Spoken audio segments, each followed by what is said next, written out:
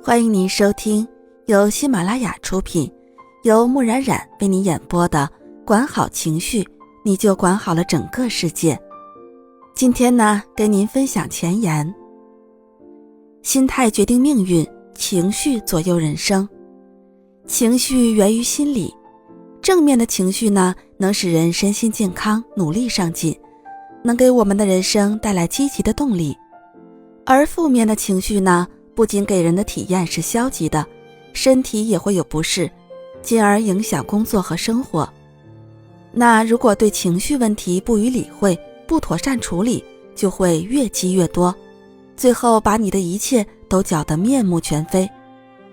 事实上啊，喜、怒、忧、思、悲、恐、惊等情绪的表现，恰恰是成功与失败的关键。这些情绪的组合有着非凡的意义，掌控得当呢，可助你成功；掌控不当，就会导致失败。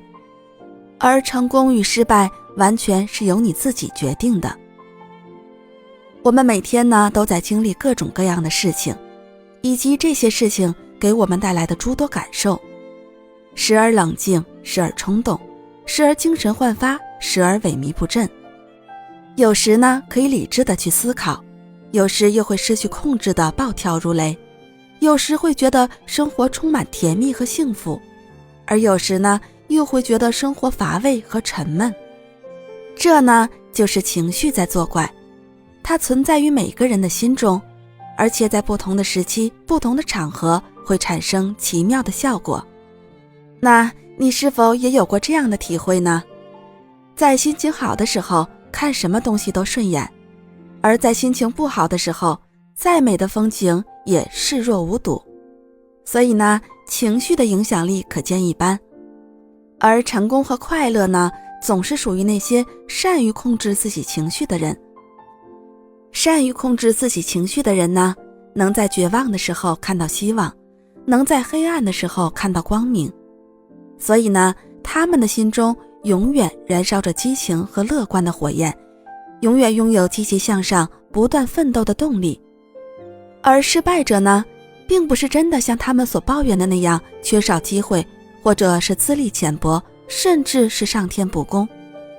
善于调整心态，控制情绪，才能走向成功，才能拥有快乐的人生。让生活失去笑声的不是挫折，而是内心的困惑。让脸上失去笑容的不是磨难，而是紧闭的心灵。没有谁的心情永远都是轻松愉快的。战胜自我，控制情绪，就要从心开始。我们无法改变天气，却可以改变心情。我们无法控制别人，但是可以掌控自己。如何疏导和激发情绪，如何利用情绪的自我调节来改善与他人的关系，是我们人生的必修课。本书呢，是讲解情绪掌控原理、方法和现实运用的心灵读本，全面、深入、系统的讲解怎样杜绝不良的情绪，怎样激发正面的情绪，最终呢，达到掌控情绪的目的，为那些正处于负面心态和情绪中的人提供一个走出困境的途径，并帮助他们重新回到积极乐观的生活中来。本集呢，已播讲完毕，欢迎您的订阅收听，感谢您的支持。欢迎您收听由喜马拉雅出品，由木冉冉为您演播的管好情绪，你就管好了整个世界。今天为您分享的是，情绪不失控，人生才能不失控。人人都有情绪周期，我们的情绪呢，就好比月有阴晴圆缺一样，也会有高低起伏的周期，这就叫做情绪周期。情绪周期呢，又称作情绪生物节律，它是指一个人的情绪高潮和低落的交替过程所经历的时间。情绪周期反映的是人体内部的周期性张弛规律。科学研究表明，人的情绪周期从出生的那一天就开始循环，周而复始。一个情绪周期一般为28天，也不排除有的人的周期较长或者较短。前一半的时间呢为高潮期，后一半的时间为低潮期。在高潮与低潮过渡的2天至3天是临界期。这一阶段的特点呢是情绪不稳定，机体各方面的协调性差，容易发生不好的事情。人的情绪的周期性变化呢，就如同一年里有春夏秋冬的4季变化一样。如果处于情绪周期的高潮期，就会对人和蔼可亲，情绪丰富，做事认真，容易接受别人的规劝，表现出强烈的生命活力，自己本身呢也感觉很轻松。那倘若处于情绪周期的低潮期，则喜怒无常，常常会感到孤独与寂寞，容易急躁和发脾气，也容易产生反抗的情绪。少泽有一个温柔内向的女朋友小佳，他对小佳的各方面都表现得很满意，唯独有一点让他不能理解的就是小佳有时会莫名其妙地发脾气。事后呢，小佳总是说自己当时就是控制不住情绪，总是有一股无名之火在胸中燃烧。后来呢，少泽经过自己的一位心理学方面的朋友讲解之后，才明白原来小佳是受到了情绪周期的影响，只不过她的症状更明显一些而已。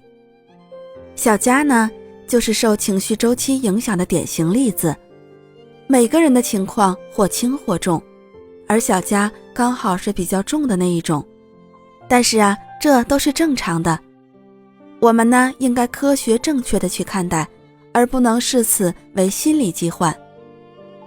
具体来说呢，虽然女人和男人都有情绪周期，但是女人的情绪周期表现要比男人更强烈一些。下面呢，就详细的给大家解读一下。先说说情绪周期中的女人。一般来说呢，女人的情绪周期在行经前的1个星期左右，即行经期间会出现种种与经期有关的症状，例如腹胀、便秘、肌肉关节痛、容易疲倦、长粉刺暗疮、胸部胀痛、头痛、体重增加等等种种身体不适。有些人呢，还会食欲增加，显得沮丧、神经质，以及容易发脾气等等。这些呀，都是由于女性体内的荷尔蒙变化所导致的。雌激素、肾上腺素等荷尔蒙出现了变化，马上啊就会引起心理上的变化。心理情绪随着生理变化也会呈现出一系列的表征。情绪周期呢是不可避免的，但是我们可以通过记录，在周期到来之际呢，控制自己的忧郁、焦躁不安和想发脾气的心理，来避免不良情绪对身心的影响。讲完女人呢，我们再来讲讲情绪周期中的男人。人的生长、发育、体力、智能、心跳、呼吸、消化、泌尿、睡眠乃至人的情绪，全部受体内生物节律的控制。那男人的情绪周期也是一种正常的生物节律变化，受男性机体激素水平变化的影响。只不过呢，有的男人情绪周期表现明显，有的表现不明显。男人的情绪周期受工作和工作环境的影响很大，轻松的工作和有规律的生活会使其情绪放松，男人的表现呢，则会积极乐观。那长时间的紧张工作和不规律的生活容易导致情绪周期的失调，心情烦闷、急躁，情绪呢也会处于压抑的状态。科学研究表明，情绪节律周期影响着男人们的创造力和对事物的敏感性、理解力以及情感、神经、心理方面的一些机能。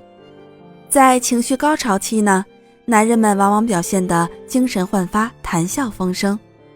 在情绪低潮期，他又变得情绪低落、心情烦闷、脾气暴躁。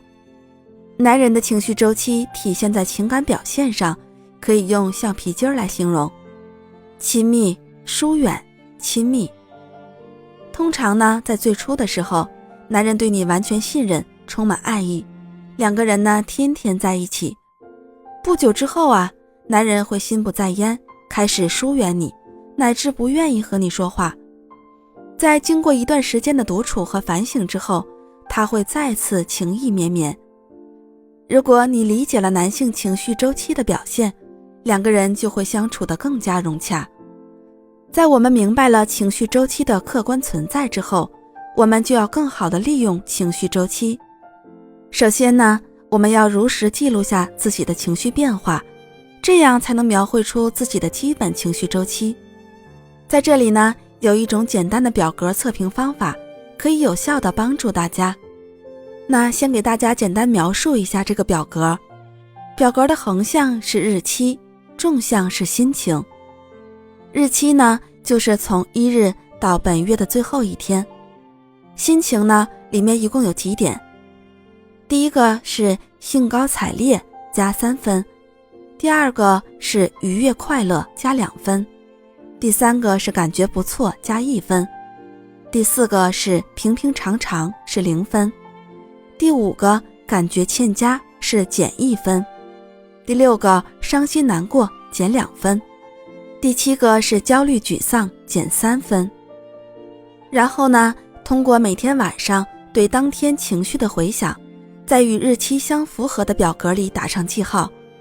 1个月之后呢，把记号连起来，就可以发现情绪韵律的模式。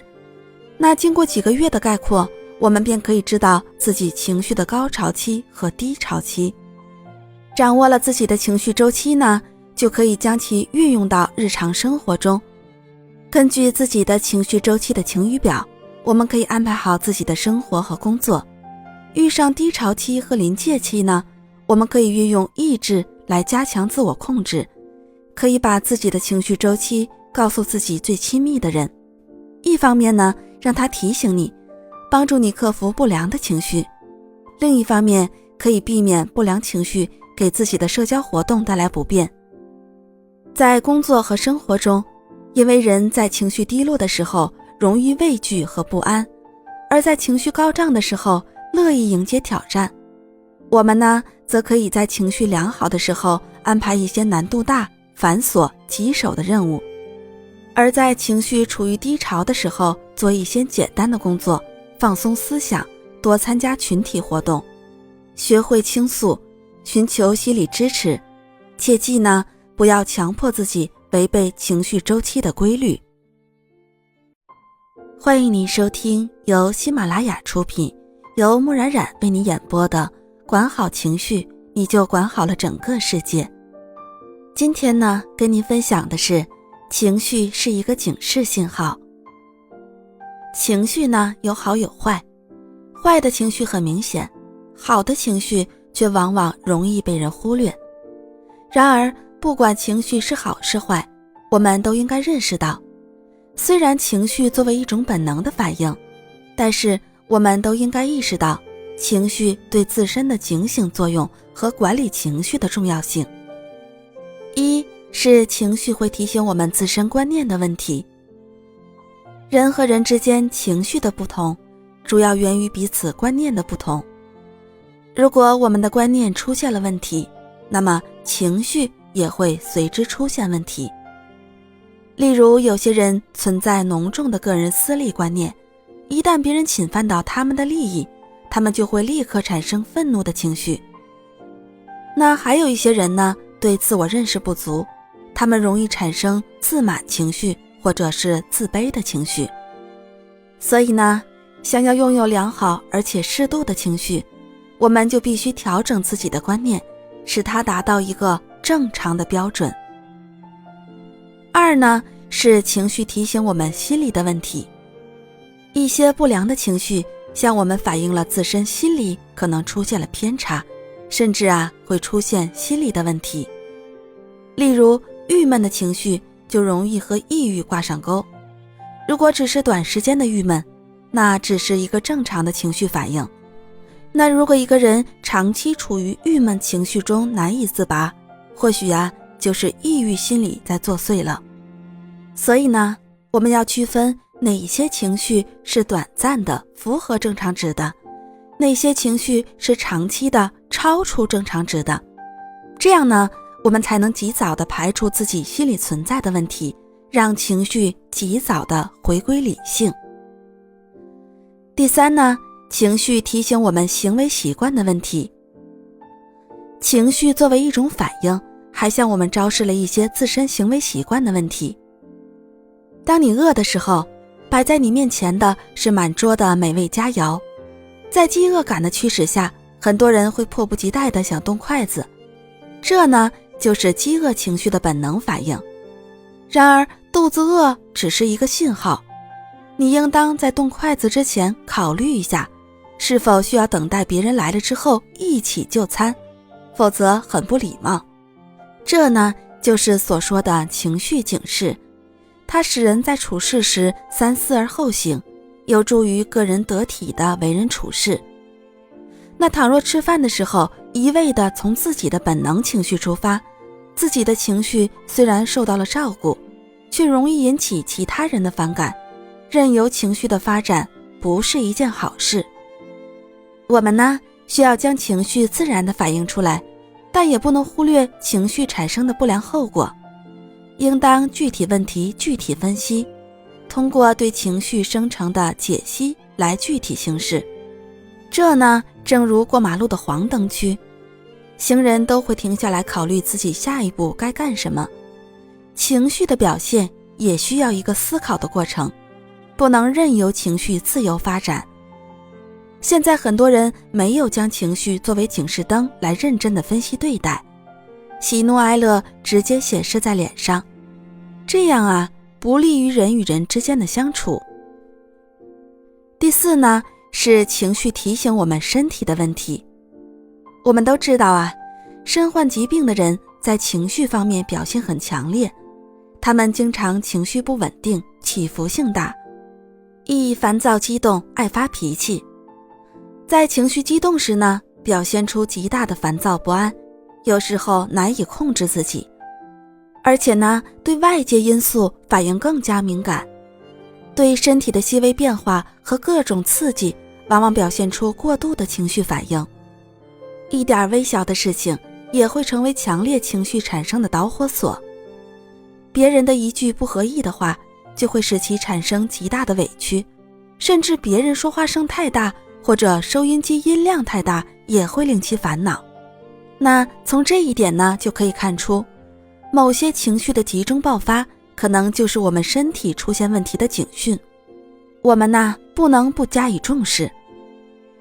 如果呢找不到情绪源的负面情绪，可能就是由身体疾病引发的，例如莫名其妙的烦躁不安，毫无理由的生气和低落消沉的情绪，可能是某种疾病潜伏在你身体的征兆，我们就要多加注意。当代的社会高速发展，人们的压力也越来越大，对情绪的管理显得非常的重要。在稳定的情绪下呢，一切都很容易顺利展开，但是在情绪不好的时候，行事则十分的困难。因此呢，我们要管理好自己的情绪，适当的调整自己的情绪，然后才能一心一意的去做事，所做的事情才能更见成效。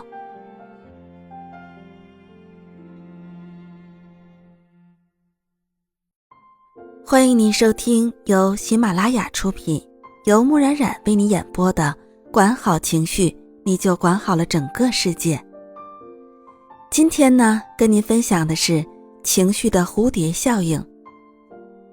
气象学中呢，有一种蝴蝶效应的说法，就是如果身处南美洲亚马孙河流域热带雨林中的一只蝴蝶偶尔扇动几下翅膀，那2个星期之后呢，美国的德克萨斯州可能就会发生一场龙卷风。一只小小的蝴蝶扇动翅膀就能引发一场大的龙卷风，这听起来啊有些不可思议，但事实确实如此。因为蝴蝶扇动翅膀的过程中可以引起微弱气流的产生，由此呢导致旁边的空气和其他系统发生变化，从而引起连锁反应，最终呢导致其他系统的极大变化。同样在生活中呢也存在蝴蝶效应，其中最明显的一种表现就是情绪。情绪的起因往往就是因为一句话、一个无意动作的影响。或许呢，说话的人自己都没有注意，但为日后的事情发生埋下了伏笔。如果我们不注意处理微小的不良情绪，就有可能由于情绪的积累酿成大祸。生活中的小事情往往是情绪产生的最根本原因。小事情可以置人于死地，也可以挽救生命。那关键呢，就是看这件小事情所引起的情绪是正面的还是负面的，而我们呢，又能否妥善地处理好产生的情绪。很多的朋友都不明白，东子是怎样把临街那条水果店开得如此红火。以前在那个位置开店的总是不超过1个月就关门了，而东子的店自从开张以来，生意就没有断过，而且还越来越好。一次呢，朋友们去参观东子的店，才明白其中的奥妙。有大爷大妈来店里买东西的时候，东子总是亲切地叫出王大妈或者李大爷，从来没有叫错过。而且呢，还会关心地问一问身体的状况。遇到年轻人，还会和他们聊聊天。在朋友们的眼里，所有客人都成了东子的朋友。在东子的水果店里，人们得到的都是一些轻松愉快的心情和积极正面的情绪。即使呢，客人在进店之前还有些许负面的情绪，也能在东子那里得到发泄和沟通。有时候呢，一句关怀的话，一个善意的行动，也能温暖人心，可以产生促进好的情绪的蝴蝶效应。我们需要关注情绪最初产生的细微原因，并对此保持高度的敏感性。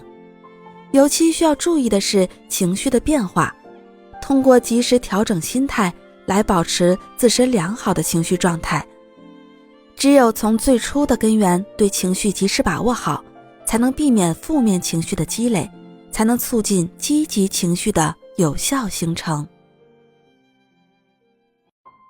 欢迎您收听由喜马拉雅出品，由木冉冉为你演播的管好情绪，你就管好了整个世界。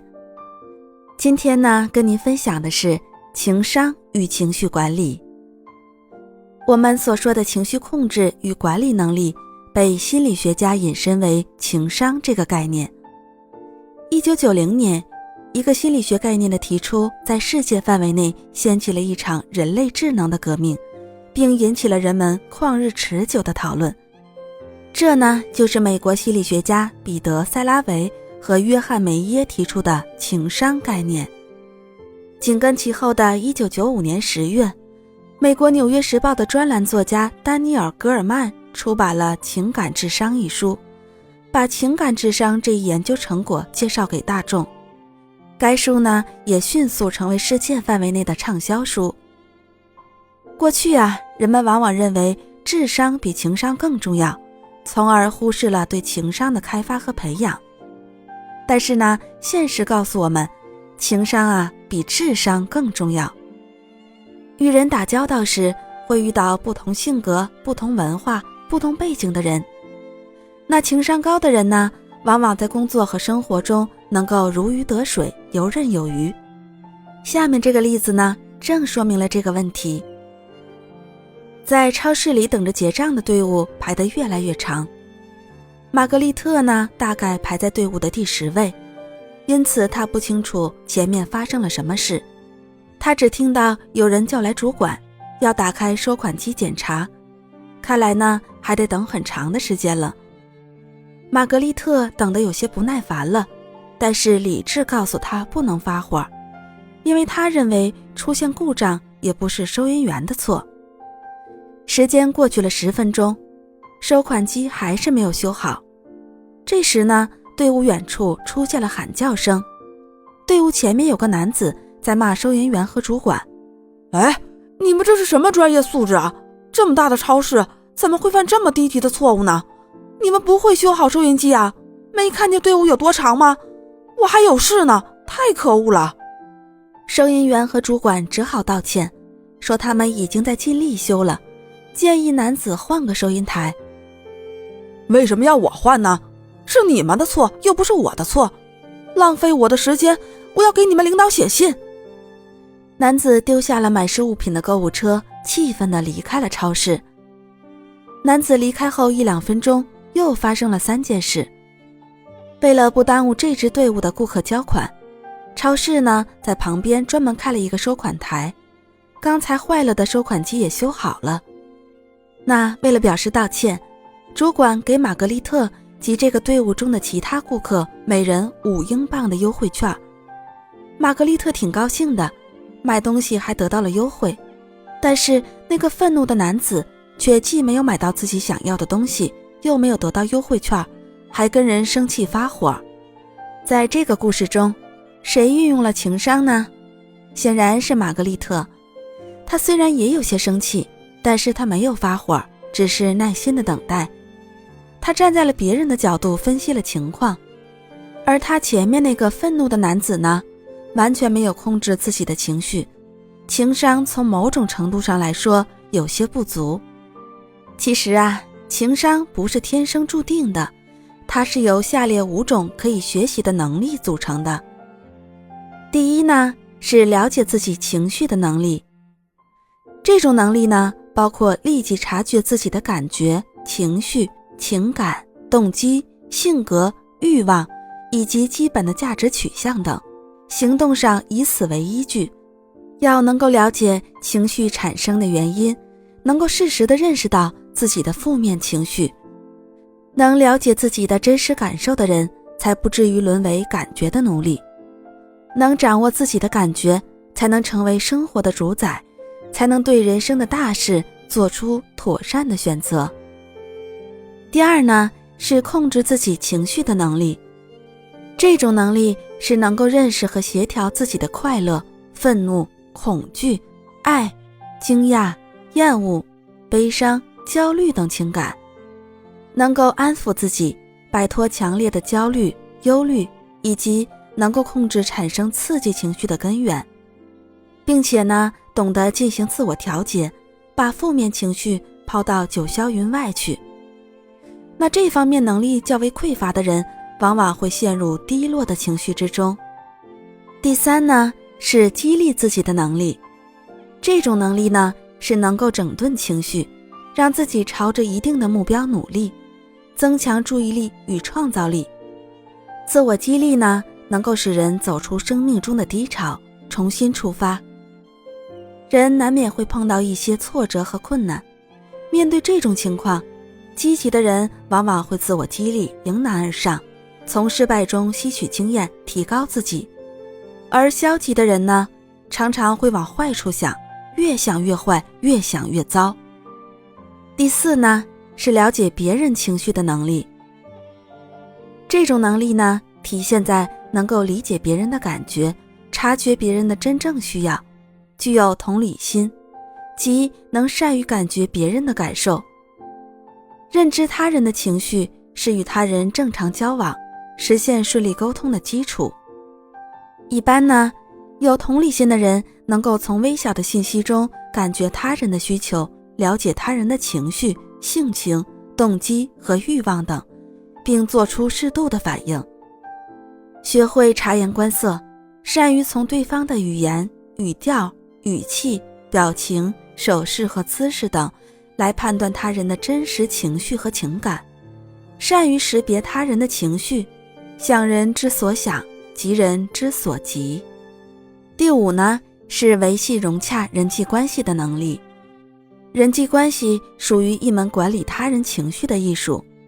一个人的人际和谐程度、领导能力，通常呢，与这个人能否细微的关注、恰当的对待他人的情绪有关。要能够理解并容忍他人的情绪。人际交往能力呢，是情商的核心部分。高情商的人都是人际交往能力强的人，而沟通和交往的要点呢，是善解人意。以上几种能力中呢，情绪控制、自我激励是中心问题，它们和其他几种能力互相补充、相互贯通、相互制约。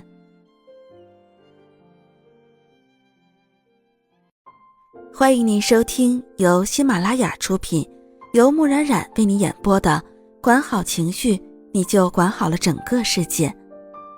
今天呢，跟您分享的是借助情绪力量打造成功人生，认识情绪的巨大作用。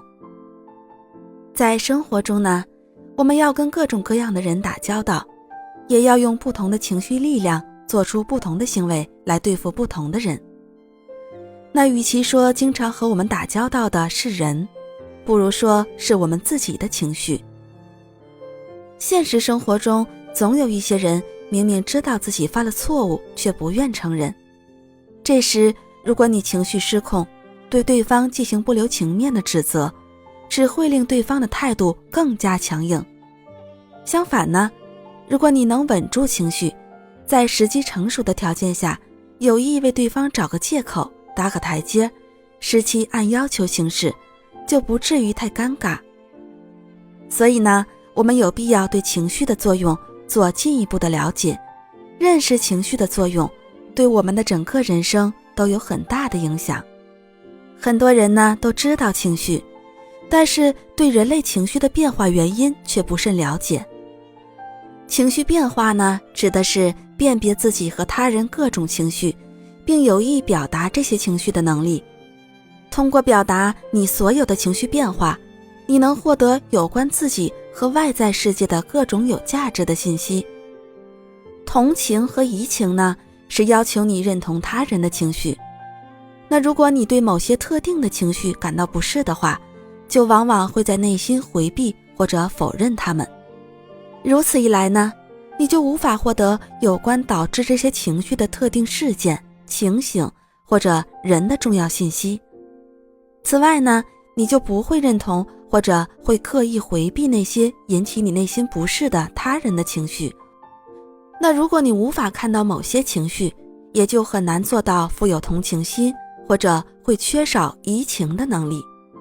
情绪呢，也是有强度的。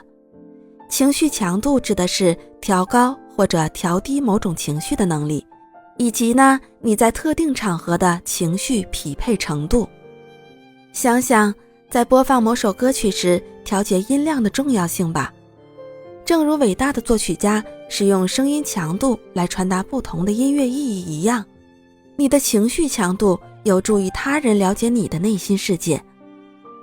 也许呢，你曾经与这样的人共过事，就是他突然打开或者关闭情绪，或者在没有任何征兆的情况下，就从轻度恼怒转变成极度愤怒。那如此快速的情绪转变，令周围的人感到十分的不安。缺乏情绪强度调节能力的领导者，可能令人难以预测，因此呢，也难以获得他人的信任。如果你的声音总是很低，但某个人调节情绪强度的能力很强，你可能呢会将对方的适度情绪表达误解为极端的表达，这呢就会造成信息传递失准。你在准确理解他人的情绪表达方面的敏感度，以及你在某种场合的情绪强度匹配度，表明了你的情绪稳定度，并使你在下属面前获得自信。你呢，之所以会受到情绪强度的限制，可能是因为你没有在特定的场合登记你内心情绪的状态，或者呢，羞于表达自己的情绪。我们有时候恰当地表达了自己的情绪，而在其他场合却不适当地限制或者延迟了自己的情绪表达。记录你在特定场合所具有的情绪反应，注意自己阻止情绪表达和在没有任何征兆时就爆发出某种情绪的时间和场合。那当你认识到他人或者自己的某种状态时，有意识地选择自己的行动反应，通过实践呢，来培养和监视自己的情绪状态，并在每一种场合表达匹配情绪的能力，从值得信赖的人那里获得他们对你的情绪强度的反馈。除了了解情绪强度之外呢，我们还需要认识情绪的流动性。情绪流动性呢，指的是在特定场合下不受阻碍的以适当的速度切换情绪状态的能力。我们呢，仍以钢琴演奏为例，流畅的演奏者能够自如地根据乐谱，以较快或者是悠闲的速度演奏。那这类演奏者呢，不会受困于特定的音符或者是段落。那在某种情绪场合，拥有情绪流动性的人能够超越特定时刻的情绪。相反呢，缺乏情绪流动性的人往往会受困于某种情绪，或者无法快速地对特定的场合做出适当的情绪反应。这种情形更容易出现在负面或者是未确定的情绪状态中。特定的情绪状态可能令人亲近且倍感舒心。培养情感流动性具有多种含义。如果你拓展了自己的决策空间，就能游刃有余地处理特定的形势，甚至呢，改变形势的发展。而缺乏流动性呢，容易削弱体验周围环境中其他事物的能力。例如，如果领导者受到某个失败项目的困扰，就有可能无法产生激励下属寻找新机会所需要的激情。那如果领导者受困于某种情绪，即使这种情绪是正面的，比如希望或者乐观主义，其他人呢也有可能感到沮丧。如果某种场合需要领导者做出抑郁的情绪反应，那过于正面的情绪反应就会显得极不协调。情绪融合力指的是理解情绪与思想、身体状态以及创造性表达之间的关系的能力。演奏一段乐曲需要将所涉及的乐器加以结合，那如果缺少一段弦乐或者铜管乐，听众呢就无法完全理解该乐曲的艺术价值。同样的，领导者如果没有抓住机会看清自己的情绪如何影响到自己的思想、触感和创造力，则无法充分发挥自己的才能。实际上呢，当脑外伤伤害到一个人的情绪中心时，他甚至连做出最简单的决策的能力都没有。同样呢，你对特定情形的思考会影响你的情绪状态。你能够根据思想来制造情绪。只要你想想一天中经历的情绪变化，你关注的情绪就有可能出现。你的语言也反映了情绪与身体触觉密切联系这一观点。如我内心相当紧张，它让人头疼；我感到压力越来越重，我觉得非常轻松。这些常见的表达将焦虑、挫折、恐惧、无忧无虑与身体触觉联系起来。许多人呢，在通过身体触觉体验到情绪之后，才在智力层面意识到这些情绪。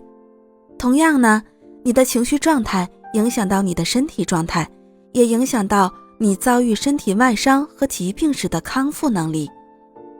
当然了，如果我们深入地去观察自己，包括他人的情绪时，我们就会发现，情绪的作用远远不止这些。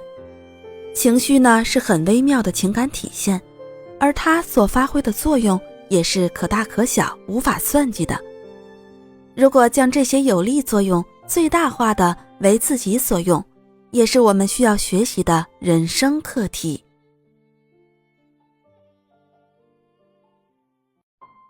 欢迎您收听由喜马拉雅出品，由木冉冉为你演播的管好情绪，你就管好了整个世界。今天呢，跟您分享的是情绪可以改变命运。不要忽视自己的情绪，因为每一种情绪背后都蕴藏着一种强大的力量。情绪呢，可以改变命运，绝不是危言耸听。好的情绪可以激发一个人的斗志，而坏的情绪则会打击一个人的进取心。那选择哪种情绪，就预示着我们将成为怎样的人。真正极富天资、得天独厚的人是极为少见的。许多的成功人士都是很普通的人，他们的成就呢，往往要归功于他们的良好情绪。罗丹呢，出生在一个贫苦的家庭，他酷爱画画，但他目不识丁的父亲却一心想让他成为一个能干活养家的男人，并不指望他成为什么画家。当他得知罗丹背着他偷偷学画后，竟高举着皮鞭，逼着罗丹把他画的画和姨妈送的画笔扔进了火炉里。进了校园的罗丹因为把时间都用在了画画上，学习成绩很不好，于是呢，老师只好禁止他画画。一次，罗丹画了一幅罗马帝国的地图，被老师用戒尺狠狠地揍了一顿，小手被打得通红，以致1个星期都不能拿笔。后来呢，在大姐的帮助下，罗丹终于进了一所免费的美术学校学画。其中的一名教师勒考克是巴黎最杰出的教师之一，他厌恶美术学院死板僵化的教学方式，他的这种行为引起很多绘画大家的不满，也让罗丹以后的艺术道路受到了影响。当然，这是后话。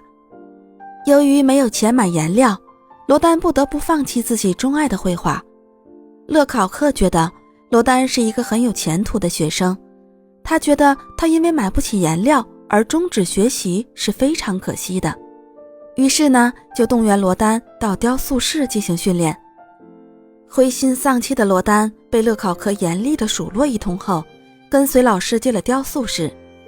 面对雕刻室满地湿乎乎的黏泥、橡皮的胶泥、刺褐色的陶土和一块块的大理石，以及那些梯子、支架和刀具，罗丹一下子被这个新鲜的世界吸引住了。有了梦想的罗丹暗自告诫自己，这次不管怎么样都不能半途而废。他每天从巴黎的这一头赶到另一头，对这一座城市的街道、广场、花园、大桥和古代建筑，还有著名的塞纳河两岸的大道都满怀深情，了如指掌。他随身携带的小本子上画了成千上万幅写生。他没有休息日，星期六晚上在家里根据记忆画想要雕塑的人物草图，星期天呢，则整天待在家里用粘土进行创作。一晃3年过去了，罗丹请求勒考克推荐他考美术学院。在得到老师的同意，并得到另一位雕塑家的推荐后，罗丹信心十足地去参加美术学院的考试。考试要求每天用2小时，总共在6天内完成整个人像。罗丹觉得这是做不到的事情，但是呢，还是抓紧时间干了起来。2天过去了，他才在纸上画好了草图，而多数考生已经塑完了一半，但他们的作品都显得光滑而没有生气。在最后一天，罗丹的作品虽然没有塑成，但他感到已是所有考生中最好的。但是罗丹的报名表上写着落选。第2年、第3年，罗丹的报考表上依然写着落选2个字。罗丹泪眼模糊，当他踉踉跄跄地走出考场时，一位学画的朋友告诉他，你是天才的雕塑家，但因为你是勒考克的得意门生，所以他们永远不会录取你的，否则就等于他们赞成勒考克的艺术主张了。尽管罗丹此时已经痛不欲生，但是他及时调整自己的不良情绪，继续投入自己的工作中。直到1年以后，勒考克把自己视若生命的工作室交给了罗丹。罗丹终于用他的智慧和刀具，在世界雕塑史上留下了光辉的一页，同时呢，也使自己成为一尊不朽的雕像。可以想象，如果面对父亲的责骂、经济的拮据、生活的艰苦以及美术学院的排斥，罗丹退缩了、消沉了，甚至是放弃了，那么世界将会永远地失去一位伟大的雕塑家。歌德曾说过，只有2条路可以通往远大的目标，得以完成伟大的事业，那就是力量与坚韧。正因为我们有了良好的情绪控制力，才得以坚持自我，永不放弃，才能与糟糕的际遇不懈而顽强的斗争。因为它那不可抗拒的强大力量，最终我们总会取得胜利。重新认识自己的情绪，找到情绪中对我们有利的一面，发掘出它所暗藏的能量，然后用它来改变我们的命运。欢迎你收听由喜马拉雅出品，由木冉冉为你演播的管好情绪，你就管好了整个世界。今天呢，跟您分享的是1%的坏心情导致100%的失败。在生活中呢，我们经常见到有人因情绪失控而乱发脾气，也经常看到有人因发了脾气而把事情搞得一团糟。其中的原因不是这个人的工作能力不强，更不是这个人缺乏与人沟通的能力，而是因为这个人1%的坏心情导致了最后100%的失败。或许呢，你不信这个结论，也或许你认为这么说有点夸张。其实不然，一个人的心情和一个人手头所做的事情有着紧密的联系。心情好，手头的事情也相对完成的好，或者说呢，是完成的质量较高。相反呢，心绪不稳，总是左顾右盼，胡思乱想，根本就不把心思放在工作上，这样的心态又怎么能把事情做好呢？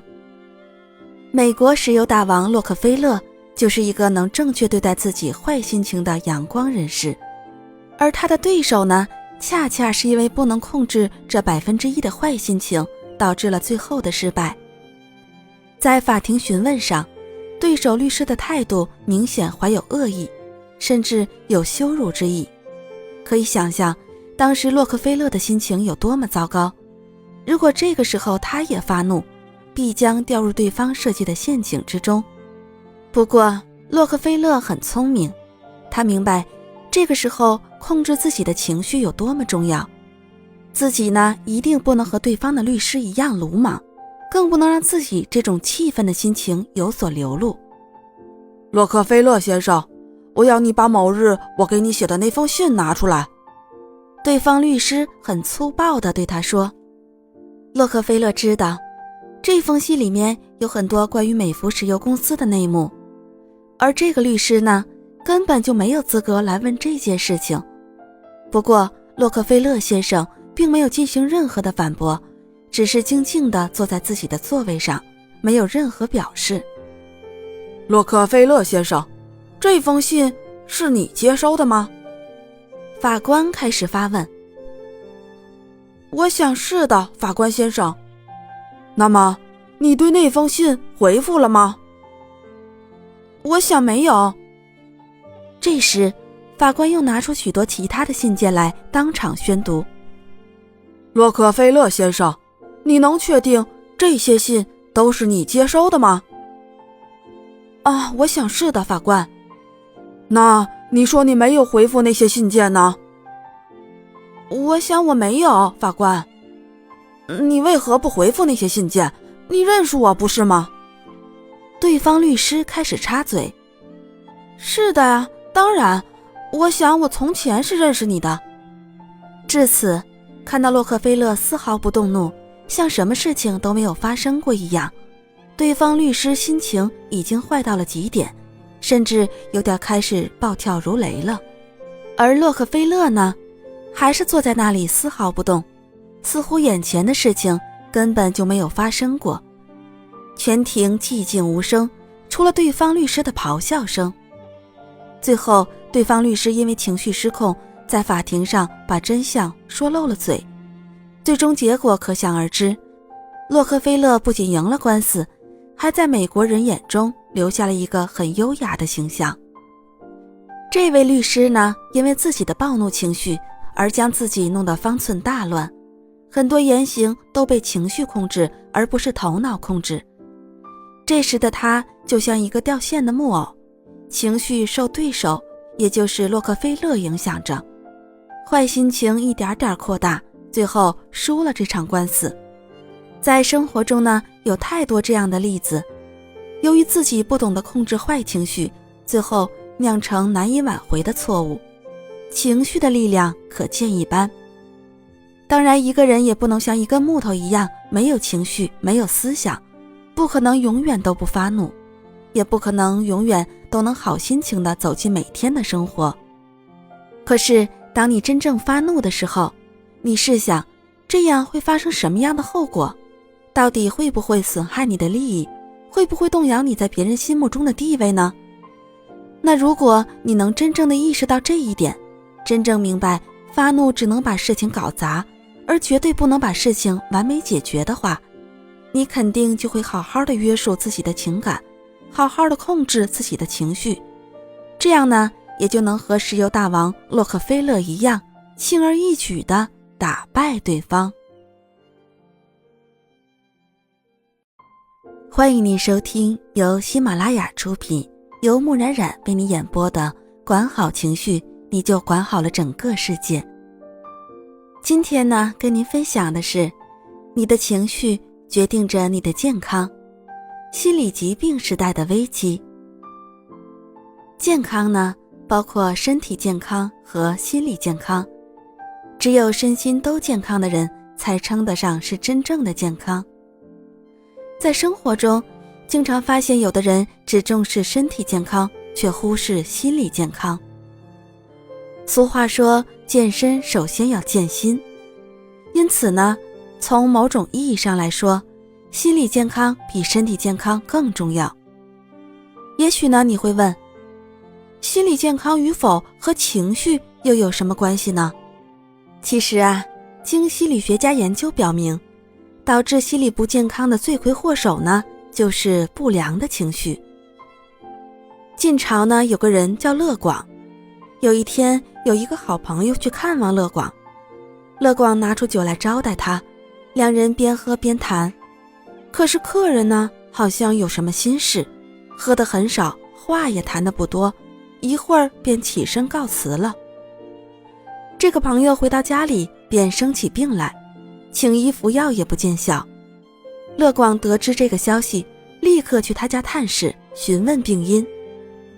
病人吞吞吐吐地说，那天到你家喝酒的时候，我仿佛看见酒杯里有条小蛇在游动，当时觉得特别紧张，心里也很害怕，喝了那酒回来就病倒了。乐广想了想，便热情地邀请朋友再去他家饮几杯，保证能治好朋友的病。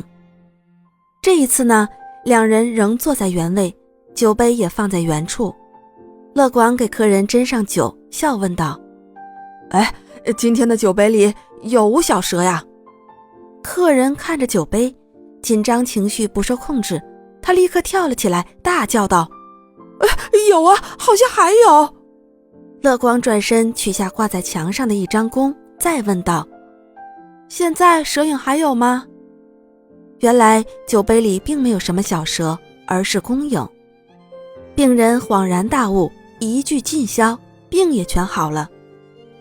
乐广的朋友得的就是心理疾病，而这种疾病的根源就是他的不良情绪。想想看，他因为误以为自己的酒杯里有蛇，而让坏情绪钻了空子，他呢就开始紧张恐惧，而这些情绪得不到化解，心里自然就有了负担，得病呢也就是自然而然的了。有人呢花了38年的时间做了一项调查，结果显示，心情舒畅的人其死亡率很低，而且极少得慢性病，而精神压力大的人竟然有1/3因重病而去世。很多的疾病，如高血压、心脏病、胃溃疡、肺结核、哮喘等发病的确与情绪有关。由此可见，人的心理健康与身体健康是互相联系、相互制约、相辅相成的。幻觉，这是一种没有实现刺激物作用于相应的感受器官而出现的一种虚幻的感知和体验，就是外界环境并不存在某种事物，而主体却坚持认为感知该事物的存在，因而呢是一种无中生有的虚想空幻的感觉。幻觉呢有幻听、幻视、幻味、幻嗅、幻触等。有幻觉的人可能完全受幻觉所吸引，被幻觉命令所支配，出现种种反常的行动。妄想，这是毫无事实根据，但是身处其中的人却坚定不移的病态想法，它是一种歪曲的信念、错误的判断和推理。像一并妄想、关系妄想、钟情妄想、被迫妄想、妒忌妄想等。病人呢，对周围事物疑心重重，或者夸大自己的能力、地位和财产。尽管这种想法极端荒唐无稽，完全没有事实根据，但是呢，病人却坚定不移。无论旁人怎么解释，甚至把无可辩驳的事实摆到他面前，也丝毫不能动摇或纠正他的错误信念和想法。兴奋是指病人情绪激动，活动增多，烦躁不安，说话时喋喋不休，躁动不安，有时会冲动起来，出现伤人毁物的破坏性行为。忧郁，这里呢是指病人情绪低沉，精神沮丧，整天愁眉苦脸，唉声叹气，对周围的事物漠不关心，丝毫不感兴趣。这样的病人呢，有自责自罪的想法，悲观绝望，甚至会有自杀的念头和行为。对于已经生病的人来说，心理因素起着十分重要的作用，这就是我们常说的心病还需心药医的原因。患者呢，自身有良好的心理状态，与医生密切配合，可使重病减轻，使绝症得到缓解。因此，在日常生活中，我们一定要积极主动地调节自身的心理活动，更好地适应不断的客观形势。只有长期保持较好的精神状态，才能健康快乐地生活。欢迎您收听由喜马拉雅出品，由木冉冉为您演播的管好情绪，你就管好了整个世界。今天呢，跟您分享的是偏头疼的罪魁祸首。偏头疼似乎是当今上班族最常见的一种疾病。生活压力大，工作强度高，是上班族的一大生存特点。在生活中呢，我们经常看到有些人，特别是年轻女性，在害羞的时候会面红耳赤。其实啊，这就是血管对情绪刺激做出的常见的反应。人在情绪变化时，如害羞、害怕、惭愧、愤怒、受到表扬或批评，或在温度变化等情况下出现面红，甚至周身皮肤发红，是由于皮肤暂时性血管扩张，医学上称为面红恐惧症，常见于强迫性神经官能症和神经衰弱的患者，女性较为多见。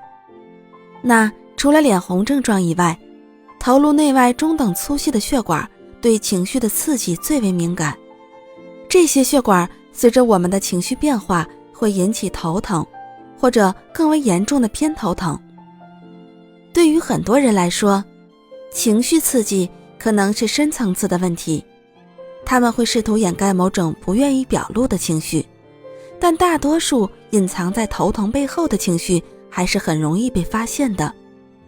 有一位女士患上了一种很严重的偏头疼，每次她上街后都要发作，回来后不得不卧床休息一天。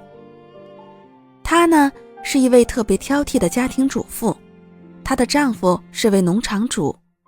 每次上街之前，她得先将屋子打扫干净，给孩子洗澡穿戴好，还要想着上街要买些什么东西，这些需要的用品在什么地理位置，怎样用最少的时间见最少的人就可以把要买的东西买回来。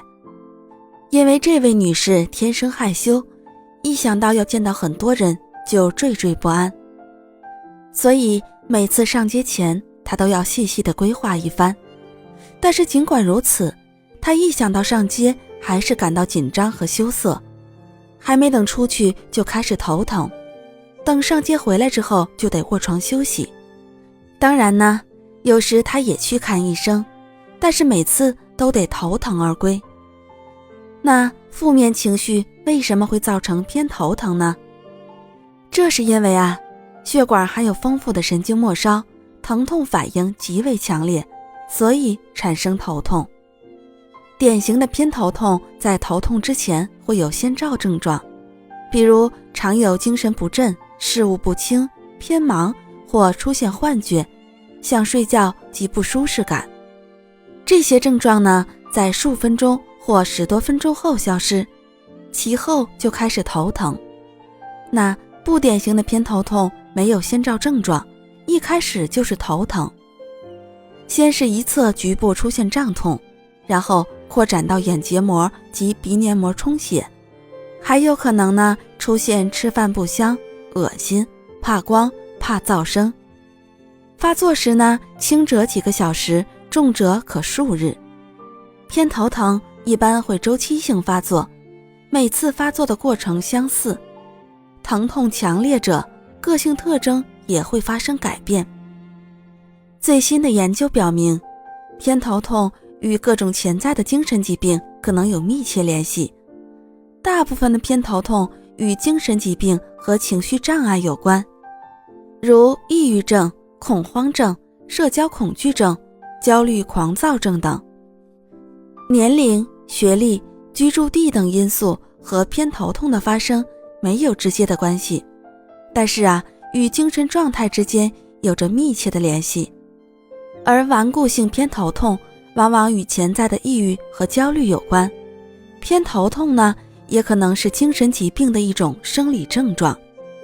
因此呢，偏头痛的治疗应密切注意患者精神状态的调节和心理疾病的治疗，最好有个心理医生的介入，这样呢才能达到比较理想的效果。心理治疗对偏头痛效果显著，可以在药物治疗的同时对情绪进行控制，以缓解症状。偏头痛应首先采用心理治疗，对情绪进行调控，同时配合药物治疗缓解症状。情绪调控疗法有精神疗法、自我训练及冥想静思疗法，要尽量清除引起患者不良情绪反应的心理刺激源。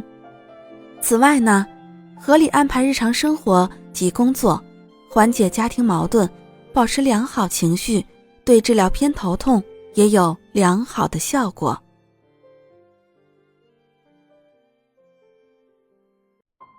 欢迎你收听由喜马拉雅出品，由木冉冉为你演播的管好情绪，你就管好了整个世界。今天呢，跟您分享的是不良情绪导致内分泌失衡。生活中呢，我们要承受来自各个方面的压力，哪一种压力都需要打起12分的精神来应对，难以彻底的放松下来。这种紧张状态和不良情绪会影响神经系统，就会造成激素分泌的紊乱，也就是我们通常所说的内分泌失调。内分泌是人体生理机能的调控者，它通过分泌激素在人体内发挥作用。比如细菌进入人体，胸腺素就会自动增加分泌，以抵抗病菌。女性经期，孕激素也会增多，而雌激素则相应减少。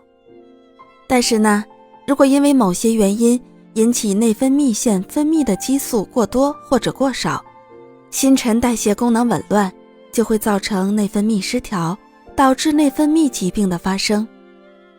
这些疾病不仅有损女性的美丽，更会损害女性的生理和心理健康。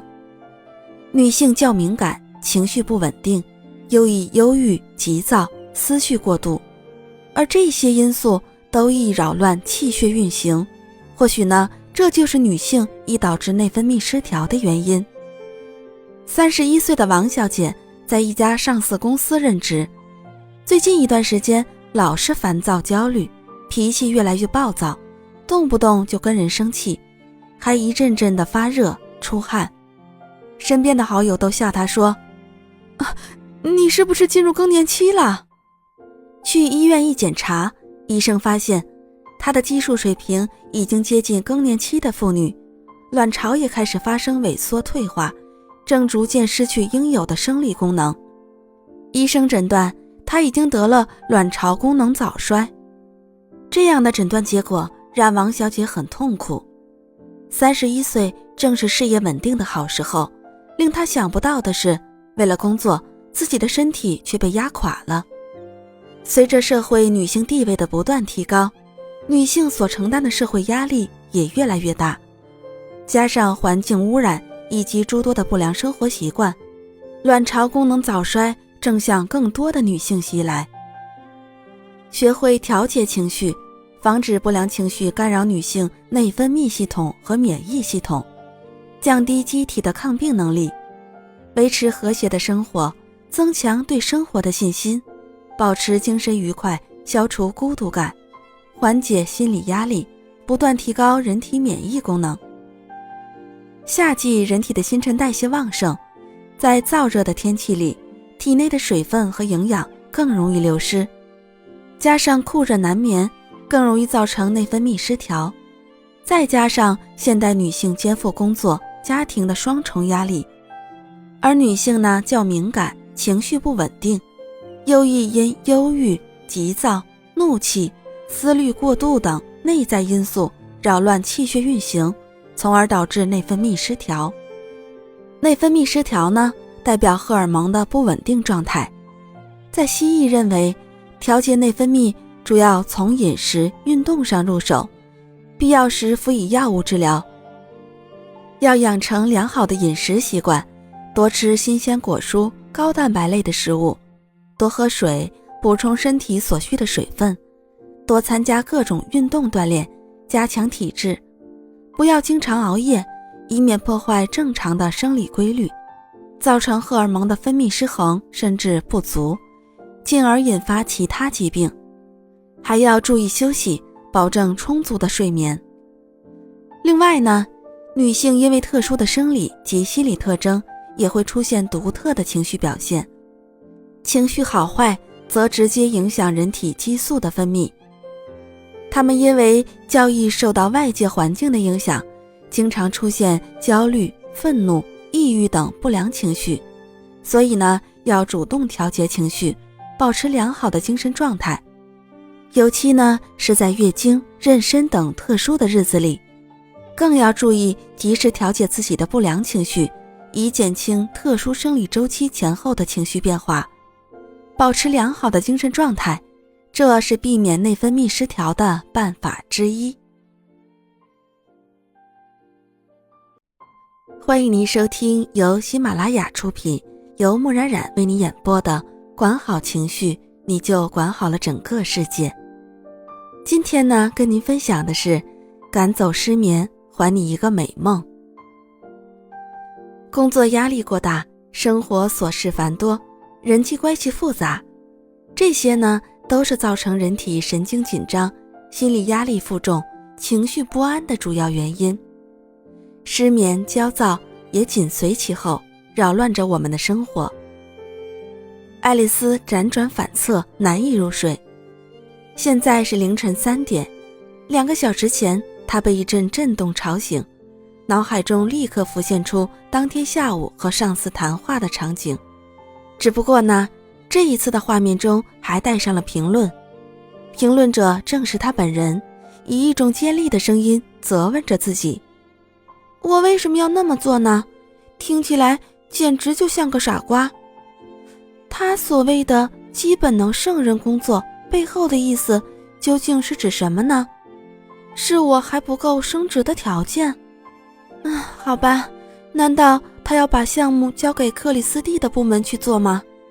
可是那些人能对这个项目做什么呀？那可是我一直负责的项目，至少到目前为止都是。他要说评估项目进展的情况，莫非就是这个意思？想要让其他人来负责这个项目，对不对？我知道我干得不够好，不够升职资格，甚至呢，可能不够资格继续干这份工作。但是如果能让我看看他完成，该有多好啊！如果呢，他辞掉原来的工作，寻找新工作，他和孩子将会面临可怕的困境。但当他勉强地拖着浑身疼痛的身体起床，挣扎着向浴室走去时，他脑海里又开始浮现出自己被一个又一个的雇主拒绝的画面。我不应该责备他们，我只是不明白自己为什么那么容易沮丧，为什么我对所有的事情都如此敏感呢？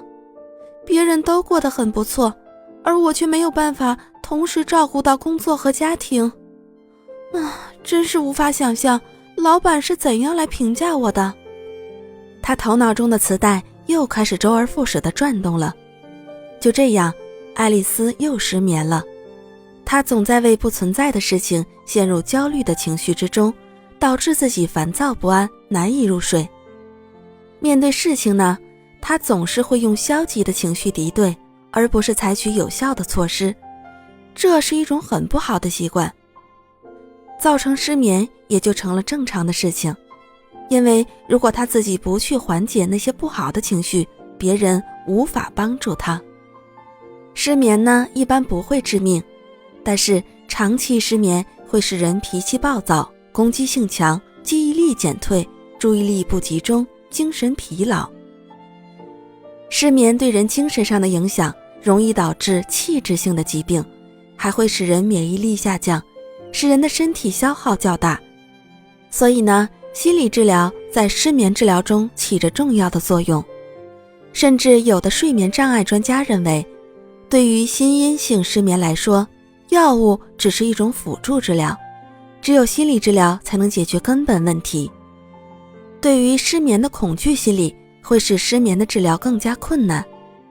那保持平和的精神状态就很重要，不要把失眠看得太重。试想，世界上那么多人失眠，他们不还是照样工作和生活吗？如果你实在睡不着呢，而且越来越烦躁，应该起来做点什么，等有了睡意再上床。如果你强迫自己入睡，往往会事与愿违。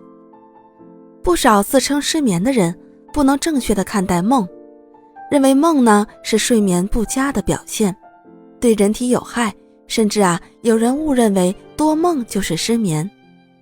那这些错误的观念往往使人焦虑，担心入睡后会再做梦。这种警戒的心理呢，往往会影响睡眠的质量。其实科学已经证明，每个人都会做梦。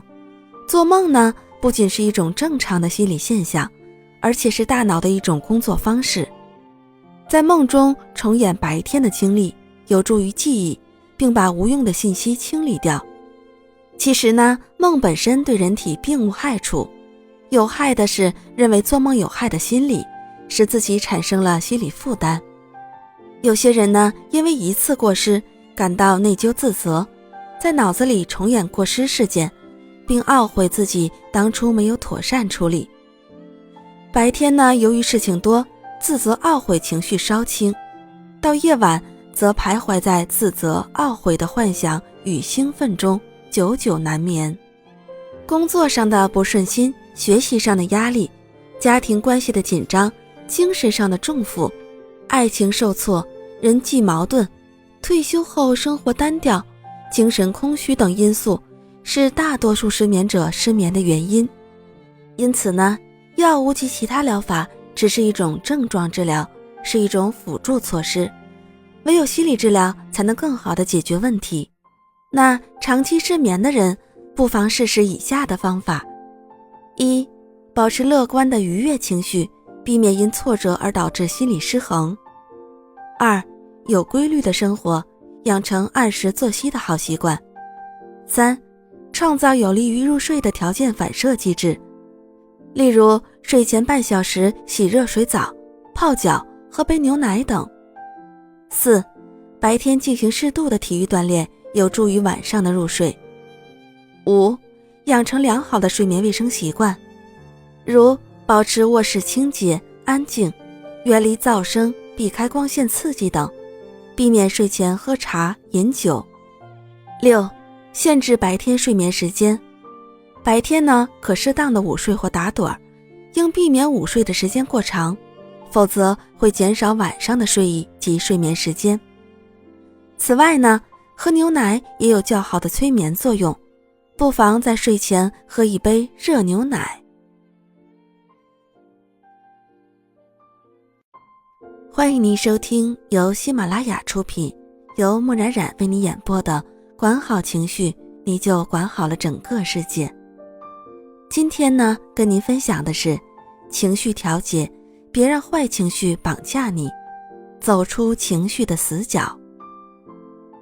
正确认识情绪，对情绪反应仔细分析，因为有时候呢，情绪会把我们带进一个死胡同。一个人在森林中徒步行走，他眼角的余光突然发现了一条长而弯曲的东西，他脑子里蓦地窜出蛇的样子，下意识地跳到了一块石头上。但当他仔细观察这个东西后，紧张的心情释然了，原来那是一根青藤而不是蛇。这个人呢，在刚看到青藤时的反应被称为应激反应，是大脑的情绪反应与智力反应的通路。在应激状态下，出现于大脑中的情绪与智力的通路是正常的，可以理解的。然而有些人稍遇情绪波动就产生这种通路，产生感情冲动，以感情代替理智，以感情冲击理智。这类人呢，就很难调节自己的情绪。苏珊娜最近的精神状态很糟糕，她不得不去咨询心理医生。她第一次去见她的心理医生时，一开口就说：医生，我想你是帮不了我的，我实在是一个很糟糕的人，老是把工作搞得一塌糊涂，我肯定会被辞掉的。就在昨天，老板跟我说要调职了，他说是调职，要是我的工作表现真的好，干嘛要把我调职呢？可是慢慢的，苏珊娜说出了她的真实境况。原来她在2年前拿了一个 MBA 学位，有一份薪水优厚的工作，这哪能算得上是一事无成呢？针对苏珊娜的情况，心理医生要她以后把想到的话记下来，尤其是在晚上失眠时想到的话。在他们第2次见面时，苏珊娜记下了这样的话：我其实并不怎么出色，我之所以能够冒出头来，全是侥幸。明天肯定会大祸临头的，我从来没有主持过会议。今天早上老板满脸愁容，我是做错了什么呢？他承认说，但在1天里呢，我就列下了26个消极思想，难怪我经常觉得疲惫，意志消沉。直到苏珊娜把忧虑和烦恼的事情念出来后，她才发觉自己为了一些假想的灾祸浪费了太多的精力。烦恼呢，是一种不良的情绪，忘掉自我，专心投入到你当前要做的事情上，可以让你克服紧张的情绪，保持一种坦然自若的心态。许多事情过后呢，你会发现那不过是庸人自扰，根本没有你原先想象的那么复杂困难，那何必非要与自己过不去呢？世上本无事，庸人自扰之。有些时候啊，并不是烦恼在追着你跑，而是你追着它不放，就像故事中的苏珊娜一样。大凡终日烦恼的人，实际上呢，并不是遭到了多大的不幸，而是自己的内心对生活的认识存在片面性。因此呢，要学会摆脱烦恼。真正聪明的人，即使处在烦恼的环境中，也往往能够自己寻找快乐。谁都会有烦恼的事情，但是如果总是为不期而至的意外烦恼不已，或悲观失望，结果让自己的生活变得更糟糕，这样做不是很愚蠢吗？既然我们不能改变既成事实，那为什么不改变面对事实，尤其是坏事的态度呢？欢迎你收听由喜马拉雅出品，由木冉冉为你演播的《管好情绪，你就管好了整个世界》。今天呢，跟您分享的是装出来好心情。我们都知道，开心是一天，不开心也是一天的道理，但天天好心情还真不是件容易的事。喜怒哀乐乃是人之常情，任何人都无法避免。但是长时间情绪低落会侵蚀你的身体，甚至影响你的健康。而好的心情呢，则可以大大提高你的生活质量，也有助于你的身心健康。所以啊，一个人要想健康长寿，首先呢，要摆脱坏情绪的纠缠，去发现体味生活中的美好，保持好心情。心情不好吗？不好。那我们不妨试试装出好心情。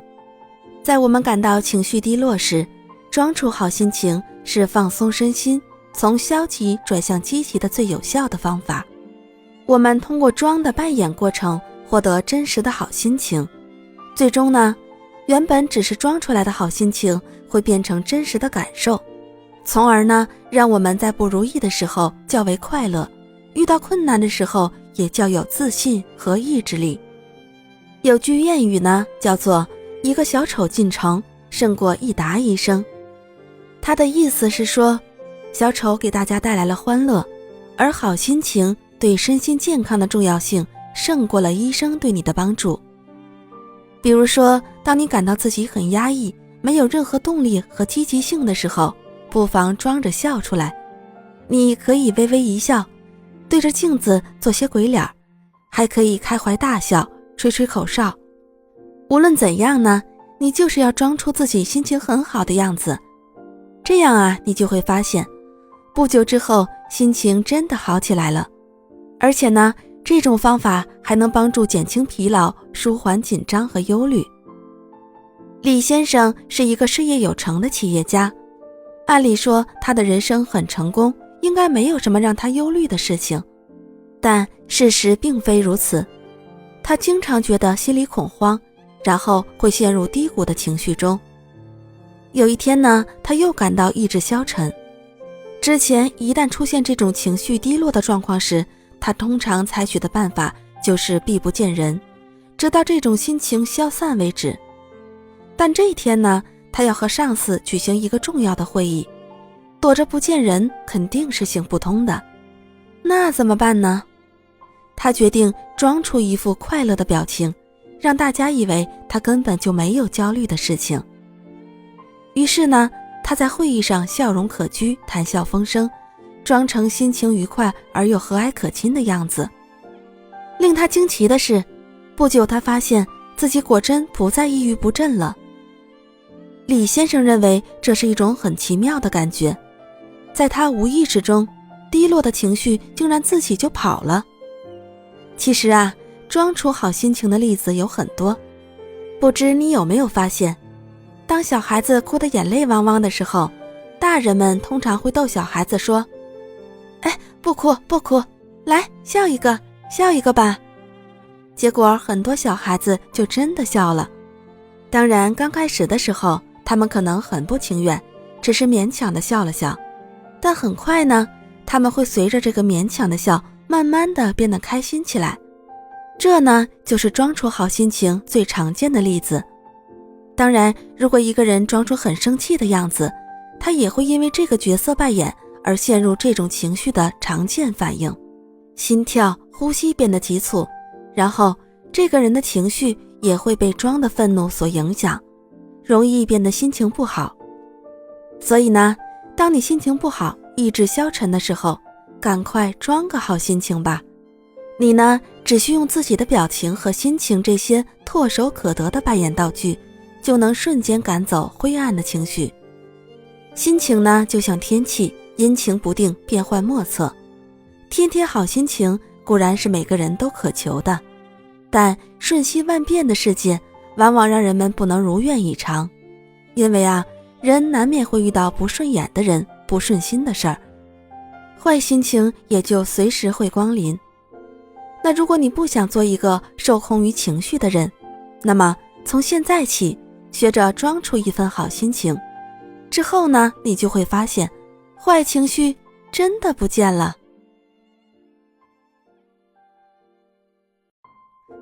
欢迎您收听由喜马拉雅出品，由木然然为你演播的管好情绪，你就管好了整个世界。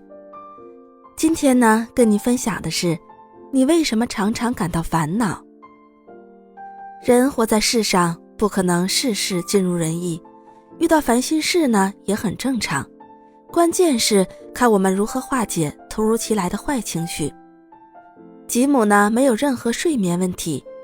事实上，他觉得要保持清醒很不容易。今天在公司停车场，他又一次呆坐在车里面，感觉被一整天的压力钉牢在座位上。他浑身感到异常沉重，唯一有力气做的只是松开自己的安全带，然后他继续坐着一动不动，没法推开车门出去工作。如果他想想一天的工作安排，也许能够站起来。以前这种想法总是能让他走出去，让生活像球一样滚动起来，但是今天却不行。每一次谈话，每一个会议，每一通需要回复的电话，都让他感觉像在生生地吞咽着一个又一个的铁球，而随着每一次的吞咽，他的思绪便从日程安排转向到了那些每天早晨都会反复问的问题。为什么我感觉这么糟糕？我已经得到了大多数男人想要的一切，相爱的妻子，健康的孩子，稳定的工作，漂亮的房子。我到底是怎么了？为什么我的思想老是集中不起来？而且为什么总是这个样子？温蒂和孩子们已经被我的自责感折磨得痛苦不堪，他们已经无法再忍受我了。如果我能够弄明白这一切，事情也许会变得不同。如果我能知道为什么自己感觉如此虚弱，也许就能够解决那些问题，并且像其他人一样好好的生活。这一切是多么愚蠢呢？一位心理学家为了研究人的烦恼的来源，做了一个有趣的实验。他让参加实验的志愿者们在星期日的晚上，把自己对未来一周的烦恼与忧虑写在一张纸上，并署上自己的名字，然后将纸条投入烦恼箱。1周之后，心理学家打开了这个箱子，将所有的烦恼还给其所属的主人，并让志愿者们逐一核对自己的烦恼是否真的发生了。结果发现，其中90%的烦恼并未真正发生。随后呢，心理学家让他们把过去1周真正发生过的烦恼记录下来，又投入到烦恼箱。3周之后，心理学家再次把箱子打开，让志愿者重新核对自己写下的烦恼。这次呢，绝大多数的人都表示自己已经不再为3周之前的烦恼而烦恼了。在这个实验中呢，我们都会发现，烦恼这个东西啊，原来是预想的很多，却出现的很少。自认为沉重到无法负担，转瞬也便如骤雨急停。人生的烦恼呢，大多是自己寻来的，而且大多数人习惯把琐碎的小事放大。月有阴晴圆缺，人有悲欢离合，自然的威力，人生的得失，都没有必要太过计较，太较真了就容易受其影响。人到世上来不是为苦恼而来的，所以呢，不能天天板着面孔，伤心、烦恼、失意，这样的人生啊，毫无乐趣可言。所以呢，我们应该乐观、积极、进取，快乐地在人间做人，远离忧愁、悲伤、痛苦，如此的活在人间，才有助于实现人生价值。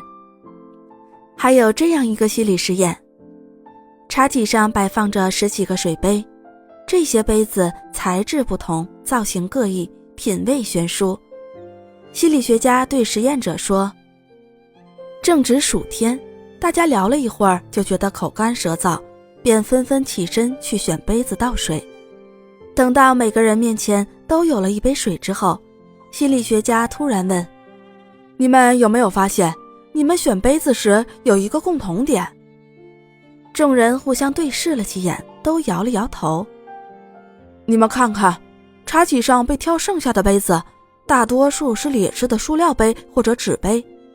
在可以选择的情况下，每个人都想拥有更好的东西。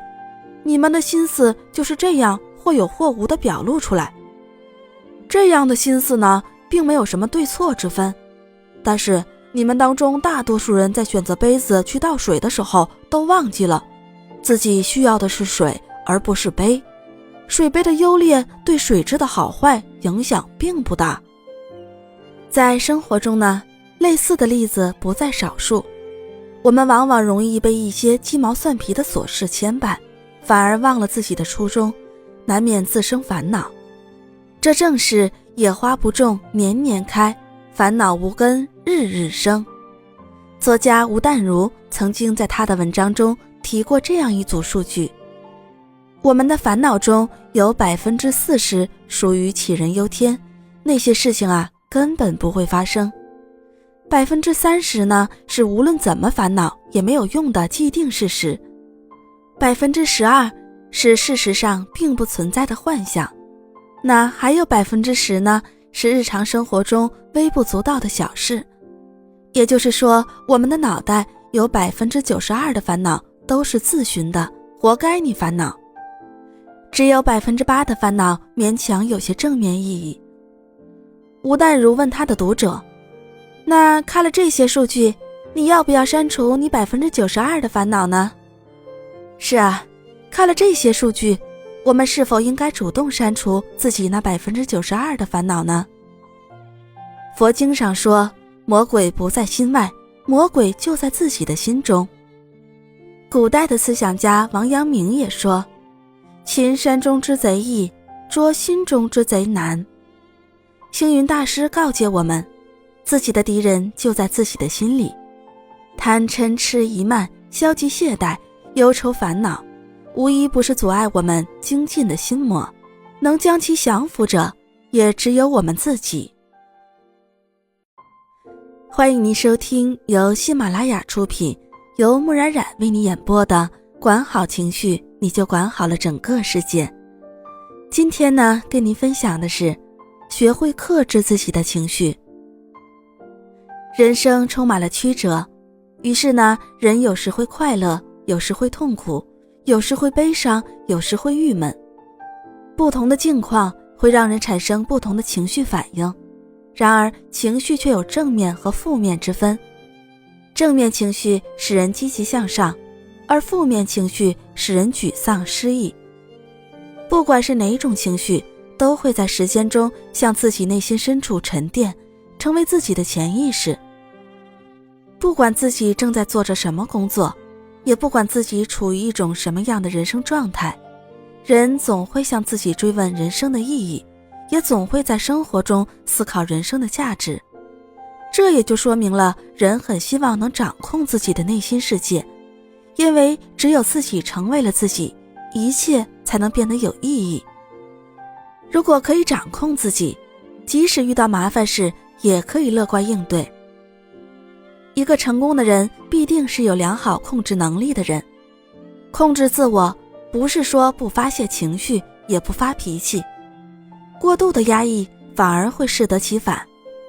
良好的控制自我就是不要凡事都情绪化，任由情绪发展，而是要适度控制，这呢是一种能力的体现。情绪是永远在变的，永远会导入另一种情绪。当我们感觉有一种不愉快的情绪时，要花一些时间去弄清楚它们的来源。随着你的情绪自由流动，它会带你回到引起你情绪的那个有意识的信念。所以当我们抑制不住生气时，我们就要学会问自己，生气的理由到1年后是否还那么重要？这会使你对许多事情得出正确的看法。抑制住不良情绪，你的能力就会彰显出来。詹姆斯·科尔奈说，我把人在控制情感上的软弱无力称为奴役，因为一个人为情感所支配，行为便没有自主之权，而受命运的宰割。哈佛公共策略学教授伊莱恩·凯马克则说，做自己感情的奴仆比做暴君的奴仆更为不幸。每个人呢，在生活中都会遇到不合自己心意的事，有些人会为这些事恼羞成怒，也有些人经常满脸愁容，精神不振。这些坏情绪直接影响人的生活和工作。人呢，是在束缚中寻找生命的意义的。在寻找、认识及掌控自己的过程中，我们会产生各种心理问题以及人格障碍。面对自己的各种情绪，我们需要认知，需要在各种情绪中体验心力除弊。一个不能真正认清自己的人，也不会真正的认清他人。一个掌控自己内心世界的人，会活得更加坦然快乐。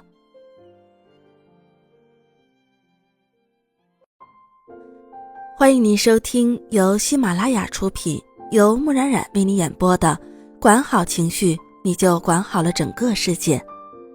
今天呢，跟您分享的是情绪释放，给负面情绪找个出口，丢掉坏情绪，做到浑然忘我。紧张呢，是一种不良的情绪，它会让我们时时处在不安中，以致无法做好任何事情。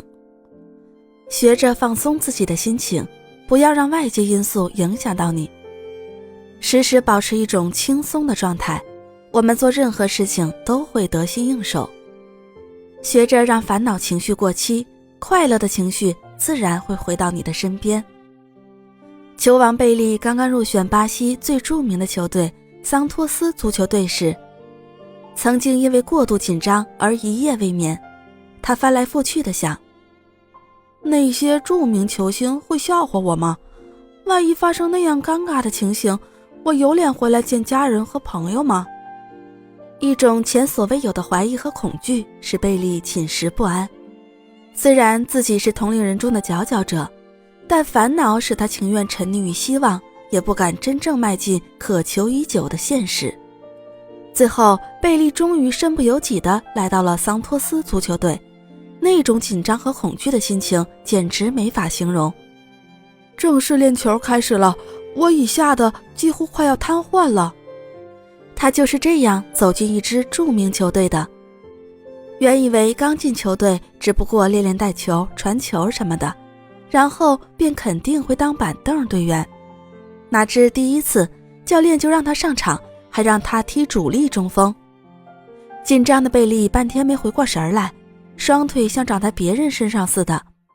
每次球滚到他身边，他都好像看见别人的拳头向他踢来。在这样的情况下，他几乎是被硬逼着上场的。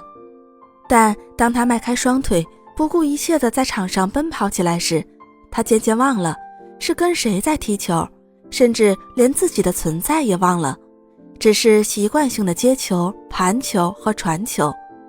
在快要结束训练时，他已经忘了桑托斯球队，而以为又是在故乡的球场上练球了。那些使他深感畏惧的足球明星，其实并没有一个人轻视他，而且是对他相当友善。如果贝利一开始就能够相信自己，专心练球，而不是无端的猜测和担心，就不必要承受那么多的精神压力了。但是最后他还是战胜了紧张，让紧张的情绪迅速过期，重新找回了自己。当紧张产生的时候，我们应先分析一下，这些问题是不是你生活中非常重要的问题？它们会产生哪些令你惊惧的后果？这些思考呢，有助于将紧张减少到最低程度，使你能够平和冷静下来，应对所面对的难题。同时呢，还应该试着把内心忧虑的事用笔全部记录下来，然后逐条检查，把不是很急切的事抽出来，先思考解决比较急迫的事，接着再慢慢想办法解决其他的问题。这样呢，不仅可以有条不紊地理清积压的难题，还能缓解紧张的情绪。轻轻松松做人，简简单单生活，按照自身的喜好安排自己的生活，想想也没什么不好。金钱、功名、出人头地、飞黄腾达，这种人生是大多数人梦寐以求的。但如果为了获取这些而让自己陷入烦恼之中，这就是我们的失败了。不依附权势，不贪求金钱，无怨无争的生活，也是一种很惬意的人生。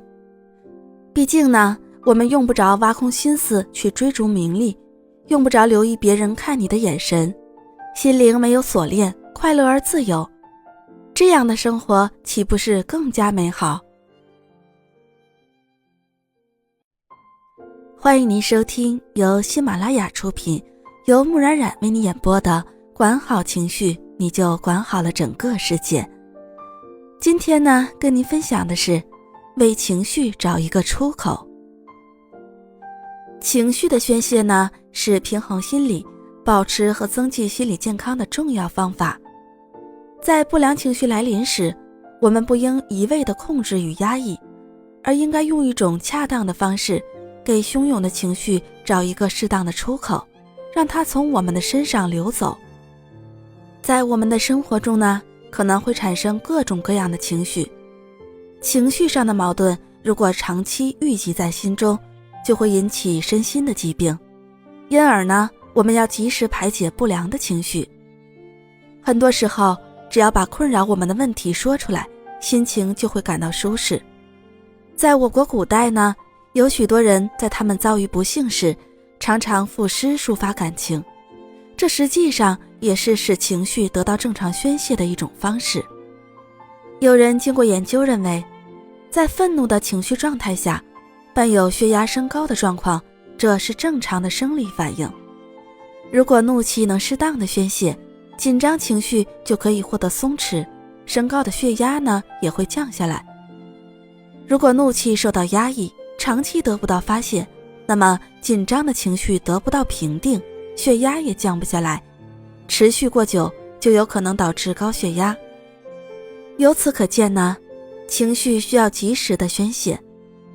尽管自控是控制情绪的最佳方式，但是在实际生活中，始终以积极乐观的心态去面对不顺的外部刺激是非常难做到的。所以呢，人们在控制情绪时，常常综合应用忍耐和自控的方法，而且为了顾及全局，暂时忍耐的方法用得更多。所以，尽管在面对不愉快时会努力做到自控，但往往并非能做到真正的洒脱，还需要检验个人的忍耐力。然而每个人的忍耐力都是有极限的，当情绪上的烦躁、内心的痛苦达到一定程度，最终呢会非理性的爆发出来。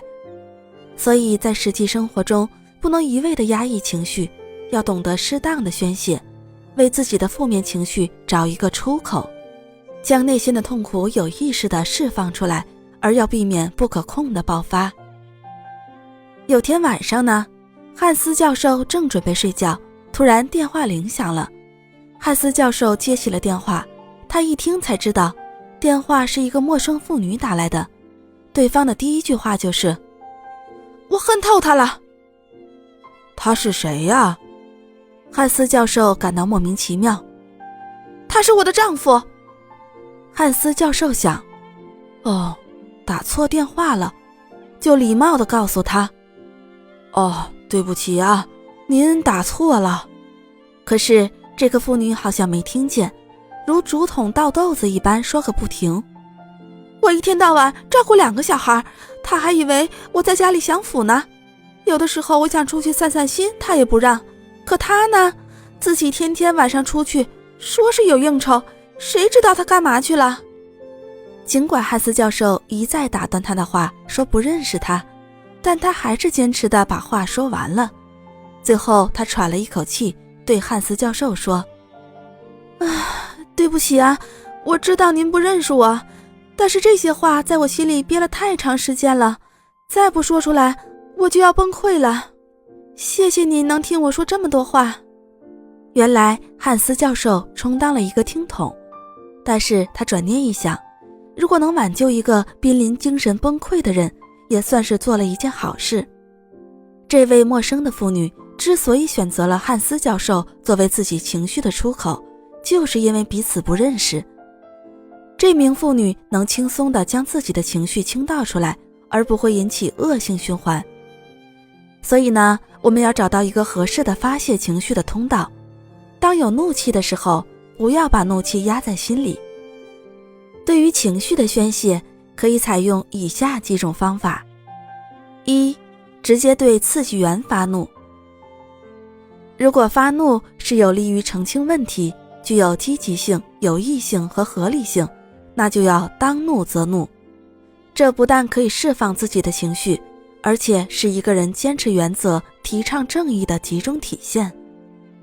2. 借助他物发泄。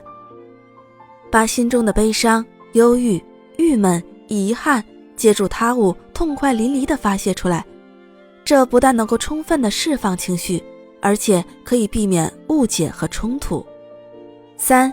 学会倾诉。当遇到不愉快的事时，不要自己生闷气，把不良心境压抑在内心，应当学会倾诉。4. 高歌释放压力。音乐对治疗心理疾病具有特殊的作用，而音乐疗法主要是通过听不同的乐曲，把人们从不同的不良情绪中解脱出来。除了听外呢，自己唱也能起到同样的作用，尤其是高声歌唱，是排除紧张、舒缓情绪的有效手段。5. 以静制动。当人的心情不好，产生不良情绪体验时，内心呢都是十分激动、烦躁，以致坐立不安的。此时呢，可默默地拾花弄草，欣赏鸟语花香，或挥毫书墨，钓鱼河边。这种看似与排除不良情绪无关的行为，恰是一种以静制动的独特的宣泄方式。它呢，是以清静雅致的态度平息心头怒气，从而排除沉重的压抑。6. 哭泣。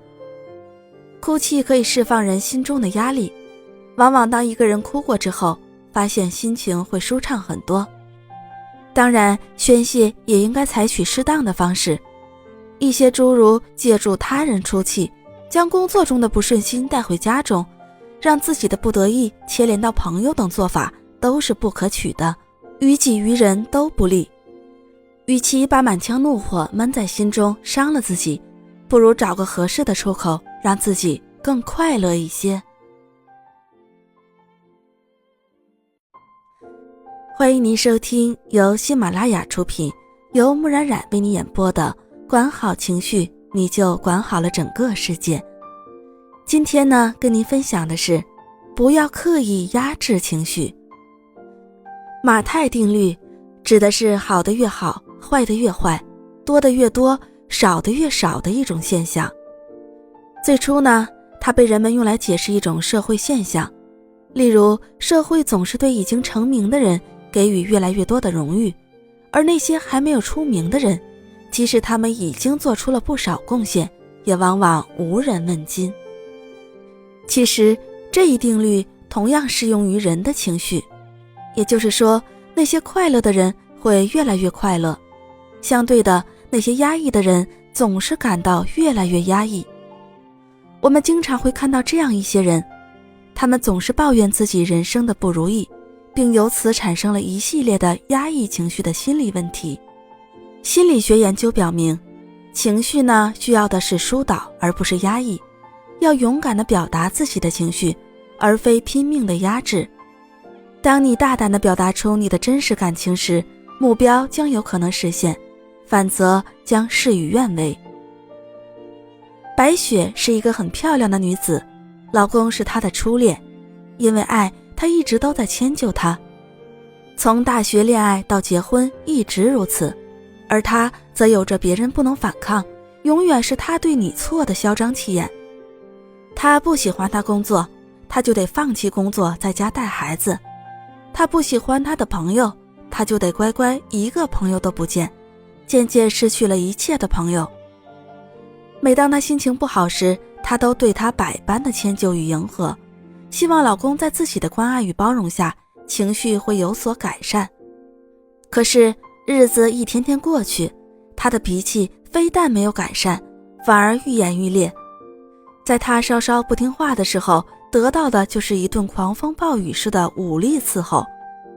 他纵然有1000个想法，也从来不敢表达。他努力地迎合公公婆婆，得到的却永远是冷漠。她不敢对老公说让公公婆婆搬走另住，只好继续默默地忍受着除了丈夫之外的公公婆婆的冷暴力。她从此呢很少说话，保持着令人崩溃的沉默，把一切放在心里。但却不曾料到，在这样的环境中，小时候非常活泼可爱的女儿居然也学会了迎合她的情绪。看到白雪哭的时候，她会安慰妈妈，唱歌给妈妈听，说老师夸奖她之类的话。其实呢，白雪知道老师并没有表扬她，孩子在学校非常的自闭，没有朋友，常常一个人呆呆的不说话，这让白雪非常的揪心。9年的婚姻，9年的迎合，她从一个活泼快乐的公主变成了一个深度抑郁的女人，还影响到了孩子的成长。虽然跟双方的性格有关，但更是她一味的融合纵容的结果。白雪一味的将自己的情绪压抑下来，其实对她的婚姻一点好处都没有。我们常说，不敢表达自己真实想法的人是懦弱的。一个人如果连自己的所思所想都不敢让别人知道，那别人又怎敢相信他呢？所以不要压抑自己的真实想法与情绪，当自己想表达某种情绪时，就要勇敢地表达出来。那么该如何排解自己的压抑情绪，让想法顺利地表达出来呢？我们通常可以采用以下几种方法。1. 鼓励自己，给自己勇气。缺乏信心呢，是我们不敢表露真实情绪的一个原因。由于在乎对方的看法或情感，于是我们开始压抑自认为不利于双方关系的情绪。这个时候呢，我们需要给自己勇气，告诉自己，即使对方不认可也没关系，心里也会觉得坦然，情绪也就很自然地表露出来了。2. 情绪表达要平缓。情绪即使再激烈，也可以选择一种相对轻缓的方式来表达，否则呢，很容易遭到对方的情绪反抗，沟通也就不能再继续进行了。我们要试着对别人说，我现在很生气，而不是用各种激烈的指责或行动来表达生气。情绪呢，是可以说出来的。3. 学会拒绝别人。在某些时候，如果你想拒绝别人，也要大胆地表达出来。但是拒绝呢，是讲究技巧的，太直率的拒绝可能会影响双方的关系。在拒绝对方的时候，你要考虑对方的心理感受。你呢，可以肯定而委婉地告诉他你没法答应，并表达你的歉意。4. 学会赞美与肯定。赞美呢，是一种有效的人际交往技巧，能在很短的时间内拉近人与人之间的距离，消除戒备心理。每个人呢，都渴望听到赞美和肯定的话，真诚的欣赏与赞扬会使你的人际关系更加和谐，也便于你顺利表达自己的想法。水库的水位超过警戒线时，水库就必须做调节性泄洪，否则呢，会危害到堤坝的安全。倘若此时不但没有泄洪，反而又不断的进水时，堤坝就会崩塌。人的情绪呢，也是一样的，当需要表达的时候，请先勇敢地迈出沟通的第一步。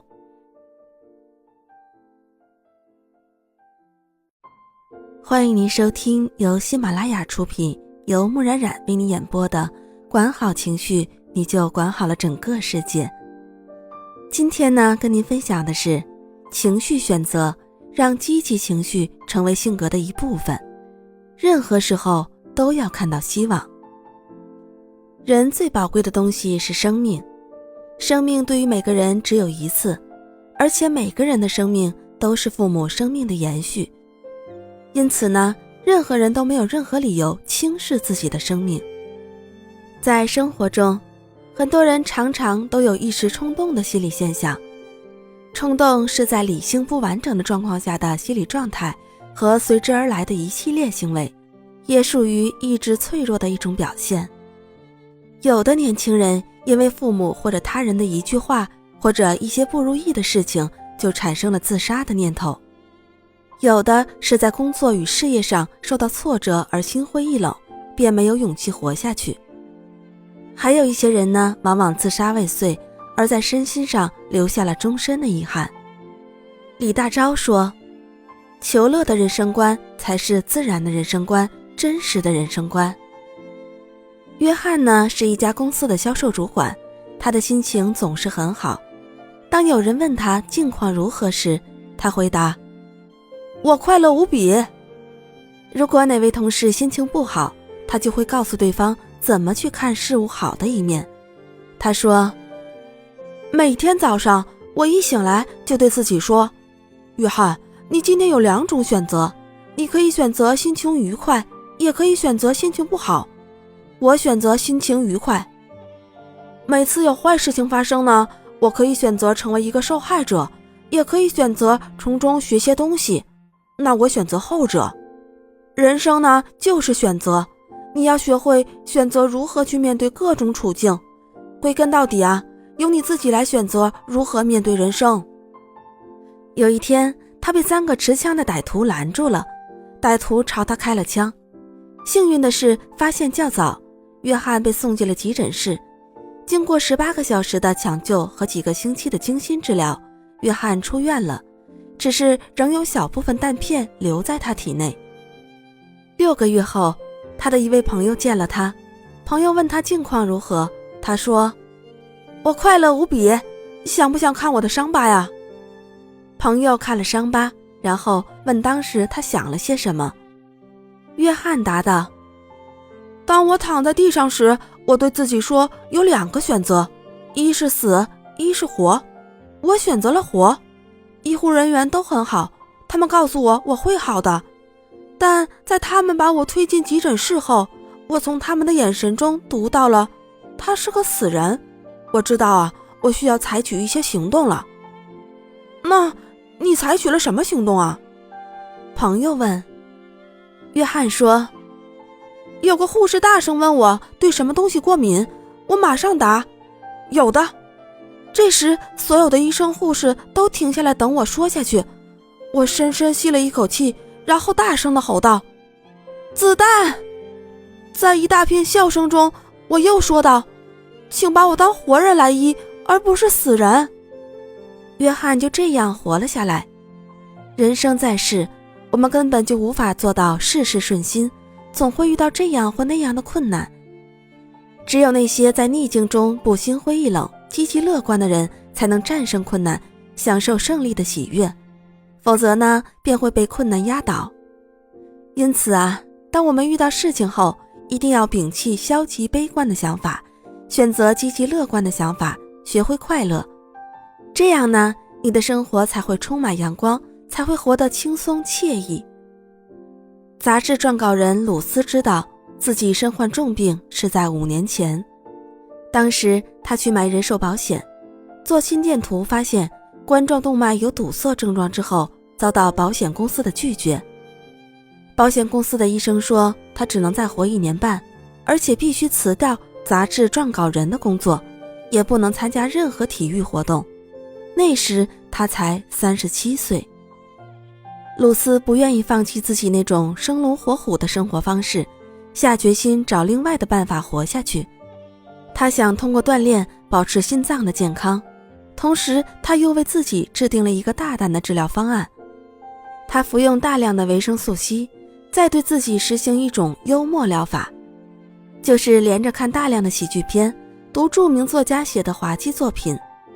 他后来说，我很高兴地发现捧腹大笑10分钟就能起到麻醉作用，使我至少能够不觉得疼痛地睡上2个小时。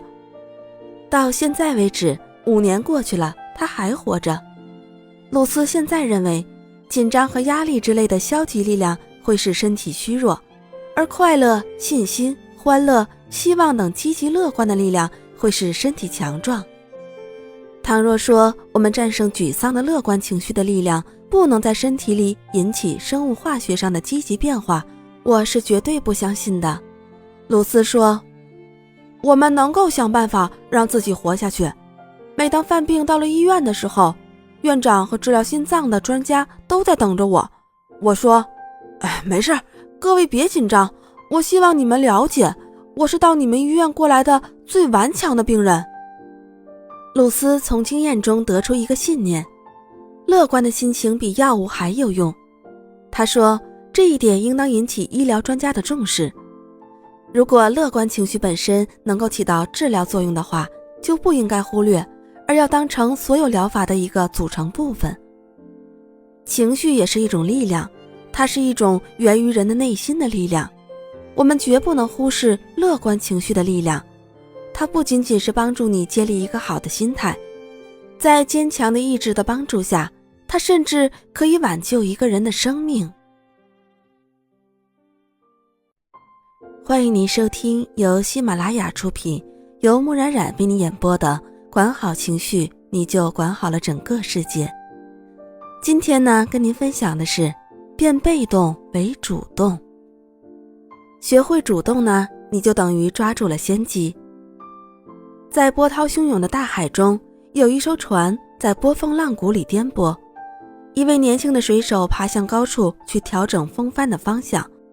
他向上爬时犯了一个错误，低头向下看了一眼，浪高风急顿时使他恐惧，腿开始发抖，身体失去了平衡。这时一位老水手在下面喊：向上看，孩子，向上看。这个年轻的水手按照他说的去做，重新获得了平衡，终于将风帆调好，船驶向了预定的航线，躲过了一场灭顶的灾难。不要被动地接受外界给你造成的压力，要学会主动的反击。这样呢，你就会发现很多事情都会有转机的。换一下位置，寻找对自己最有利的一面，从多个角度去分析事物，看待事物。其实呢，很多时候换个角度，就是多给自己一些信心，多为自己创造一些机会。在他的职业生涯中，每一步都是组织上安排的，自己并没有什么自主权，但是在每一个岗位上，他都有自己的选择，那就是要比别人做得更好。大学毕业那年，他被分到英国大使馆做接线员。在很多人眼里，接线员是一个很没出息的工作，然而任小平在这个普通的工作岗位上做出了不平凡的业绩。他把使馆所有人的名字、电话、工作范围，甚至连他们家属的名字都背得滚瓜烂熟。当有些打电话的人不知道该找谁时，他就会多问几句，尽量帮他准确地找到要找的人。慢慢的，使馆人员有事外出时并不告诉他们的翻译，只是给他打电话，告诉他谁会来电话，请转告什么等等。不久，有很多公事私事也开始委托他通知，他成了全面负责的留言点大秘书。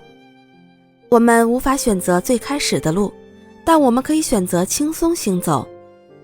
主动呢，是一种很重要的姿态，表明我们积极对待问题的态度。主动也是一种高度合作的模式，帮助我们成为别人喜欢的合作伙伴。主动是很好的学习模式，让我们在不断的进取中塑造新的能力。主动也是对自己的一种挑战，因为主动承揽而使得自己有更明确的责任去整合资源，实现承诺。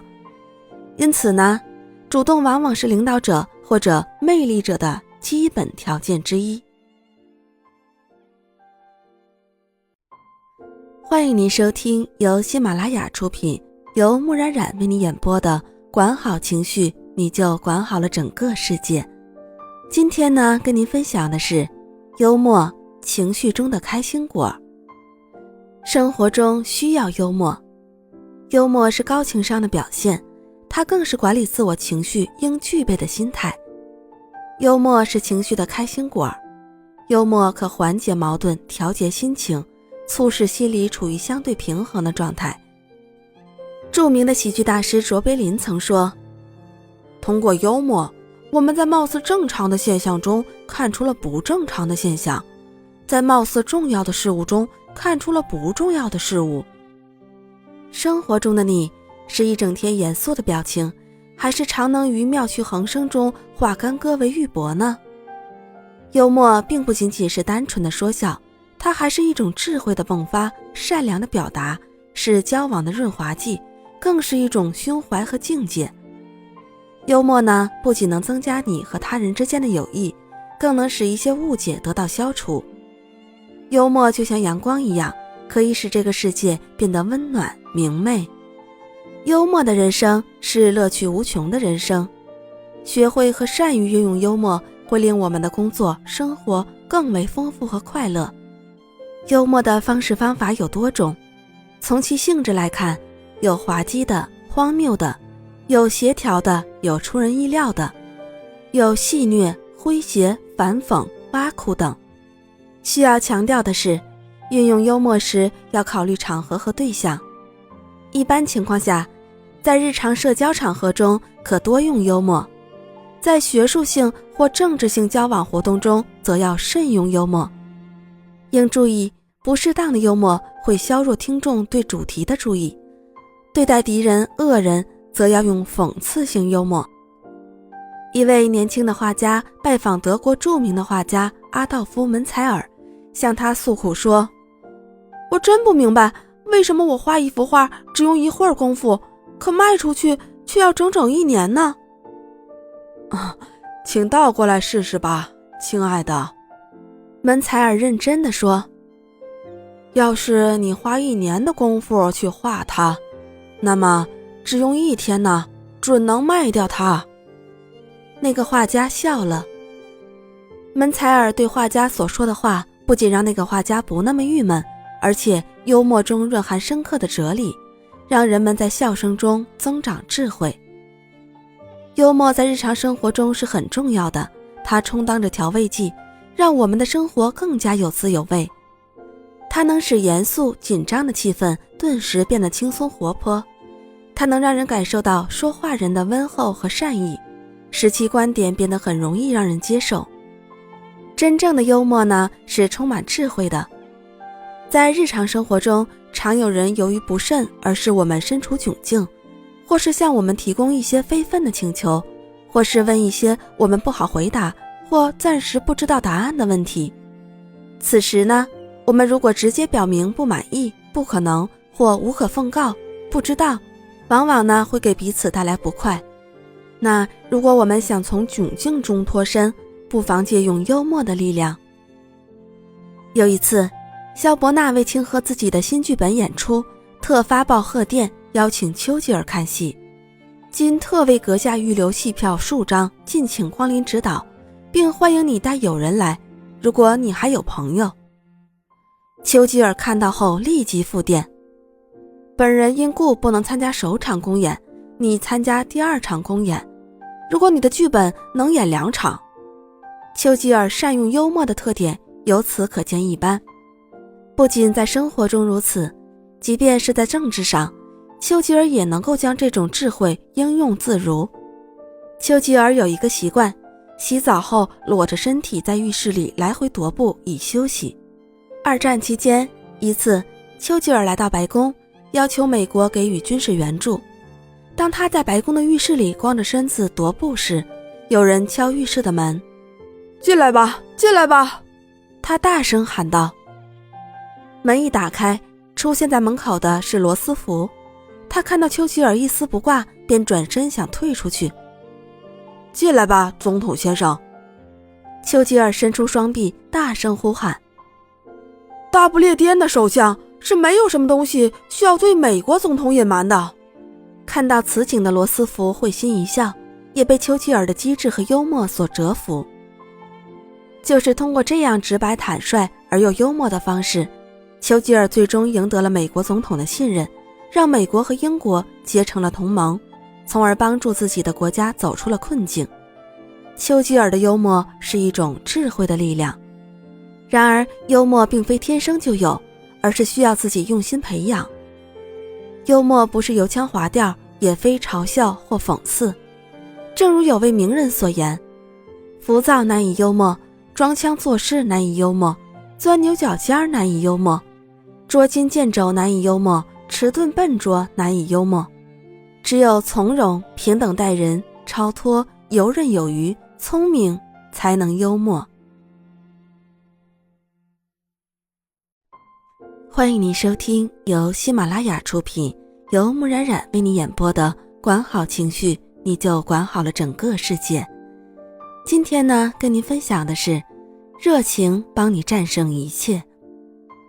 美国哲学家、散文家及诗人拉尔夫·沃尔德·爱默生说过，没有热情，任何伟大的业绩都不可能成功。对成功不利的所有因素，如迷惑、失望、恐惧、消极、颓废、猜忌、犹豫等，都是由于缺少激情而引起的。这些因素的存在，使我们未老先衰，止步不前。而由热情带来的希望、果断、积极、主动、兴奋等，则可以使我们获得与困难搏斗的勇气和向目标迈进的力量。心理学家呢，把以下问题列入人生失败的主要原因：习惯处于消极的精神状态，缺乏控制激情的能力，不能坚定地达到目的并保护它，没有超凡脱俗的野心，缺乏善始善终的决心。热情呢，是我们事业成功和生活幸福的源泉。热情给我们以智慧。比尔盖茨说，每天早晨醒来，一想到所有的工作和所开发的技术将会给人类生活带来巨大的影响和变化，我就会无比兴奋和激动。热情给我们以灵感。牛顿从司空见惯的苹果落地现象发现了万有引力的定律。热情给我们以力量。贝多芬在耳朵失聪的情况下奏响美妙的乐章。热情能使我们更加努力，更加快乐地去工作，享受生活的乐趣。每个人内心深处都有像火一样的热情，却很少有人能将自己的热情释放出来。大部分人呢，都习惯于将自己的热情埋藏在内心的深处。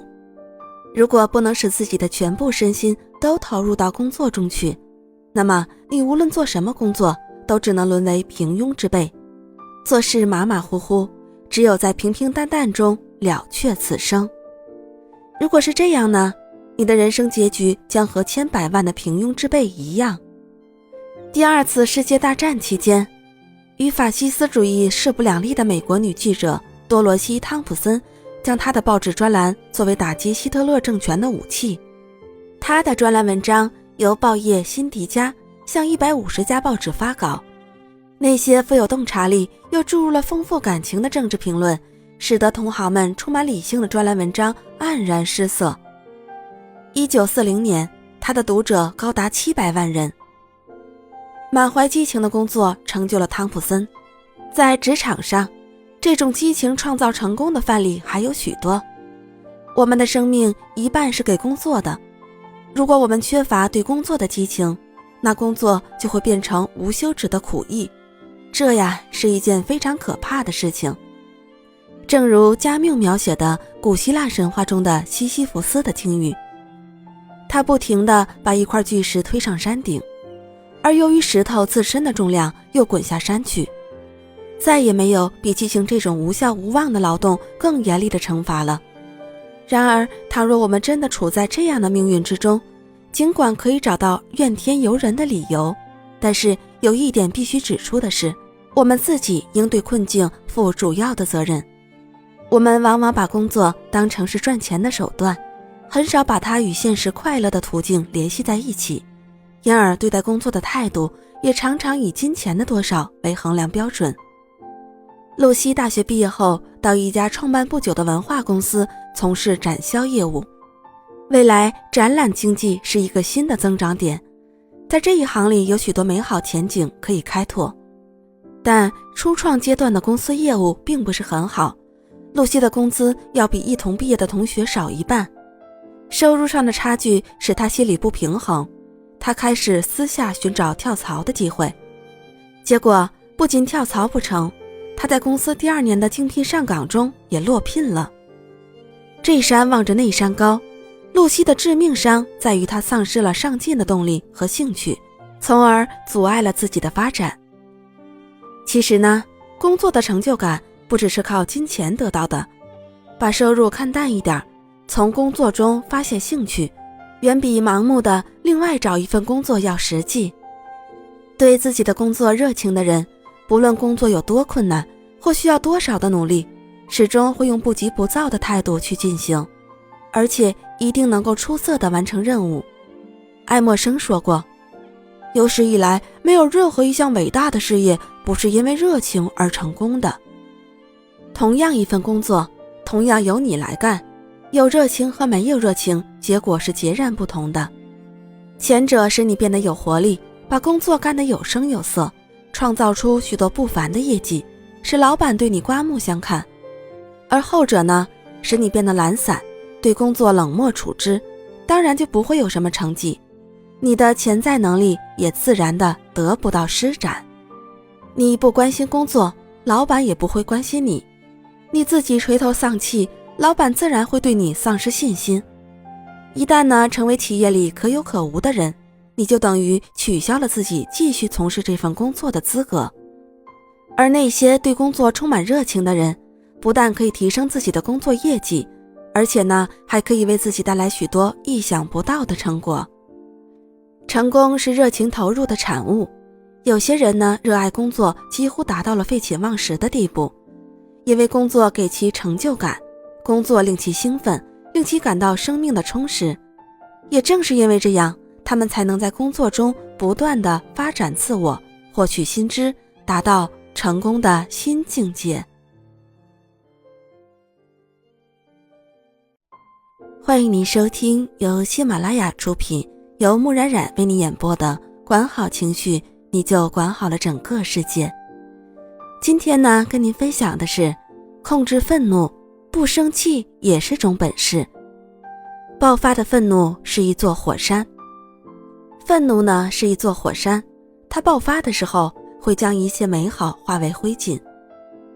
在生活中，常常有这样或那样的事令我们心生愤怒，而在我们火冒三丈的时候，伤害的不仅是别人，更是我们自己。世间万物，危害健康最甚者，莫过于怒气。气乃一生之主宰，与人体健康关系甚密。若心不爽，气不顺，必将破坏机体平衡，导致各部分器官功能紊乱，从而呢诱发各种疾病和灾难。所以《黄帝内经》就明确地指出，百病生于气矣。生气和发怒呢，是身心健康的最大障碍。控制自己的情绪，并冷静地应对一切，这是控制人性中不良因素的体现。为小事动怒，为小事发狂，是我们很多人都会犯的毛病。遇事呢，不能冷静地思考，而是一味地发怒，并不能将问题很好地解决。当你遇到不愉快的事情时，请先冷静下来。你必须承认，生活是不公正的，任何人都不是完美的，任何事情都不会完全按照计划进行。人经常不能控制自己的怒气，为了生活中大大小小的事情勃然大怒，或者愤愤不平。愤怒由对客观事实某些方面不满而生成，比如遭到失败、遇到不公、个人自由受限制、言论遭人反对、无端的受人侮辱、隐私被人揭穿、上当受骗等多种情况下都会产生愤怒的情绪。表面看起来，这是由于自己的利益受到侵害，或者被人攻击和排斥而激发的自尊行为。其实呢，用愤怒的情绪困扰灵魂，乃是一种自我伤害。对身体健康的伤害呢，只是其中一方面。愤怒对于灵魂的摧残尤为严重。由灵魂而生的愤怒情绪，回过头来伤害灵魂本身，让灵魂变得躁动不安，失去原有的宁静，浪费自己的精力和时间，这是灵魂的一种自戕。古代的皮索恩是一个品德高尚、受人尊敬的军事领袖。有一次，一个士兵侦察回来，当皮索恩问他和他一起去的另一个士兵去哪儿了时，这个士兵支吾了半天，也没说清楚另一个士兵的下落。皮索恩对此感到愤怒极了，当即决定处死这个士兵。就在这个士兵调到脚手架前即将动刑时，那个失踪的士兵回来了。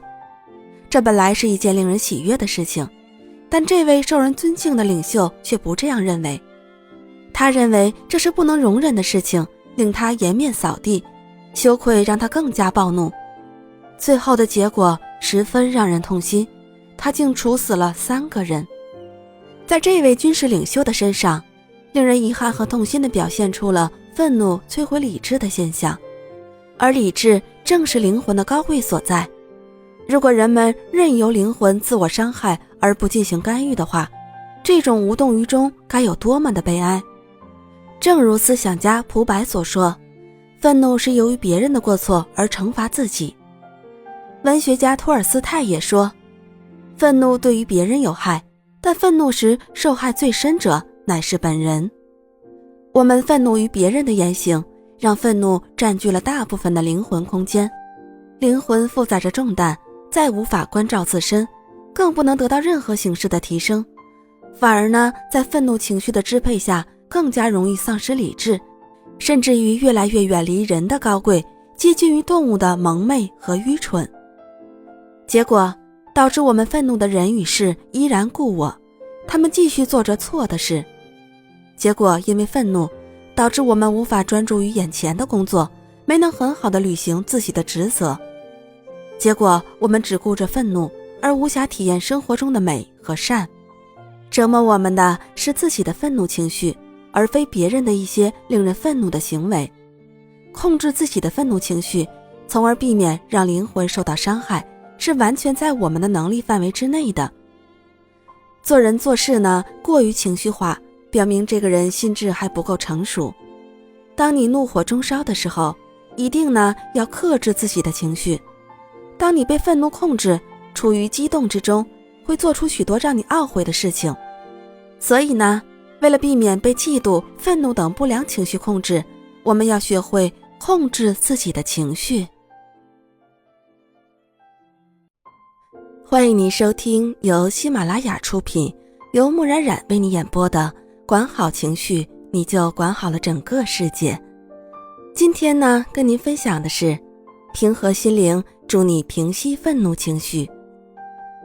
生活中呢，我们经常会遇到一些令我们不能容忍的事情，比如遇到恶意的指控、无端的陷害、好心好意被人误解等等。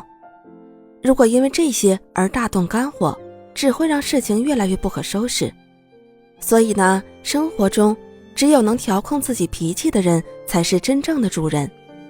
然而稍一放纵，你的脾气就可能战胜你。在20世纪60年代早期的美国，有一位很有才华，曾经做过大学校长的人，竞选美国中西部某州的议会议员。此人呢，资历很高，又精明能干，博学多识，看起来很有希望赢得选举的胜利。但是在选举的中期，有一个很小的谣言散布开来。3-4年前，在该州首府举行的一次教育大会中，他跟一位年轻女教师有那么一点暧昧的行为，这实在是一个弥天大谎。这位候选人对此感到非常的愤怒，并尽力想要为自己辩解。由于按耐不住对这一恶毒谣言的怒火，在以后的每一次集会中，他都要站起来极力地澄清事实，证明自己的清白。其实啊，大部分的选民根本没有听过这些事，但是现在人们却越来越相信有那么一回事儿，真是越抹越黑。公众们振振有词地反问，如果你真的是无辜的，为什么要百般地为自己狡辩呢？如此火上加油，这位候选人的情绪变得更坏，也更加气急败坏，声嘶力竭地在各种场合为自己洗刷，谴责谣言的传播。然而这却更使人们对谣言信以为真。更悲哀的是，连他的太太也开始相信谣言，夫妻之间的亲密关系被破坏殆尽，最后他失败了，从此一蹶不振。曾经在战场上所向披靡的拿破仑说过，我就是战胜不了我的脾气。可见呢，人往往很难战胜自己的脾气。在怒火中烧、一触即发的时刻，是否会想到脾气来了，福气就没了的道理？脾气暴躁的人容易迁怒周遭所有的人事物，这是自古而然的，所以孔子才会称赞颜回，不迁怒，不贰过。约翰米尔顿说过这样一句话，如果一个人能够控制自己的激情、欲望和恐惧，那他就胜过国王。是的，如果我们能够控制自己的情绪，事情或许会有另外一种结果。莱蒙是一个牛奶供应商，一天店里的职员因为家里有事需要请假，莱蒙只得自己负责外送牛奶。忙碌了一天，莱蒙关上店门，刚要离开，突然接到一个电话，是附近公寓的客人打来的，说要一箱巧克力味的牛奶，问还能不能送。莱蒙心想，反正也没什么事儿，就答应了。这是一栋老式的公寓，没有电梯。莱蒙扛着一箱牛奶爬了6层楼，气喘吁吁地按响了客人家的门铃。开门的是一位老妇人。老妇人看着莱蒙问道：你来这里做什么？莱蒙看了看手表，笑容可掬地回答：送牛奶啊，是你在20分钟前订了一箱巧克力味的牛奶。哦，年轻人，你肯定是弄错了，我没有订过牛奶。老妇人很肯定地回答。莱蒙有些迷糊了，但他确信自己没有记错，于是向老妇人说了一下具体地址。老妇人肯定了地址是没错的，但是就是坚持着自己没订牛奶。莱蒙没有办法，又觉得没有必要和老人有什么争辩，于是道歉地离开了。刚下楼，莱蒙的电话又响了，还是刚才的那个电话，还是要巧克力味的牛奶。这次呢，莱蒙很仔细地再三确定了客人的地址。他问道：请问您是布里特太太吗？是的，我是。那好，我现在马上给你送过去。莱蒙挂了电话，又一层一层地爬到了6楼。此时他的衣服已经被汗水湿透了。莱蒙很有礼貌地按响了同一个门铃。老妇人笑着打开了门，说道：年轻人，我就是布里特太太，谢谢你肯再跑一趟。莱蒙并没有追究那个再字，而是很真切地说道：应该的，这是我的原因，如果我再确认一下，可能您就记起来了。不好意思，又让你打了一遍电话，还等了这么久。布里特太太感动极了，她说：我之前订过其他家的牛奶，他们都是来了一次就不愿再来了，因为楼层太高，实在是不方便。我刚才是为了考验一下你，请不要介意啊。莱蒙听了，立刻谅解了老人。他说：请您放心，我一定随叫随到。如果您一时间喝不了这么多，我可以呢分几次给您送。就是因为莱蒙的这一句话，整个老年公寓的牛奶都由莱蒙专供了，盈利十分可观。能控制自我情绪是人与动物的最大区别之一，脾气的好坏全在自己。只要懂得克制，脾气这匹烈马就会被紧紧牵住，无法脱缰。但是克制只是治标不治本的方法，真正的良药呢，在于拥有平和的心灵。只有平和呢，才是脾气最好的转换器。要学会调节自我情绪，不要等一切都无法挽回的时候，再懊恼自己当时的所作所为。欢迎您收听由喜马拉雅出品，由木冉冉为你演播的《管好情绪，你就管好了整个世界》。今天呢，跟您分享的是，愤怒是安宁生活的阴影。有一个重要的谈判正等着你，可是交通比平时还要拥堵，车子几乎走不动。你呢，连续等了6个红绿灯，终于你要开过去了，突然一辆卡车闯到了你的前面，你狂按喇叭，那个司机回敬你一丝嘲笑，然后加大油门飞驰过去。在超市排队结账时，一个女顾客推着装得满满的购物车插队在了你前面，你跟她理论，她却对你不理不睬。紧接着她强壮的男友出现了。你呢，为了一个至关重要的项目辛苦了几个月，而你懒散的同事呢，却得到了提升。你的同事不仅没有对你表示感谢，还在背后嘲笑你。遇到这些情况，相信你一定会大为火光。如果是这样，就说明愤怒的情绪已经影响到了你的生活。如果我们的心中存在不满，就总想找地方发泄，而最为直接的发泄方式就是发脾气。很多人认为发脾气是最好的发泄方式，因为如果事情一直憋在心里，很容易憋出病来。如果宣泄出去了，心里就得到了放松，情绪上也会趋向平稳了。可是呢，这样的说法是错误的，因为我们每个人都是互相影响的。一个人的怒火在发脾气中得到了释放，那么必定会有其他人受了这种不良情绪的影响，身心都受了委屈。如果每个人都选择用发脾气的方式来宣泄自己，那么这个世界恐怕再无和平和安宁了。一个公司老板呢，因急于赶时间去公司，结果闯了2个红灯，被警察扣了驾驶执照。他感到十分的沮丧和愤怒，他抱怨说：今天真倒霉啊。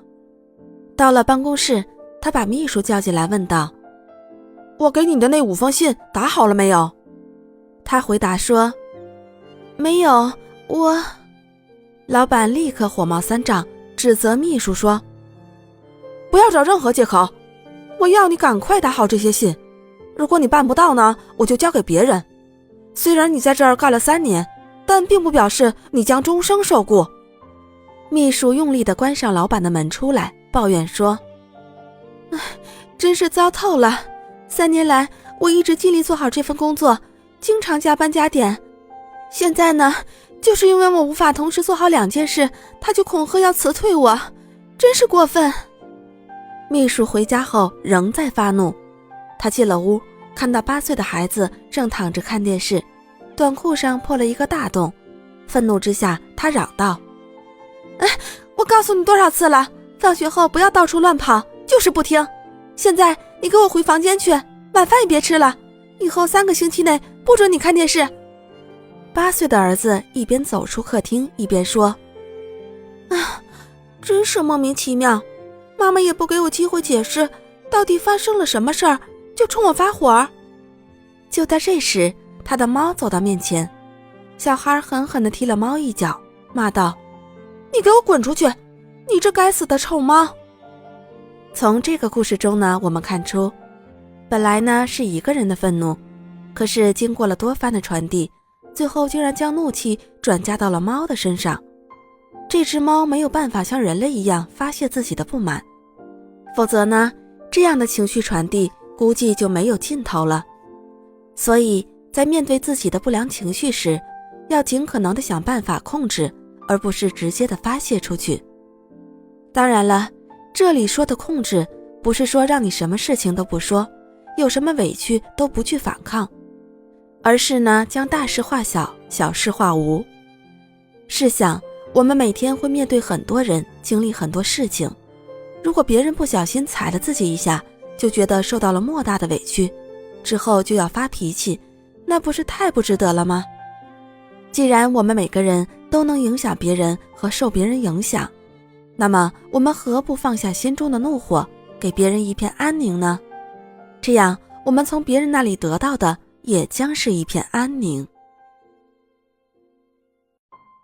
欢迎您收听由喜马拉雅出品，由木冉冉为你演播的管好情绪，你就管好了整个世界。今天呢，跟您分享的是，不要被怒火冲昏头脑。常言道，忍一忍风平浪静，退一步海阔天空。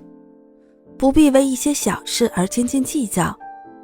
人们不提倡无原则的让步，但是有些事呢，也没必要火上浇油，那样只会使事情更糟，只会破坏你跟别人的感情。有一家电脑公司赶了一批货交给一家新开发的客户，交货之后呢，却迟迟不见客户将货款汇来。等了2个星期后，老板亲自到客户的公司拜访。老板在该公司待了很长一段时间之后，得到了一张可立即兑现的现金支票。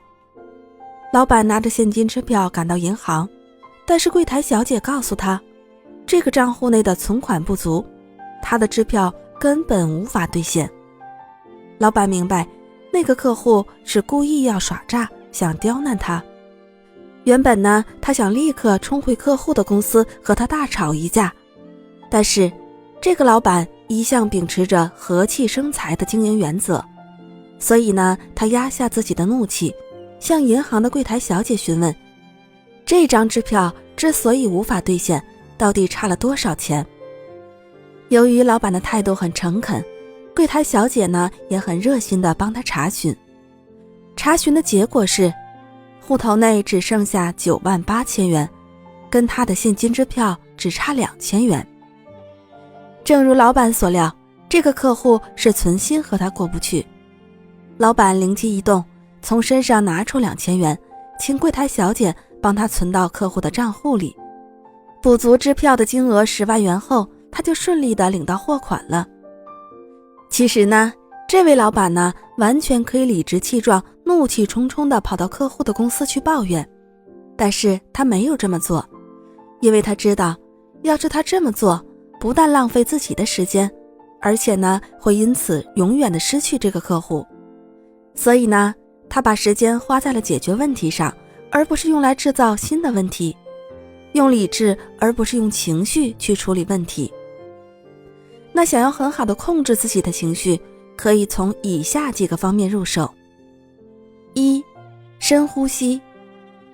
从生理上看，愤怒呢需要消耗大量的能量，你的头脑此时会处于一种极度兴奋的状态，心跳加快，血液流动加速，这一切都要求有大量的氧气补充。深呼吸后，氧气的补充会使你的躯体处于一种平衡的状态，情绪会得到一定程度的抑制。虽然你仍然处于兴奋状态，但你已有了一定的自控能力。数次深呼吸可使你逐渐的平静下来。2. 理智分析。你将要发怒的时候呢，心里快速的想一下，对方的目的何在？他也许是无意中说错了话，也许是存心的想激怒别人。那无论是哪种情况，你都不能发怒。如果是前者，发怒会使你失去一位好朋友；如果是后者呢，发怒正是对方所希望的，他就是要故意毁坏你的形象，你呢，偏不让他得逞。这样稍加分析，你就会很快地控制自己。3. 寻找共同点。虽然对方在这个问题上与你意见不同，但是在别的方面你们是有共同点的，你可搁置争议，先就共同点进行合作。4. 回想美好时光。想一想你们过去亲密合作时的愉快时光，也可以回忆自己的得意之事，使自己的心情放松下来。如果你仅仅因为一个信仰上的差异而想动怒的话，不妨把思绪带到一个令人愉快的天地里。美丽的海滩，柔和的阳光，广阔的大海，你会觉得人生是如此美好，自然界是如此包罗万象，人呢也应该有他那样的博大胸怀，不能执着于蝇头小利。想到这些呢，你就很容易克制自己的怒气了。在怒火中放纵，无异于燃烧自己有限的生命。人生苦短，值得我们用心去品尝的东西实在是太多，耗费时间和精力去生气，可以算是真正的愚行。其实啊，人生多一点豁达，多一点宽容，多一点感悟，多一点理性，愤怒的情绪呢，便会像一杯清净的水，到底化为虚无。欢迎你收听由喜马拉雅出品，由木冉冉为你演播的管好情绪，你就管好了整个世界。今天呢，跟您分享的是，消除焦虑，你担心的事90%都不会发生，学会给自己减压。一位大企业的销售部经理能力极强，也能适应高强度的工作。他呢，老是担心自己的行业会出现泡沫经济，一旦崩溃，优越的地位、收入将化为乌有。他又担心自己已步入中年，那么多后生、小辈、新秀都生机勃勃，怎么保住自己的宝座呢？他便整天忧心忡忡，似乎世界末日即将来临。一位成绩平平的中学生，由于高考压力、早恋等，觉得自己快要垮了。他在日记中写道：人为什么要活着？活着能不能为自己？活着是为了别人。这些例子里的主人公呢，都是低情商者，他们给自己的压力使自己痛苦。其实啊，压力和坏情绪都是自己给的，要随时给自己减压，人生才能真正的轻松。有一个小女孩趴在窗台上，看窗外的人正埋葬她心爱的小狗，不禁泪流满面，悲痛不已。她的外祖父见状，连忙引她到另外一个窗口，让她欣赏她的玫瑰花园。果然，小女孩的心情顿时明朗。老人托起外孙女的下巴说：孩子，你开错了窗户。女孩情绪低落呢，是因为她开错了窗户。压力大，情绪低落，是因为你看到的都是压力和负面的东西。换一种思路，变换一种视角，你就会发现，原来压力呢，都是自己营造的。一位学者说，当压力来临时，懂得减压的人才是高情商的人。因此呢，要正确的看待压力，管好自己的情绪。很多人面对压力，不是迎难而上，而是闹起了情绪，向别人抱怨，整天闷闷不乐的。其实啊，没有必要，你完全可以控制自己的情绪，把这些不必要的想法放在一边，集中精力的做重要的事情。这样呢，问题就会一点一点的解决。几乎所有的困难、挫折和不幸，都会给人带来心理上的压力和情绪上的痛苦，都会使人面临前进与后退、奋起与消沉的困惑。而关键呢，在于你是否能控制这种情绪，驾驭你心理上的压力。其实呢，只要做好自我调节，适当减压，摆正自己的位置，不过高的要求自己，也不低估自己的能力，放宽心，多运动，就可以轻松的生活。下面呢，给大家介绍几种减压的方法。一、音乐治疗。音乐呢，具有安定情绪和抚慰的功效。想尽情的发泄一番，那就听一听摇滚乐吧；想清理一下思绪，那就听听古典音乐吧。买上1-2张碟，把自己关在房间里，戴上耳机，你就可以尽情地沉浸在音乐的王国里了。2、影视治疗。看电影呢，也是一个很不错的减压方法。有空去电影院看电影呢，是很好的选择。如果觉得自己一肚子的委屈，没有地方可以发泄，那就选一部悲剧片来看，或者在心情烦躁时去看一些喜剧片，笑一笑10年少，压力呢会在笑声中消失不见的。3、户外活动。如果你实在感觉到压力无处不在，令你喘不过气来，那么呢，选择周末去郊外活动活动吧。可以约上3两知己一起行动，一边互谈人生，大吐工作中的苦水，一边呢尽情地享受户外清新的空气和美丽的田园景色，让该死的压力滚到一边去吧。4、养宠物。回家后呢，让一只可爱的宠物来帮助你忘却压力，这也是一个不错的方法。科学家认为，养一只狗或者是猫确实有好处。抚摸宠物呢，会帮你降低血压和减缓压力，对于人和动物都是一样。当然了，对某些人来说，养小猫小狗本身就是一种压力。那如果你不喜欢养宠物的话，也可以试着养一对金鱼。有研究表明，仅仅是看着鱼在水草中游动，也能使人放松和减轻压力。5、开怀大笑。大笑呢，会使人心脏、血压和肌肉的紧张得到舒缓，从而分散压力。科学家们已经发现，大笑具有与有氧健身法相同的功效。当人们笑的时候，其心跳、血压和肌肉的紧张度都会明显上升，接着呢会降至原先的水平之下。不要犹豫，笑啊会使人更加的放松。压力呢其实不是一种客观事实，而是一个主观感受。相同的是，在不同人的眼中会产生完全不同的感受。同样的是，在同一个人的身上也可以随着环境、时间转变而产生不同程度的压力。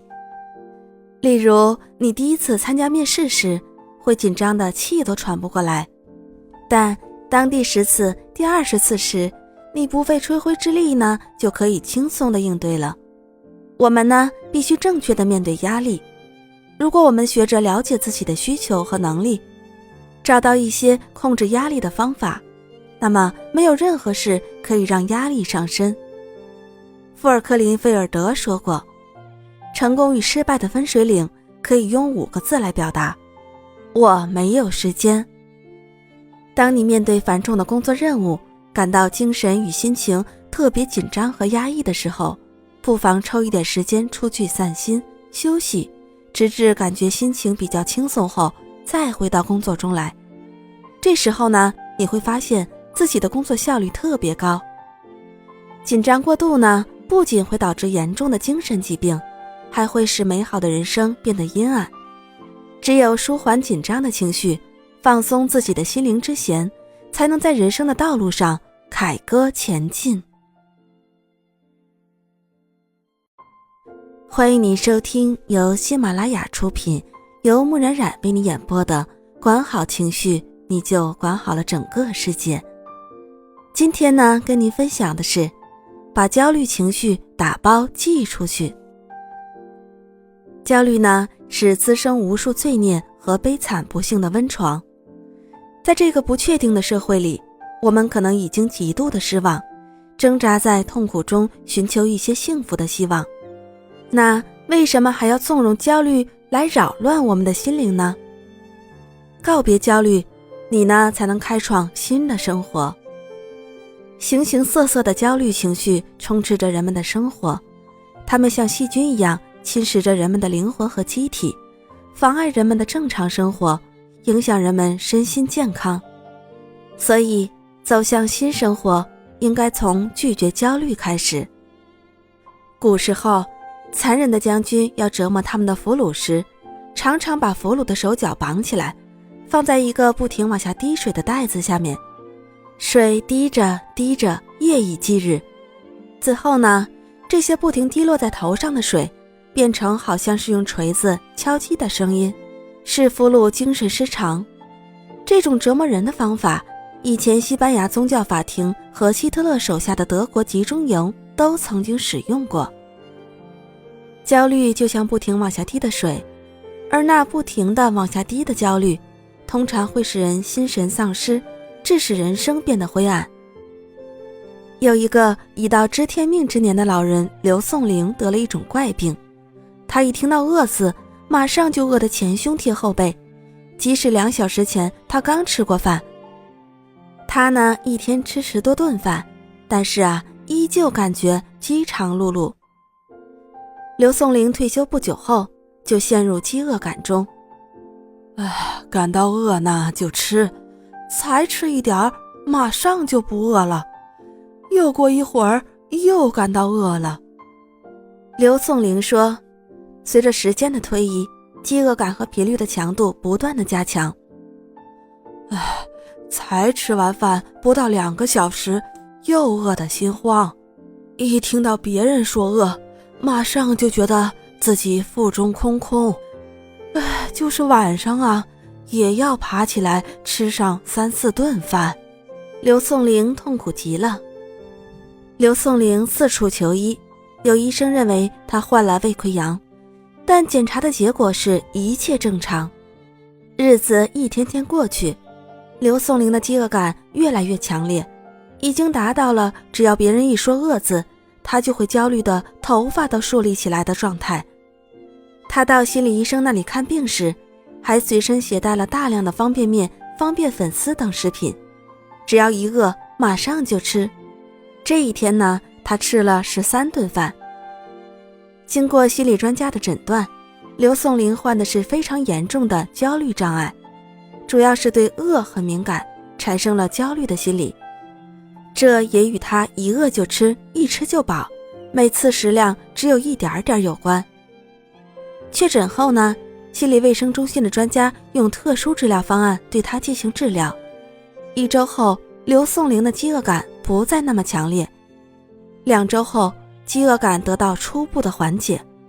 到了第3周，刘颂林和饥饿交迫的日子彻底拜拜了。专家指出呢，这种病是心理原因所致，因此保持一个良好的心态非常重要。其实呢，你没有理由焦虑，因为痛苦和沮丧对你而言并不是一种甜蜜的享受。所以呢，今天就下决心与焦虑决裂吧，彻底消除生活中的焦虑，会使你获得一种全新的感受。战胜焦虑的方法之一是客观冷静地分析你所处的境遇，确定和估计一下可能发生的最糟糕的情况是什么。通过分析会发现，最坏的结果并没有遭到天崩地裂、地球爆炸的程度，而如果坏事一旦真的发生，你也可以承受它。有意思的是呢，我们预先担忧的事情通常都不会发生，就算不幸真的发生了，也往往没有预想中的可怕，损失呢也并不那么惨重。其实大灾大祸在你身上发生的概率微乎其微。人们呢总是习惯花很多时间和精力去担忧也许永远不会发生的事情，其实这真是杞人忧天，完全没有必要。如果你能冷静地接受你所遭遇的每一件事，那你就没有必要去焦虑。焦虑呢是摧毁一切的恶魔，走出焦虑势在必行。学会去承受发生在你生活中的每一件事，是克服焦虑的最佳方法。要相信自己能够做到，因为你完全能够应对任何事情。欢迎你收听由喜马拉雅出品，由木冉冉为你演播的管好情绪，你就管好了整个世界。今天呢，跟您分享的是警惕社交焦虑症。在如今快节奏的现代生活中，社会交往日益增多，其成败呢，往往直接影响着人们的升学就业、职位升降、事业发展、恋爱婚姻、名誉地位，因而呢，使人承受着巨大的心理压力，由此呢，产生焦虑的情绪，造成心神不安、焦虑不安，严重影响其工作和生活。患有社交焦虑症的人，对任何社交或公开场合都会感到恐惧或忧虑。患者对于在陌生人面前或者可能被人仔细观察的社交或表演场合，有一种显著且持久的恐惧，害怕自己的行为或紧张的表现会引起羞辱或难堪。有些患者呢，对参加聚会、打电话、购物或者询问权威人士都感到困难。对于一般人来讲，参加聚会或活动都会有轻微的紧张感，但是这种紧张呢，并不会影响实际的交际。真正的社交症会导致无法承受的恐惧，严重的病例里，病患甚至会长时间把自己关在家里，孤立自己。这种病的患者害怕被人观察，害怕与人交往，更害怕在别人面前出洋相，因此呢，总是处于焦虑的状态。我们大多数人在见到陌生人的时候，多少会觉得紧张，这本是正常的反应。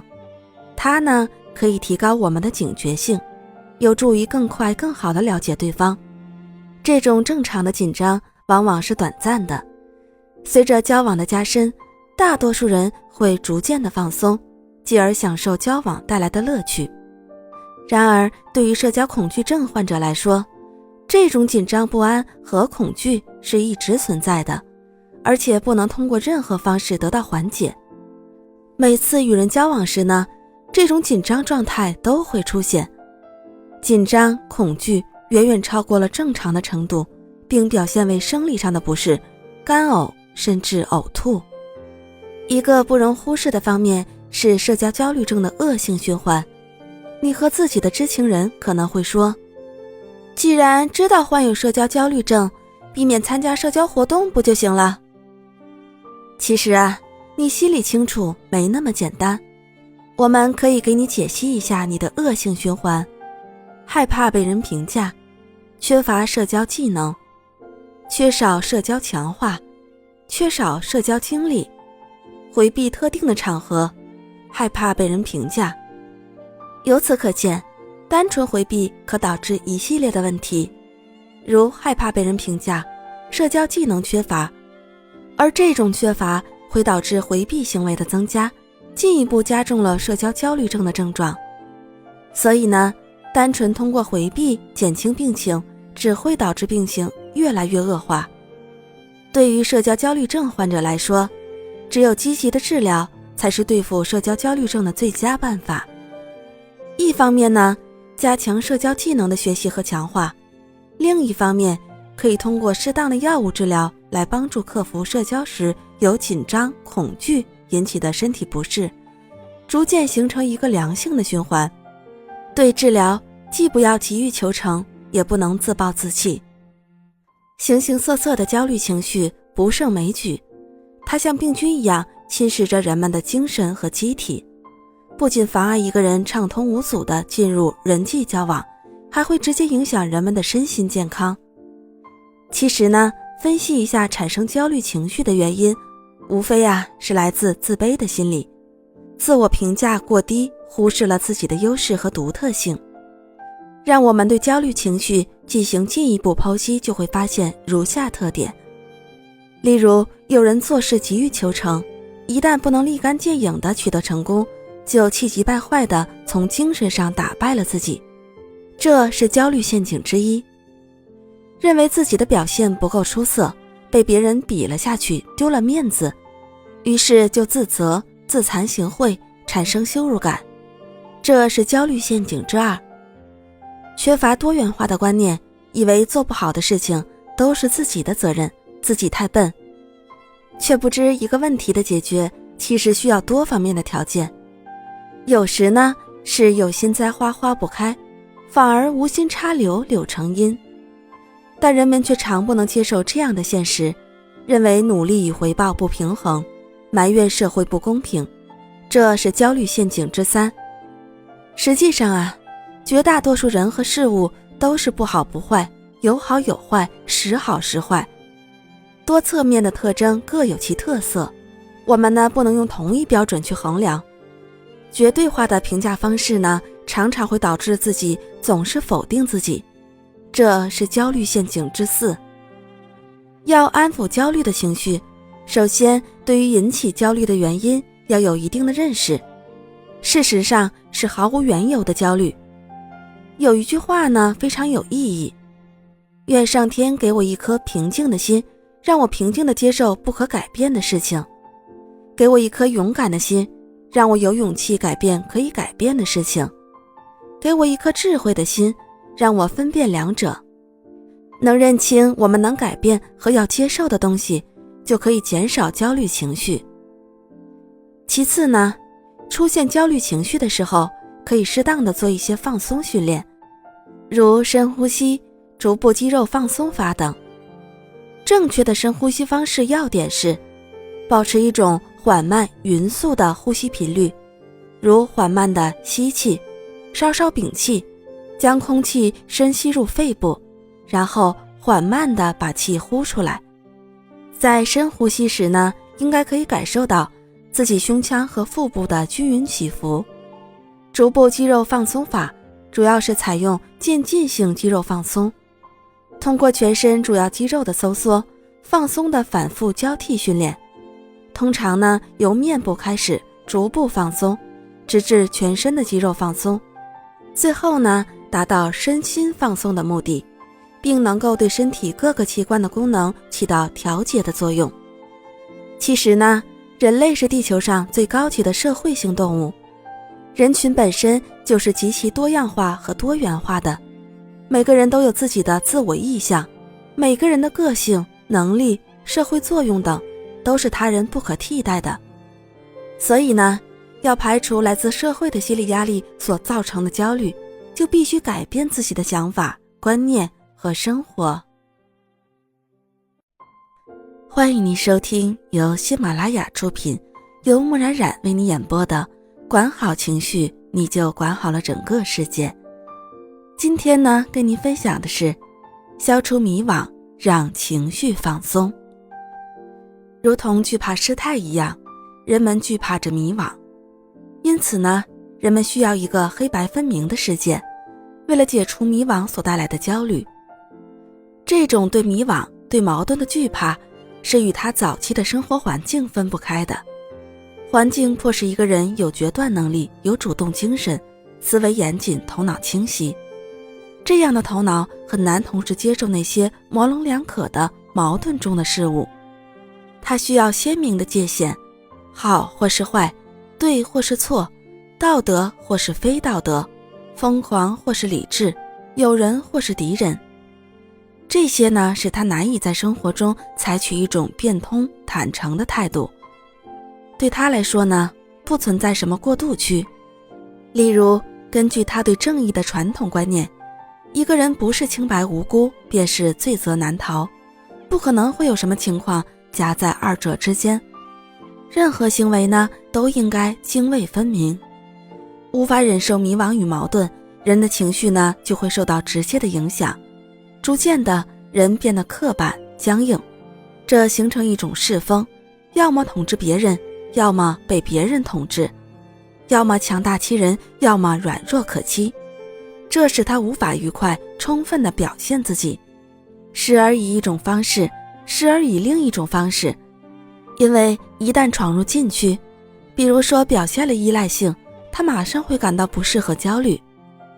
有一个人的眼睛受伤了，然后他就产生了种种对未来可怕后果的想象，为此他遭受了2天2夜的折磨，他几乎彻夜难眠，想象着自己正躺在医院里，医生们开始做手术，而他的眼球可能要被摘除。他还想象着自己的另一只眼睛也慢慢地受到了感染，自己成了一个盲人。成了盲人的自己整天生活在黑暗中，进出需要别人的搀扶，成了一个活的废物。他的整个思想完全陷入对未来可怕的臆想之中，他几乎要疯了。在事故发生的几天后，朋友在街上看到他，他神采奕奕。朋友询问了他眼睛的情况，他说：现在已经好了，只是一粒小煤渣掉了进去，引起了感染。学会去承受发生在你生活中的每一件事，这是达到心境平和的唯一方法。你真的没有必要去焦虑，因为你有能力做好任何事。从清晨到晚上，当人们试着如何度过这一天的决定时，接连输进的资料会在我们脑海里引发起一场思想上的纷争。从我们睁开眼睛的那一刻起，到疲倦地回到被窝里为止，有各种不同的事情需要我们做决定。除掉外界因素，在我们内心深处，还有一些令我们不安的不确定感在挣扎着。这些不确定感包括我们的健康、年龄、生活的保障，以及我们存在的意义。通常我们不会把这些感受向别人倾吐，这呢，只是一种日复一日向我们身体里每一个细胞侵袭的程序，使我们宝贵的精力被浪费在不能促进人类福祉或维护人们生命的思维里。无论有多困难，大多数的人仍试图替自己内心的混乱找出解决之道来。原因是人的心灵无法永远地忍受抵触。迷惘之所以令人困惑，是因为人不能一眼就看清构成它的各个不协调的部分。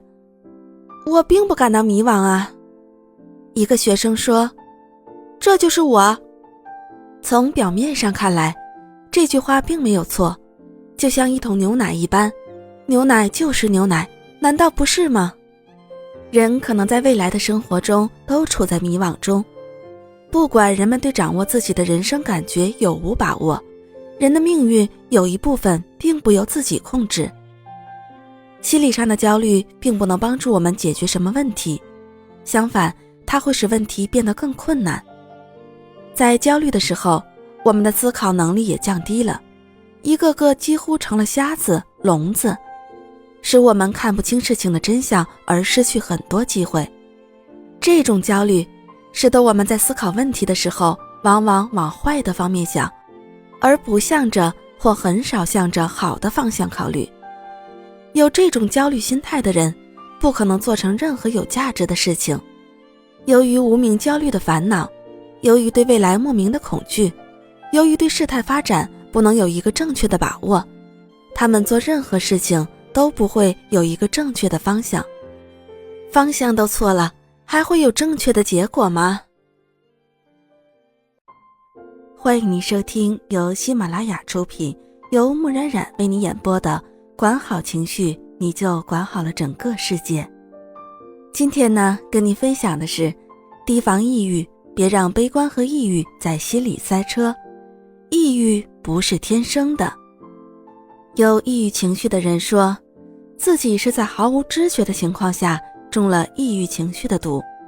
这呢，并不奇怪，因为很多时候我们不知不觉地变得抑郁起来，我们所能察觉的是心情不太好，还有点提不起劲儿。问题呢，或许从这个时候就已经显山露水了，然后我们才恍然大悟，原来抑郁都是从情绪低落开始的。一位年轻人总觉得自己不快乐，心情总是莫名的低落，做什么都没有兴致。所以呢，他决定去拜访一位智者，请他开示。见到智者之后，年轻人问，为什么我总是觉得自己不幸福呢？生活中没有任何事情能让我打起精神来，我如何才能变成一个让自己幸福愉快，也能够给别人带来幸福愉快的人呢？智者笑望着他说，孩子，你有这样的愿望就已经很难得了。很多比你年长的人呢，从他们问的问题本身就可以看出，不管给他们多少解释，都不可能让他们明白真正的道理，就只好让他们依然那样。年轻人满怀虔诚地听着，却并不了解智者的意思，于是问道，可是我并不幸福啊，我每天看到太阳升起来就会觉得生命又短了，看到夕阳就觉得一天又没了，看到花开担心花谢，看到新生的婴儿就会想到逝去的老人。智者听了，拍了拍年轻人的肩，说，我呀，送给你3句话。第一句话呢，是把自己当成别人。你能说说这句话的含义吗？年轻人回答说，是不是说在我感到忧伤的时候，就把自己当成是别人，这样呢，痛苦就会自然减轻。当我欣喜若狂之时呢，也把自己当成别人，那样欣喜也会变得平淡中和一些呢。智者微微点头，接着说，第二句话呢，是把别人当成自己。年轻人沉思一会儿，说，这样呢，就可以真正同情别人的不幸，理解别人的需求，而且在别人需要的时候给予恰当的帮助。智者两眼放光，继续说道，第3句话是把别人当成别人。年轻人说，这句话的意思是不是说要充分地尊重每个人的独立性，在任何情形下都不可侵犯他人的核心领地呢？智者哈哈大笑，很好，很好，孺子可教也。年轻人顿时豁然开朗。情绪呢，是可以转化和化解的。当不好的情绪袭击我们时，我们要做的就是将它移出去，就像那位年轻人领悟到的那样。后来，年轻人变成了中年人，又变成了老年人。再后来，他在离开这个世界很久以后，人们都还记得他的名字。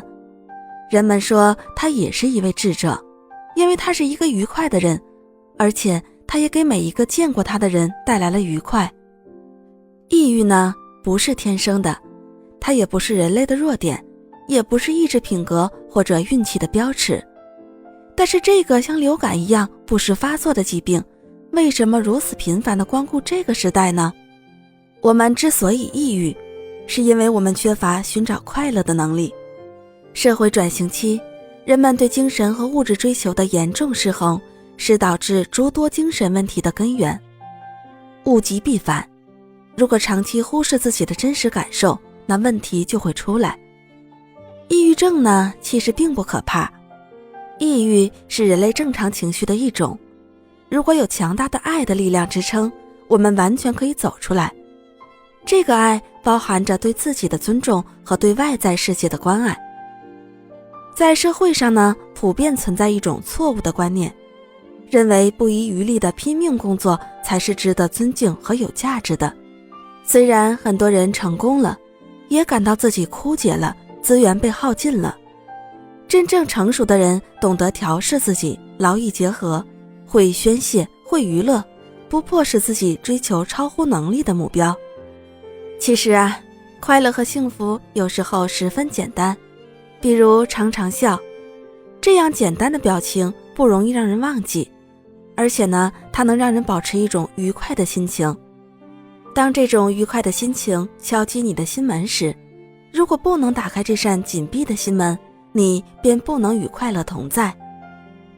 愉快、喜悦和幸福并无先后关系，只要你愉快、喜悦，幸福就自然存在其中了。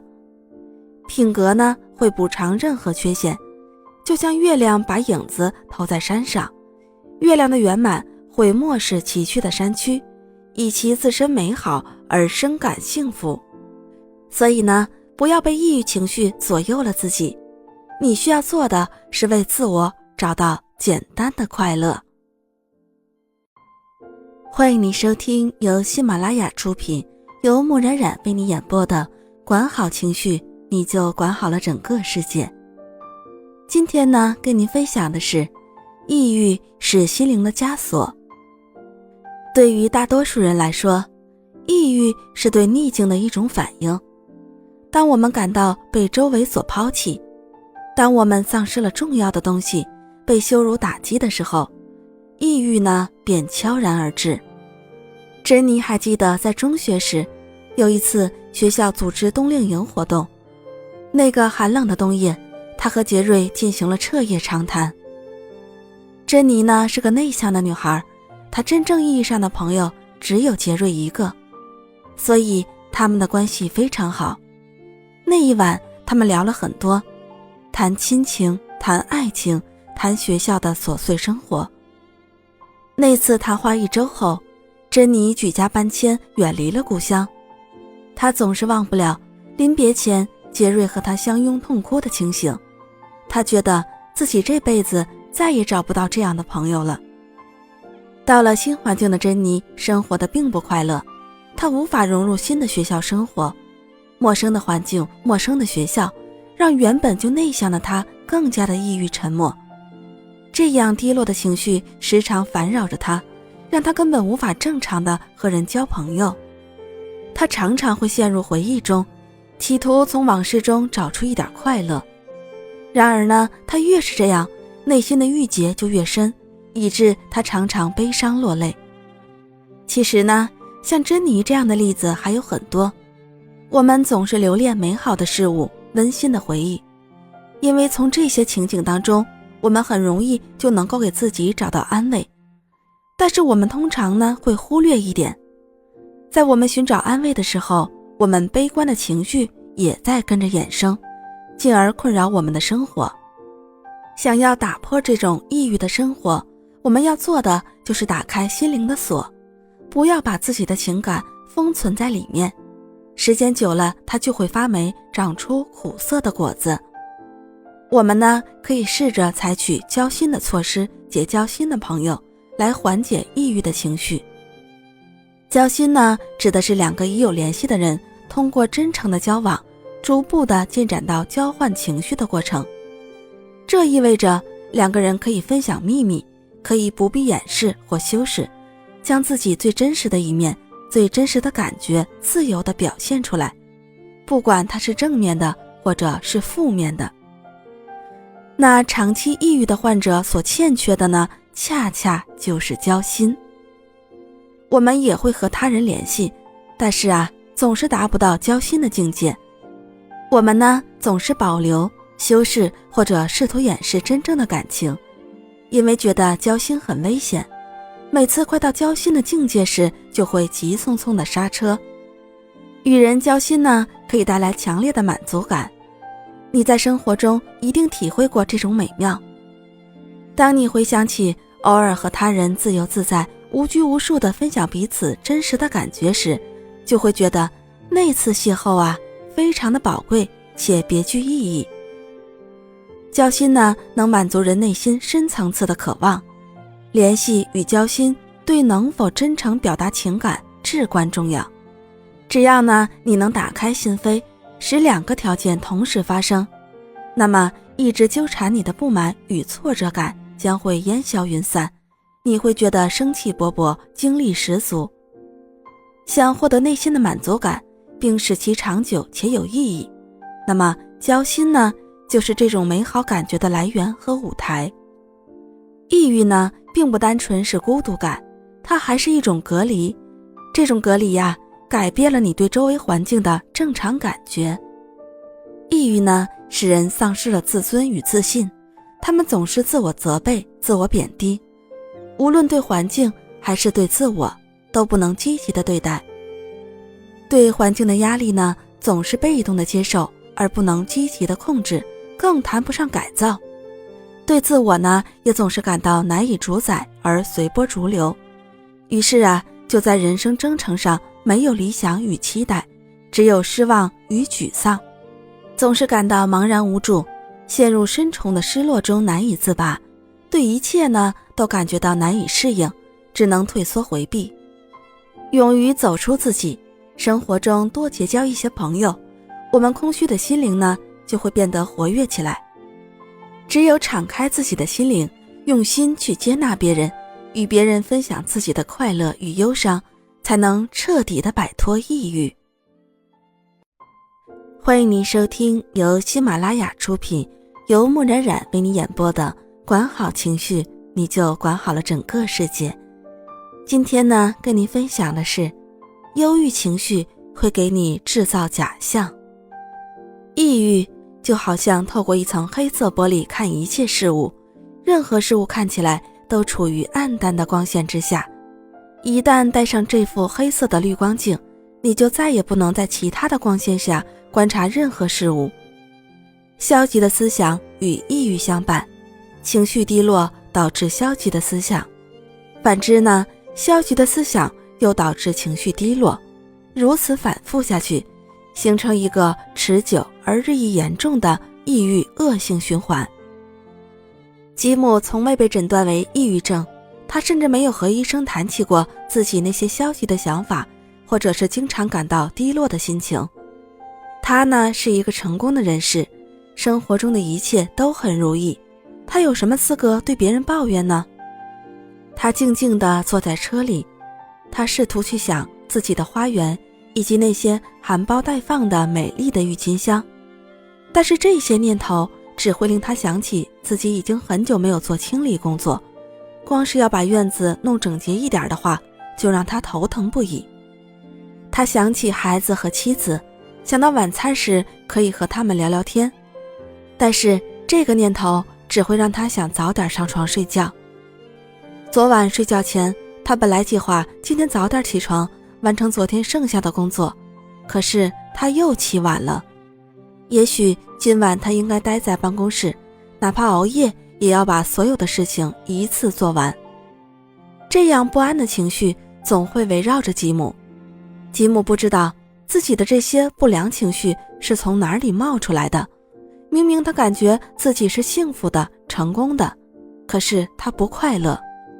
吉姆的这种症状就是典型的抑郁症，无缘无故的情绪低落，时常感到生命的空虚，体验不到幸福感。这种特殊的心理屏障会改变我们对周围环境的正常感觉。关林是机关的女职员，今年27岁的她长相甜美，工资待遇也很优厚，父母疼爱她，她在家里就像一位小公主。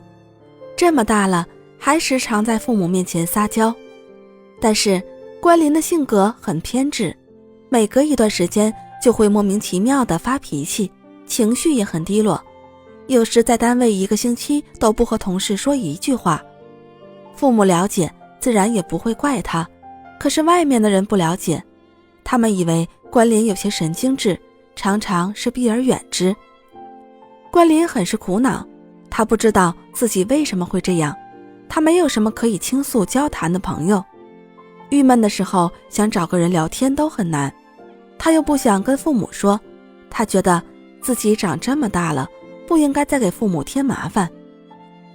1年前呢，经人介绍和现在的老公结了婚，但是2个人感情基础不好，时常为一些小事吵架，因此2年来她有一种难以言状的苦闷与忧郁感，但又说不出什么原因，总是感到前途渺茫，一切都不顺心，老是想哭，但又哭不出来。即使呢是喜事，关林也毫无喜悦的心情。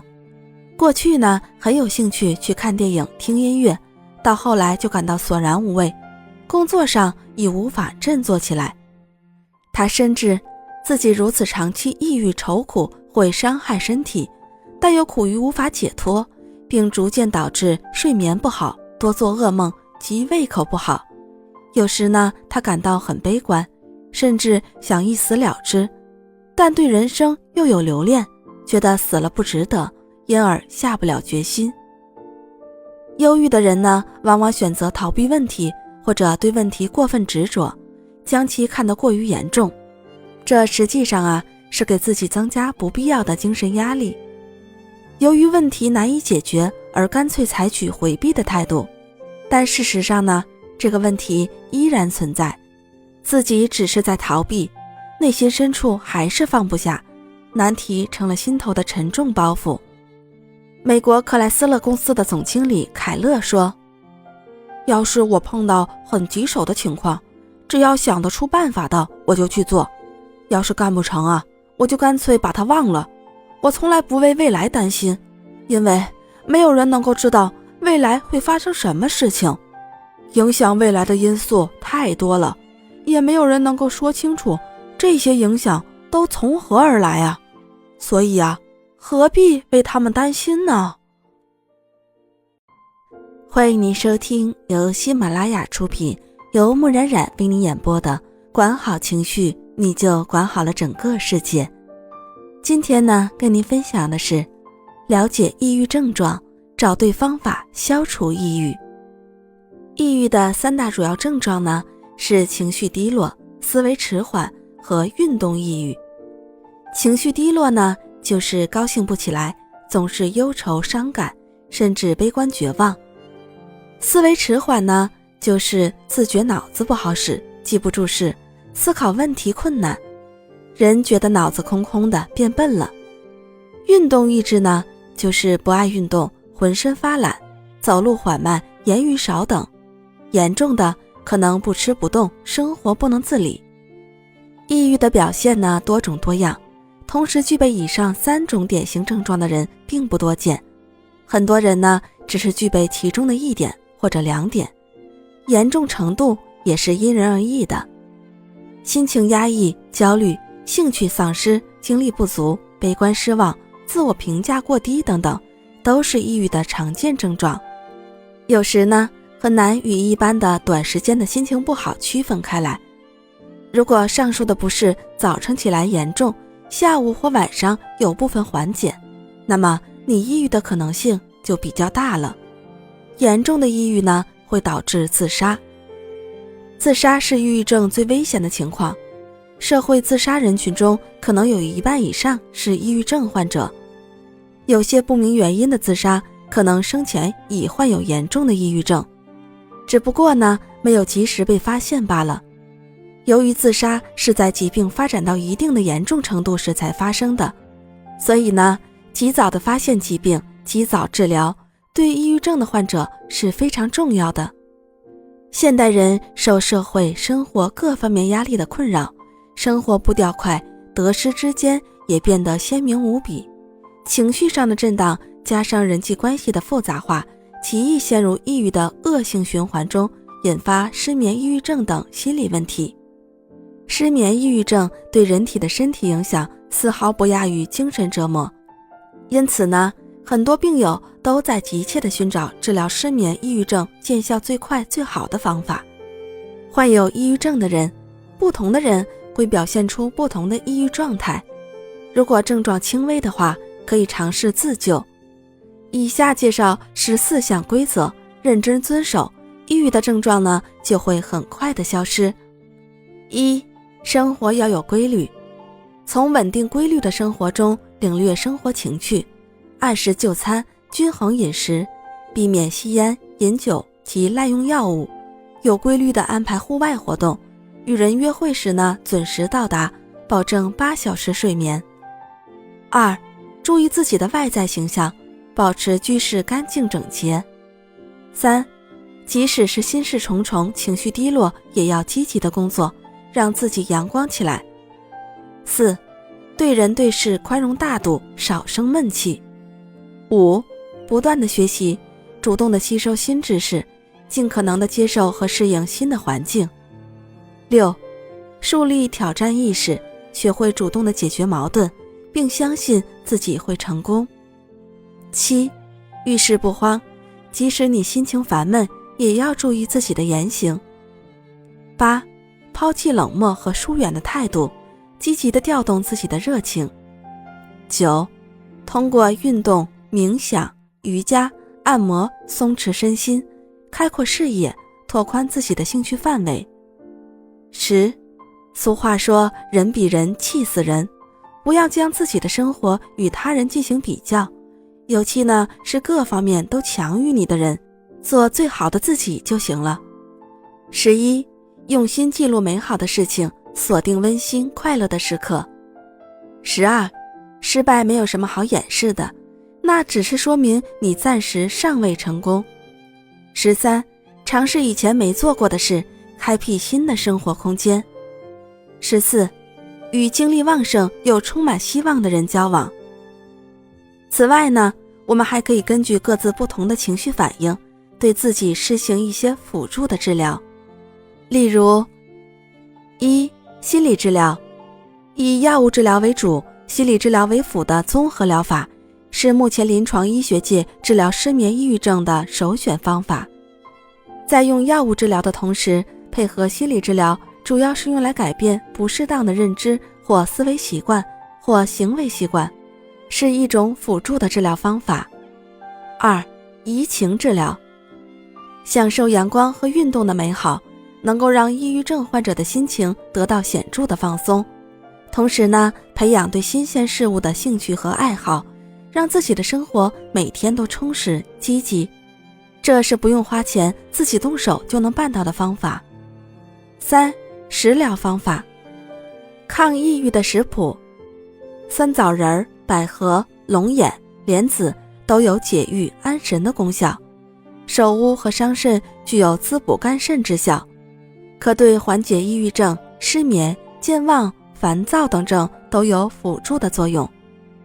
抑郁症的内心变化呢，是全盘否定自己，否定过去，常常想起一些不愉快的往事，总觉得自己对不起别人，否定现在，自我评价低，觉得自己的工作效率低，又浑身是病，是家里人的包袱。否定将来，认为前景灰暗，度日如年，对未来没有信心。生活中呢，因为抑郁而导致的悲剧时有发生，因此呢，我们要提高对抑郁情绪的重视，积极采取措施进行预防，以免自身受到危害。欢迎您收听由喜马拉雅出品，由木冉冉为你演播的管好情绪，你就管好了整个世界。今天呢，跟你分享的是停止抱怨，改变不了世界就改变自己，远离抱怨，路会越走越宽。亨利·福特说，别光会挑毛病，要能寻找改进之路。抱怨呢，只能使自己悲观失望，丝毫无助于问题的解决。人悲伤时想哭，而哭呢，会使你更加悲伤。要想走出这个怪圈，你必须首先止怒，放弃抱怨，用解决问题的态度思考问题。古时候，有一个国王在一次战败后，自己蜷缩在一个废弃的马房的食槽里，垂头丧气。这时候呢，他看到一只蚂蚁扛着一粒玉米，在一堵垂直的墙上艰难地爬行。玉米粒比蚂蚁的身体要大得多。蚂蚁爬了69次，每次都掉下来。当尝试第70次时，蚂蚁终于扛着玉米爬上了墙头。国王大叫一声，跳了起来。蚂蚁失败了这么多次都没有抱怨，反而还一次一次的挑战，那我还有什么理由抱怨上帝不公呢？国王于是重整旗鼓，终于打败了敌人。有位哲人曾经忠告世人，生命中最重要的一件事情就是不要拿你的收入来当资本，任何傻子都会这样做。真正重要的是要从你的损失中获利，这就必须有才智才行。也正是这一点决定了傻子和聪明人之间的区别。所以呢，不要抱怨，用实干来证明自己吧。100多年前，美国费城的6个高中生向他们仰慕已久的一位博学多才的牧师请求：先生，您能教我们读书吗？我们想上大学，可是我们没钱，我们中学快毕业了，有一定的学识，您肯教我们吗？这位牧师答应教这6个贫家子弟。同时呢，他又暗自思忖，一定还有许多年轻人没钱上大学，他们想学习，但付不起学费。我应该为这样的年轻人办一所大学。于是他开始为筹建大学募捐。当时建一所大学大概需要花150万美元。牧师四处奔走，在各地演讲5年，恳求大家为出身贫穷但有志于学习的年轻人捐钱。出乎他意料的是，5年的辛苦筹到的钱还不足1000美元。牧师深感悲伤，情绪低落。当他走向教堂准备下礼拜的演说词时，低头沉思的他发现教室四周的草枯黄的东倒西歪。他便问园丁，为什么这里的草长得不如别的教室周围的草茂盛呢？园丁抬起头来望着牧师回答说，我猜想你眼中觉得这地方的草长得不好，主要是因为呢，你把这些草和别的草相比较的缘故。我们常常呢是看到别人美丽的草地，希望别人的草地就是我们自己的，却很少去整理自家的草地。园丁的一席话使牧师恍然大悟，他跑进教堂开始撰写演讲稿。他在演讲稿中指出，我们大家往往是让时间在等待观望中白白的流逝，却没有努力工作使事情朝着我们希望的方向发展。抱怨呢，只会让机会白白的流逝，实干才能成功。下面的故事呢，能够更清楚地告诉我们，成功是来自实干而不是抱怨。1832年，有一个年轻人失业了，他却下决心要当政治家，当州议员。糟糕的是，他竞选失败了，在1年里遭受2次打击，这对他来说无疑是痛苦的。他又着手办自己的企业，可1年不到，他的企业就倒闭了。在以后的17年里，他不得不为偿还债务而到处奔波，历尽磨难。此间，他再一次决定竞选州议员。这一次，他终于成功了。他认为自己的生活可能有了转机。可就在离结婚还差几个月的时候，他的未婚妻不幸去世。他心力交瘁，卧床不起，患上了严重的神经衰弱症。1838年，他觉得身体稍稍好转时，又决定竞选州议会会长。可他失败了。1843年，他又参加竞选美国国会议员，但这一次仍然没有成功。试想一下，如果是你处在这种情况，会不会放弃努力呢？他一次次的尝试，一次次的失败，企业倒闭，情人去世，竞选败北。要是你碰到这一切，你会不会放弃你的梦想呢？他没有放弃，也始终没有说过要是失败会怎样。1846年，他又一次参加竞选国会议员，终于当选了。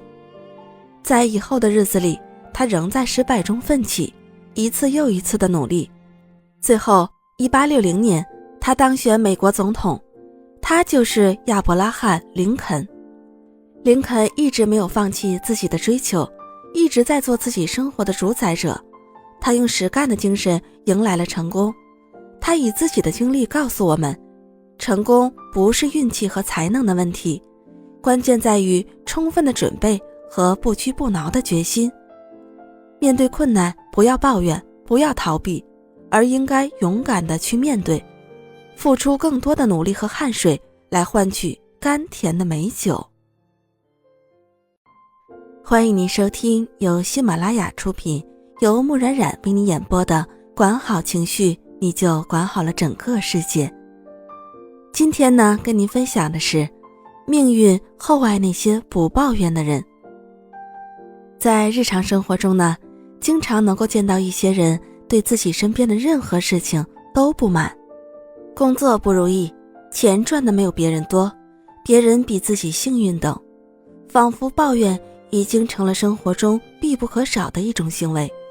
但事实上，一旦形成了这种抱怨的思维定式，喜欢抱怨的人对问题的看法呢，就会偏向消极方面，解决问题的动力就会变成实际解决方法的阻力。露西是一家报社的记者，10多年过去了，一直没有发展的机会，职位和薪水也不是很理想。有一段时间呢，他甚至想辞职，但是又害怕辞职后找不到合适的工作，就得面临失业的问题。犹豫一番后，他最终还是安慰自己，算了吧，就这样混下去吧，到了别的公司也一样。有一天呢，他和一个朋友去聚会，又在餐桌上抱怨自己的工作环境。这位朋友一脸严肃地说，造成现在这种情况，你思考过原因吗？你尝试过了解你的工作，让自己从内心深处对这份工作真正感兴趣并喜爱它吗？你是否真正的在工作中把它当成一项伟大的事业而努力过呢？如果呀，你仅仅是因为对现在的工作职位、薪水感到不满而辞去工作，就不会有更好的选择。稍微忍耐一下，转变你的态度，试着从现在的工作中找到价值和乐趣，你就会有意外的发现和收获。假如你这样努力尝试过后，依然没有变化，你再辞职也不迟啊。朋友的话让露西深有感触，她试着让自己重新开始，以积极的态度处理自己的工作，结果感觉和效果完全不同，不满的情绪也渐渐消失了，对工作渐渐有一种留恋的感觉。因此呢，他的工作才华得到了极大的展示，也很快受到上司的提拔和重用。其实呢，无休止的抱怨是对自身的一种伤害。露西是因为抱怨而无法把全部精力投入工作中，以致10多年过去了，仍然没有什么发展。致使他发生这种情况的不是外部环境，而是他没有把自己做到一个正确的位置上。当他听取朋友的意见，改变态度，积极应对工作后，很快呢就受到了上司的重用。这说明职位和薪水的高低不是影响人发展的必然因素，而好的工作态度会影响一个人的职业生涯。毫无怨言的工作能够使人激发出内心的力量，这样呢便会在工作中拥有双倍甚至更多的智慧和激情，让人积极主动且卓有成效地完成工作。反之呢，当抱怨成为一种习惯，人呢会很容易发生生活中负面的东西加以放大，甚至身边人的一个眼神、一句话都可以让他浮想联翩，进而感慨生存艰难。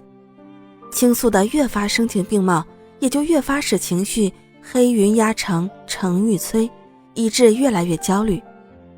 毫无怨言的人能够全心全意地工作，别人抱怨困难多的时候，他们在解决问题；别人抱怨工作环境差的时候，他们在研究如何提高工作效率；别人抱怨薪水低的时候，他们在加班加点地解决问题。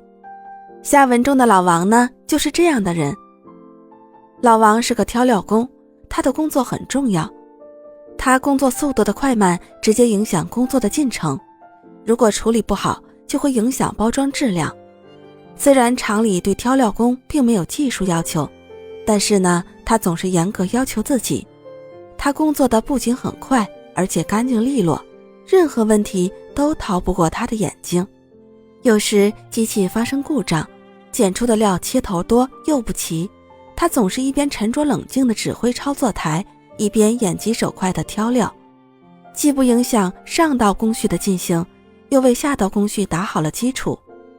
老王对待工作始终任劳任怨，一个班8小时，他从来不肯休息。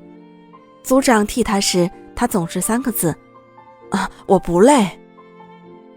一次机器检修2小时，班长召集大家临时开会，这时却不见了老王的身影。厂房里空无一人，只听见静静的厂房里冷传处传来咚咚扔东西的声音。大家走近一看，只见老王穿着雨鞋钻在又热又脏的机床下面收拾切头和废钢，满脸都是汗水和油污，他呢却根本不在意。老王默默无闻，任劳任怨地在平凡的岗位上奉献着。对于一个优秀的人来说，工作从来都是哪里需要到哪里去，对又脏又差的环境也毫无怨言。工作需要永远是激励他们发出的号角，他们也往往会受到大家的尊重。如果你想在工作中做出成绩，如果你想受到上司的提拔重用，如果你想得到大家的尊重，那么停止抱怨，立即工作，哪里需要哪里去。埋头工作一段时间，你就会感觉到，原来工作是一件如此有意义的事。人与人之间的差别，在任何地方、任何时间、任何国家、任何社会、任何年代都存在。造成这种差别的原因，并非是外在条件的不同，而是自我经营的不同。我们对于生活、工作都必须坦然接受，多努力，少埋怨，成功的愿望才能实现。欢迎您收听由喜马拉雅出品，由木冉冉为你演播的《管好情绪，你就管好了整个世界》。今天呢，跟您分享的是，别让抱怨成为习惯。琐碎的日常生活中，每天都会有很多事情发生。如果你一直沉溺在已经发生的事情中，不停地抱怨，不停地自责下去，你的心情呢，就会越来越沮丧。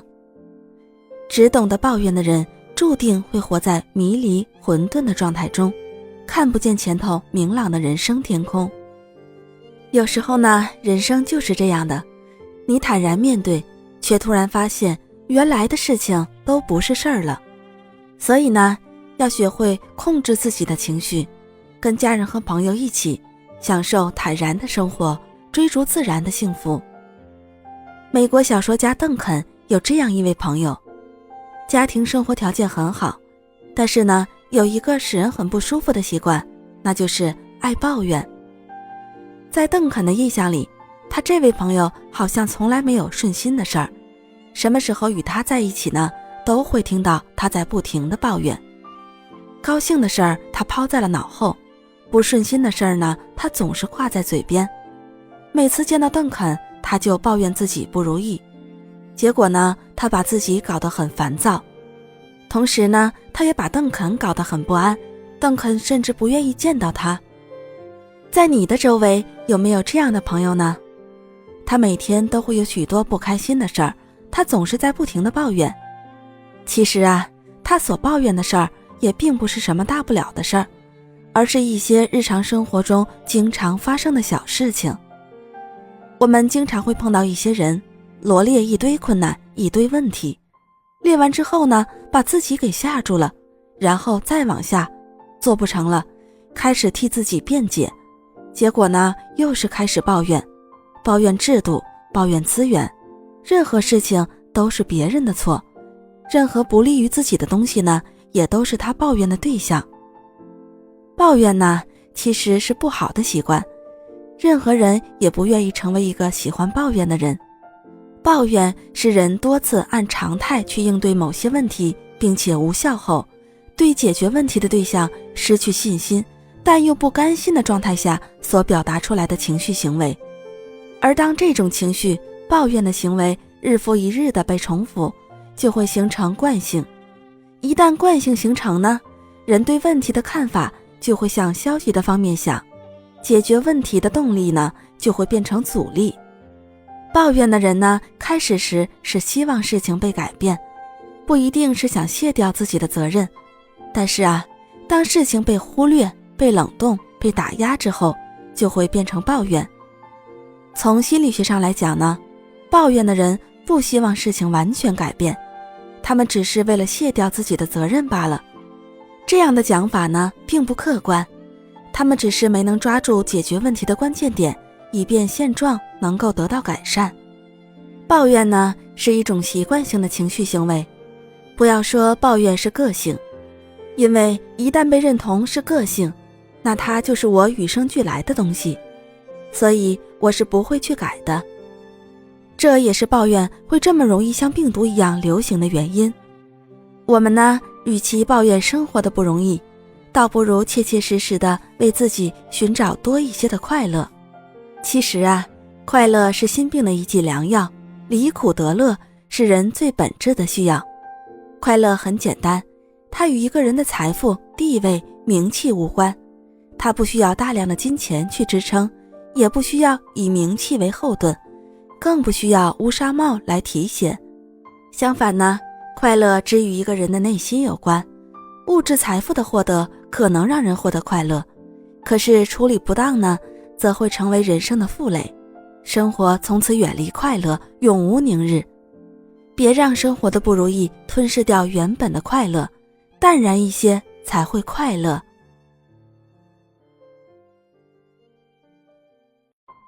欢迎您收听由喜马拉雅出品，由木冉冉为你演播的管好情绪，你就管好了整个世界。今天呢，跟您分享的是永怀希望，唤醒人生正能量。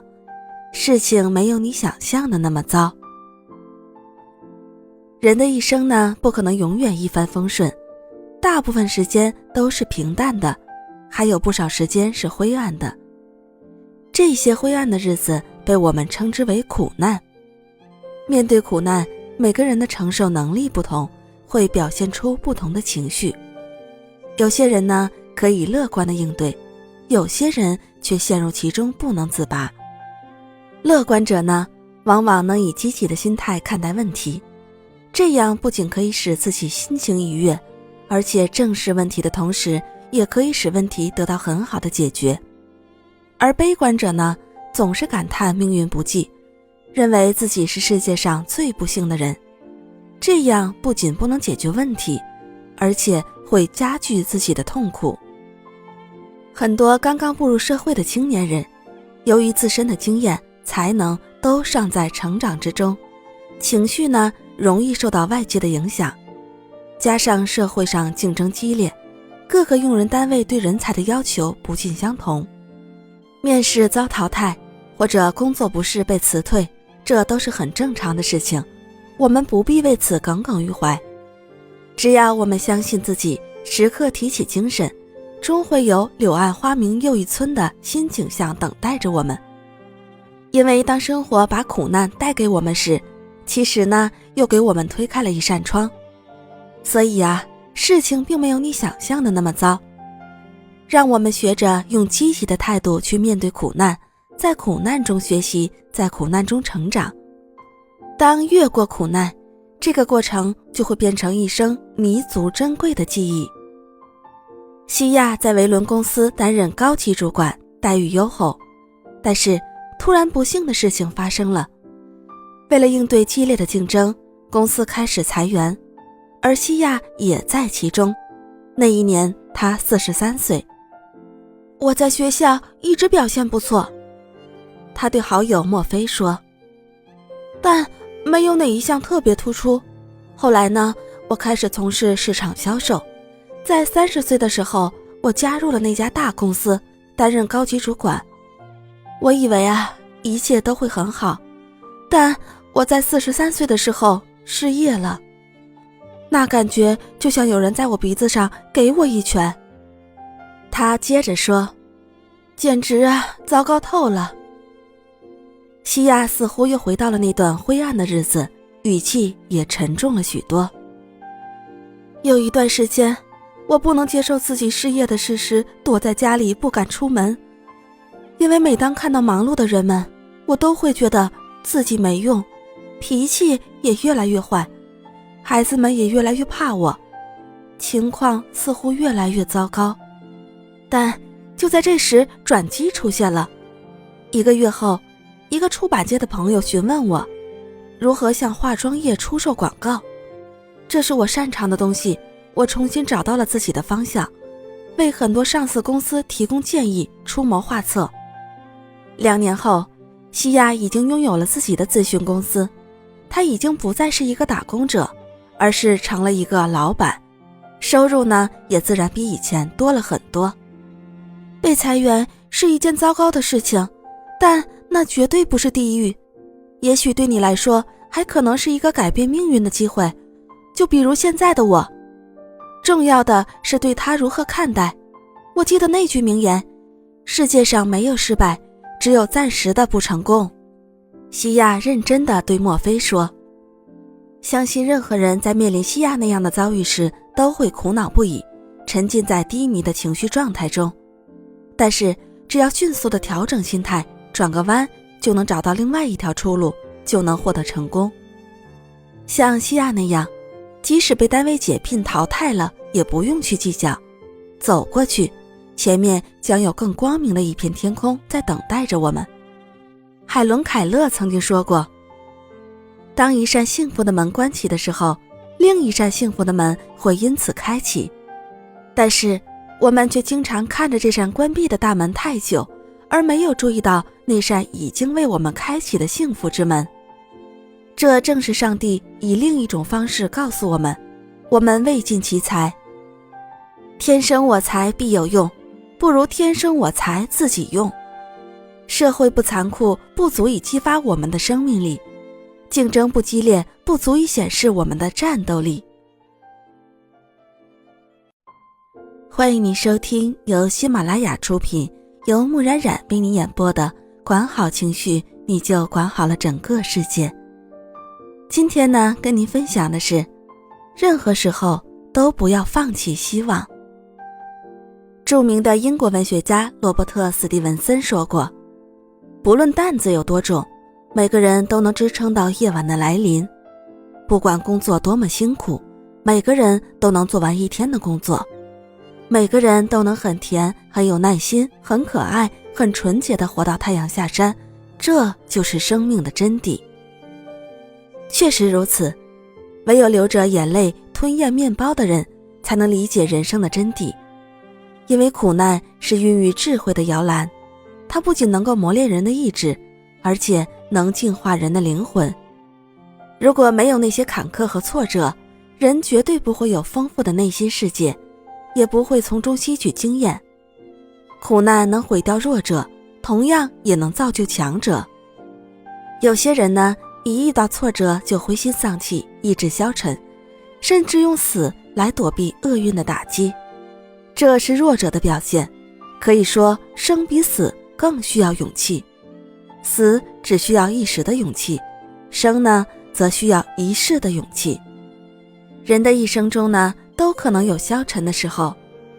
居里夫人曾2次想过自杀，奥斯特洛夫斯基也曾用手枪对准过自己的脑袋，但他们最终都以顽强的意志面对生活，并获得了巨大的成功。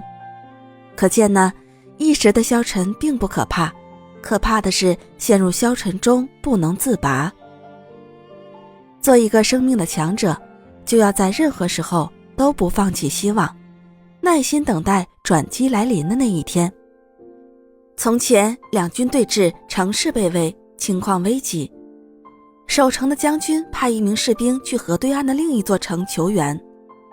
假如救兵在明天中午赶不回来，这座城市就将沦陷。整整2个时辰过去了，这名士兵才来到河边的渡口。平时渡口这里会有几只木船摆渡，但由于兵荒马乱，船夫全部避难去了。本来他可以游泳过去，但现在数9寒天，河水太冷，河面太宽，而敌人的追兵随时可能出现。他的头发都快愁白了。假如过不了河，不仅自己会成为俘虏，整个城市也会落在敌人的手里。万般无奈，他只得在河边静静地等待。这是一生中最难熬的一夜，他觉得自己都快要冻死了。他感到四面楚歌，走投无路了。自己不是冻死就是饿死，要么就是落在敌人的手里被杀死。更糟糕的是，到了夜里刮起了北风，后来又下起了鹅毛大雪。他冻得瑟缩成一团，甚至连抱怨命运的力气都没有了。此时他的心里只有一个念头：活下来。他暗暗祈求，上天哪，求你再让我活1分钟，求你再让我活1分钟。也许他的祈求真的感动了上天。当他气息奄奄的时候，他看到东方渐渐发亮。等天亮时，他惊奇地发现，那条阻碍他前进的大河上面已经结了一层冰壳。他在河上面试着走了几步，发现冰冻得非常结实，他完全可以从上面走过去。他欣喜若狂，从冰面上轻松地走过了河面。因为没有放弃希望，所以这名士兵等到了转机，从而给自己等来了重生的机会。可见世事没有绝路，只要我们不放弃希望，即使是再危难的处境，也可能绝处逢生。也只有坚持不放弃的人，才能够走向最终的胜利。事实上呢，处在绝望境地的拼搏，最能激发人身体里的潜在力量。每个人都是凤凰，但是只有经过命运烈火的煎熬和痛苦的考验，才能浴火重生，并在重生中得以升华。只有心中充满了胜利的希望，才不会被任何艰难困苦所打倒。欢迎您收听由喜马拉雅出品，由木冉冉为你演播的管好情绪，你就管好了整个世界。今天呢，跟你分享的是，别让精神先于躯体垮下。当我们面对挫折和困难时，逃避和情绪消沉是解决不了问题的，唯有以积极的心态去迎接，问题才有可能最终被解决。积极乐观的人呢，每天都拥有一个全新的太阳，奋发向上，并能从生活中不断地汲取前进的动力。当我们处于困境中时，只要我们保持昂扬的精神，奋力拼搏，终将迎来阳光明媚的春天。遗憾的是呢，很多时候我们的精神先于躯体垮下去了。人在任何时候都不应该放弃信念和希望，信念和希望是生命的维系，只要一息尚存，就要追求，就要奋斗。其实呢，大自然始终在启迪着人们，在春花秋叶舞蹈般潇洒的飘落里，蕴含着信念和希望。巨大岩石的缝隙中钻出的小草，昭示着信念和希望。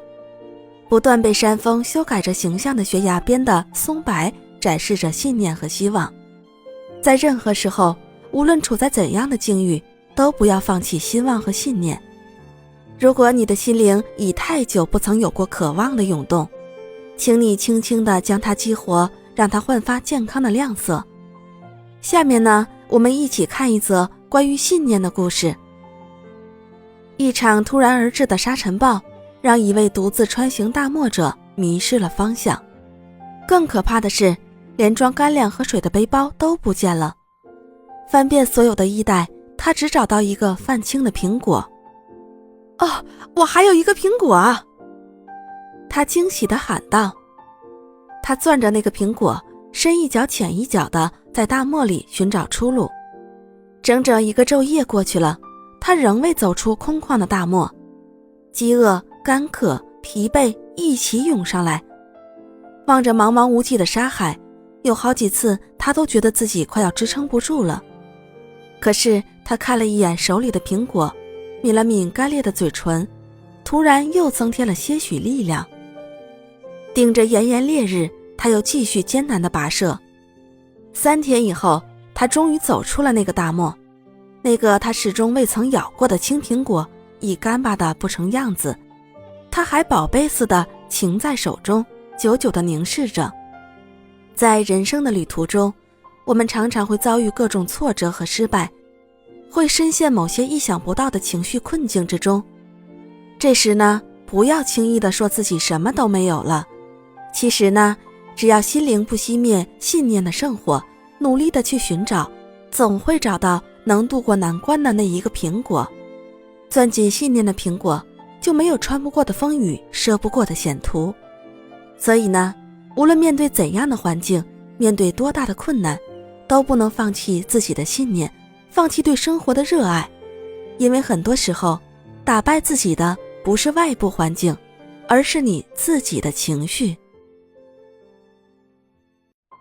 欢迎您收听由喜马拉雅出品，由木冉冉为你演播的管好情绪，你就管好了整个世界。今天呢，跟您分享的是常怀感恩，有一种幸福叫感恩。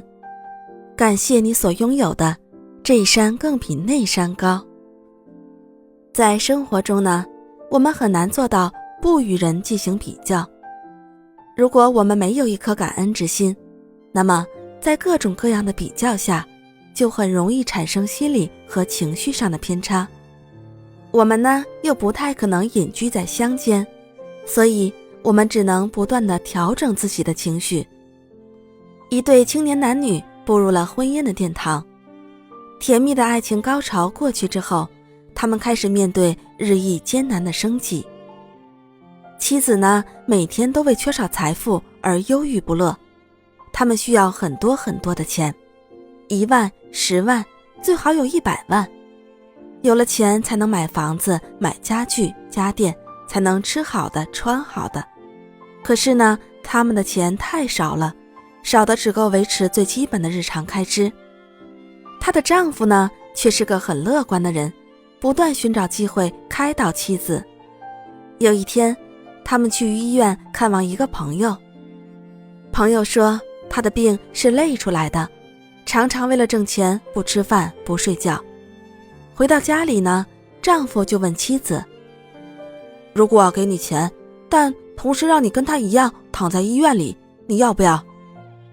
妻子想了想说，不要。过了几天，他们去郊外散步，他们经过的路边有一栋漂亮的别墅，从别墅里走出来一对白发苍苍的老者。丈夫又问妻子，假如现在就让你住上这样的别墅，同时呢变得和他们一样老，你愿意不愿意？妻子不加思索地回答，我才不愿意呢。他们所在的城市破获了一起重大团伙抢劫案，这个团伙的主犯抢劫现钞超过100万，被法院判处死刑。罪犯押赴刑场的那一天，丈夫对妻子说，假如给你100万，让你马上去死，你干不干？妻子生气了，你胡说什么呀？给我一座金山我也不干呢。丈夫笑了，呵呵，这就对了。你看，我们原来是这么富有，我们拥有生命，拥有青春和健康，这些财富啊，已经超过了100万。我们还有靠劳动创造财富的双手，你还愁什么呢？妻子把丈夫的话细细地咀嚼品味了一番，从此变得快乐起来。像那位丈夫一样，看着自己拥有的，自己原来已经很富有。那些总认为自己一无所有的人，他们的心灵的空间挤满了太多的负累，从而呢，无法欣赏自己真正拥有的东西。我们要接受自己生活中的不完美的地方，用和自己赛跑，不要和别人做比较的生活态度来面对生活。如果我们愿意放下身价，欣赏别人表现杰出的地方，从对方的表现看出成功的端倪，收获最多的其实还是自己。不要与别人比华丽的服装，而忽视了自己真正需要提升的东西。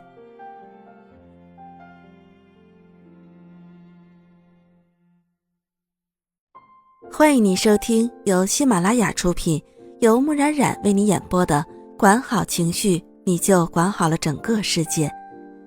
今天呢，跟您分享的是，感谢磨难，它们让你更加坚强。在人生的岔道口，若你选择了一条平坦的大道，你可能会有一个舒适而享乐的青春，但你失去了一个很好的历练机会。若你选择了坎坷的小路，你的青春也许会充满痛苦，但人生的真谛也许就此被你领悟。人生呢，其实没有弯路，每一步都是必须的。所谓失败、挫折并不可怕，正是他们教会我们如何寻找经验与教训。如果一路都是坦途，那只能像渔夫的儿子那样沦为平庸。有个渔夫有着一流的捕鱼技术，被人们尊称为渔王。依靠捕鱼所赚的钱，渔王积累了一大笔财富。然而年老的渔王一点也不快活，因为他3个儿子的捕鱼技术都极为平庸。于是呢，他经常向智者倾诉心中的苦恼。我真是不明白，我捕鱼的技术这么好，我的儿子们为什么这么差呀？我呢，从他们懂事起，就传授捕鱼技术给他们，从最基本的东西教起，告诉他们怎样织网最容易捕捉到鱼，怎样划船最不会惊动鱼，怎样下网呢最容易请鱼入瓮。他们长大了，我又教他们怎样识潮汐、辨鱼汛等等。凡是我多年辛辛苦苦总结出来的经验，我都毫无保留地传授给他们。可是呢，他们的捕鱼技术竟然赶不上技术比我差的其他渔民的儿子。智者听了他的诉说后问：你一直手把手地教他们吗？是的，为了让他们学会一流的捕鱼技术，我教得很仔细，很耐心。那他们一直跟随着你吗？是的，为了让他们少走弯路啊，我一直让他们跟着我学。智者说：那这样说来，你的错误就很明显了。你只是传授给了他们技术，却没有传授给他们教训。对于才能来说呢，没有教训与没有经验一样，都不能使人成大器。正如智者所说，教训有时候比经验更有价值。没有经历过风霜雨雪的花朵，无论如何也结不出丰硕的果实。问世的花朵注定是要失败。或许我们习惯羡慕他人的成功，但是别忘了，正所谓台上10分钟，台下10年功。在他们光荣的背后，一定有汗水与泪水共同浇筑的艰辛。很多事情呢，当我们回过头来再去看的时候，就会发现，经历磨难以后，生命的花朵反而更娇艳动人。只有经历折磨，才能够历练出成熟与美丽，抹平岁月给予我们的皱纹，让心保持年轻和平静，让我们得到成长。所以呢，每一个勇于追求幸福的人，每一个有乐观豁达心态的人，都会感谢磨难的到来。唯有以这种态度面对人生，我们的生活才会洋溢着更多的欢乐和幸福，世界在我们的眼里才会更加的美丽动人。对于生活中的各种折磨，我们应时时心存感激，只有这样，我们才会常常有一种幸福的感觉，纷繁复杂的世界才会变得鲜活、温馨和动人。一朵美丽的花，如果你不能以一种美好的心情去欣赏它，它在你的心中和眼里永远也不会娇艳妩媚，正如你的心情一般灰暗和没有生机。只有心存感激，我们才会把折磨放在背后，珍视他人的爱心，才会享受生活的美好，才会发现世界原本有太多的温情。对折磨心存感激是一种人格的升华，是一种美好的人性。只有对折磨心存感激，我们才会热爱生活，珍视生命，以平和的心态去努力的工作与学习，使自己成为一个有益于社会的人。对折磨心存感激，我们的生活就会洋溢着更多的欢乐和阳光，世界在我们的眼里就会更加的美丽动人。面对人生中各种各样不顺心的事儿，你要保持感谢的态度，因为唯有折磨才能使你不断的成长。法国启蒙思想家伏尔泰说，人生布满了荆棘，我们晓得的唯一办法是从那些荆棘上面迅速踏过。人生路是不平坦的，但同时也说明生命需要磨练。碎石受到的打击越厉害，发出的光就越灿烂。正是这种敲打，才使碎石发出光来。因此呢，碎石需要感谢那些敲打。人也一样，感谢折磨你的人，你就是在感恩命运。欢迎您收听由喜马拉雅出品，由木冉冉为你演播的管好情绪，你就管好了整个世界。今天呢，跟您分享的是，感谢对手，是他们激发了你的潜能。许多人呢，都是对手为眼中钉，肉中刺，欲除之而后快。其实如果没有对手，或许我们就会走向堕落，走向灭亡。人要对对手心存感激，而不应对对手怀有嫉妒之心，这样呢，才能提高自己，化不利为有利。有意义的生命才会精彩，精彩的生命才会有意义。快出发，寻找你的对手，让你的生命折射出迷人永恒的光彩。1996年世界爱鸟日这一天，芬兰维多利亚国家公园应广大市民的要求，放飞了一只在笼子里关了4年的秃鹰。事过3日，当那些爱鸟者还在为自己的善举津津乐道时，一位游客在距公园不远处的一片小树林里发现了这只秃鹰的尸体。解剖发现，秃鹰死于饥饿。秃鹰呢，本来是一种十分凶悍的鸟，甚至可以与美洲豹争势。然而它由于在笼子里关得太久，远离天敌，结果呢，失去了生存的能力。还有一个类似的故事，一位动物学家在考察生活于非洲奥兰恰河两岸的动物时，注意到河东岸和河西岸的羚羊大不一样，前者繁殖能力比后者强，而且奔跑的速度每分钟要快13米。他感到十分的奇怪，既然环境和食物都相同，何以差别如此之大呢？为了解开其中之谜，动物学家和当地动物保护协会进行了一项实验，在两岸分别捉了10只羚羊送到对岸生活，结果送到西岸的羚羊发展到14只，而送到东岸的羚羊只剩下了3只，另外7只被狼吃掉了。谜底终于被揭开，原来东岸的羚羊之所以身体强壮，是因为它们附近居住着一个狼群，这使羚羊天天处在一个竞争氛围中，为了生存下去，它们变得越来越有战斗力。而西岸的羚羊长得弱不禁风，恰恰就是因为缺少天敌，没有生存压力。上述现象对我们无不启迪，生活中出现一个对手，一些压力或一些磨难，的确呢，并不是坏事。俗语棒并生珠则更说明此问题。一粒沙子嵌入蚌的体内后，它将分泌出一种物质来疗伤，时间长了便会逐渐形成一颗晶莹的珍珠。生活中呢，有各种各样的笼子，不少人的处境和那只笼子里的秃鹰相似。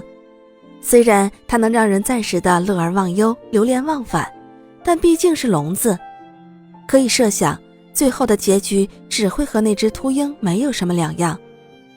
人一定要寻得对手，知音难寻，对手更难求。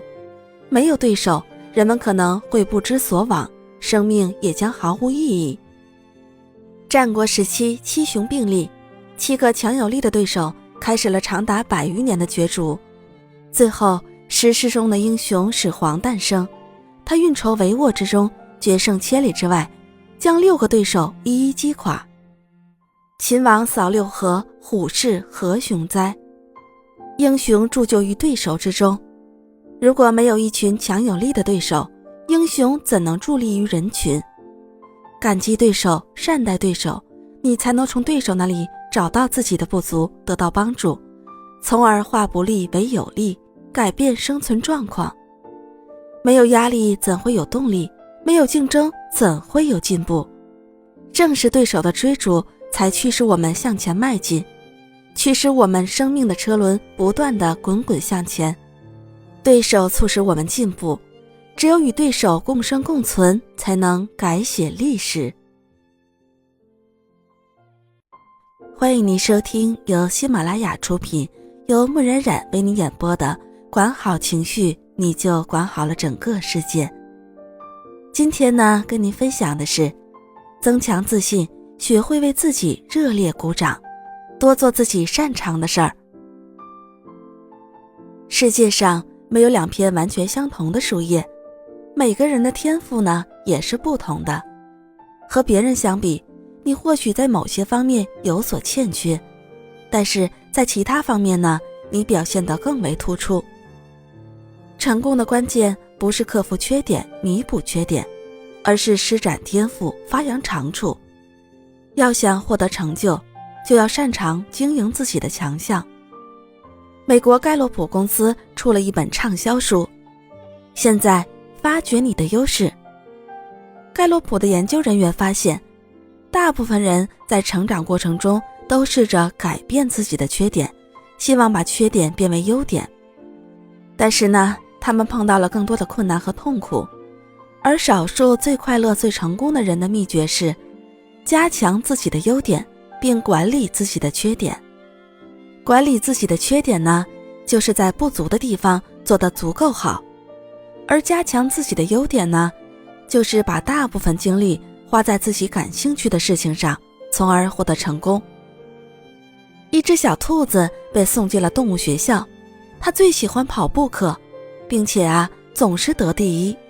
它最不喜欢的呢是游泳课，一上游泳课它就非常的痛苦。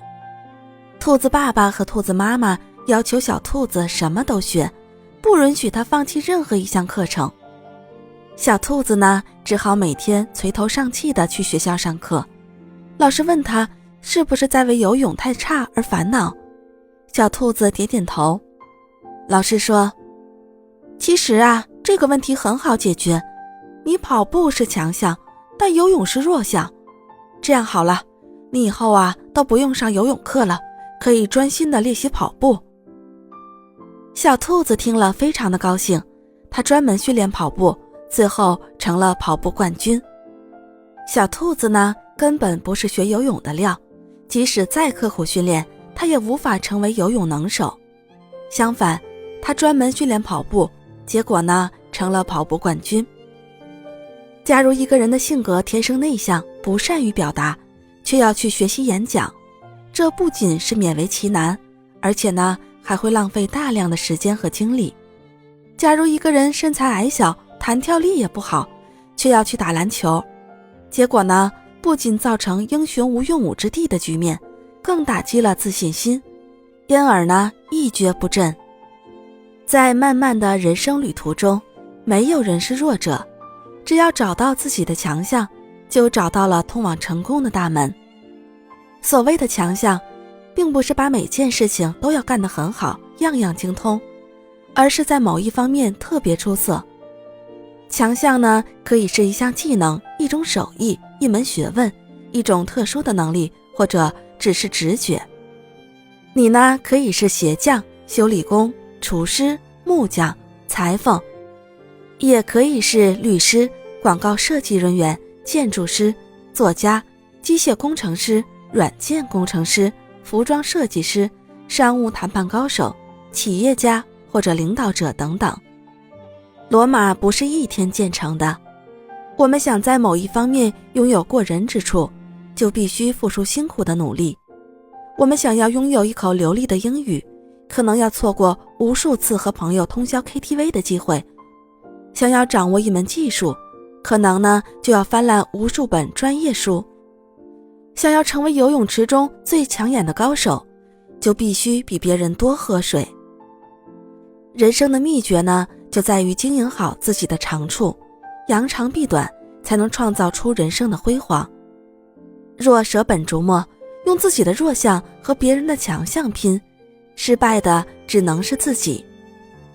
从这个角度来说，千万别轻视了自己的一技之长，尽管呢，它可能并不高雅，却可能是你终生依赖的财富。每个人都不是弱者，每个人都有实现自己梦想的可能。只要我们找准自己的最佳位置，努力经营自己的强项，并将这个专长发挥到极致，我们一定能成为某一领域的王者。欢迎您收听由喜马拉雅出品，由木冉冉为你演播的管好情绪，你就管好了整个世界。今天呢，跟你分享的是像英雄一样昂首挺胸。自信是一种心境，自信的人不会在压力面前放弃自我。生活中呢，自卑常常在不经意间闯进我们的内心世界，控制着我们的生活。在我们有所决定、有所取舍的时候，自卑向我们勒索着勇气与胆略。当我们碰到困难的时候，自卑会站在我们的背后，大声地吓唬我们。当我们要大踏步地向前迈进的时候，自卑会拉住我们的衣袖，告诉我们前面危机重重，仅凭一己之力根本无法应对。自卑就像蛀虫一样啃噬着我们的人格，它是我们走向成功的绊脚石，它是快乐生活的拦路虎。所以呢，我们不能一直地活在自卑的阴影中，恢复你的自信，你也可以像世界名模一样昂首挺胸。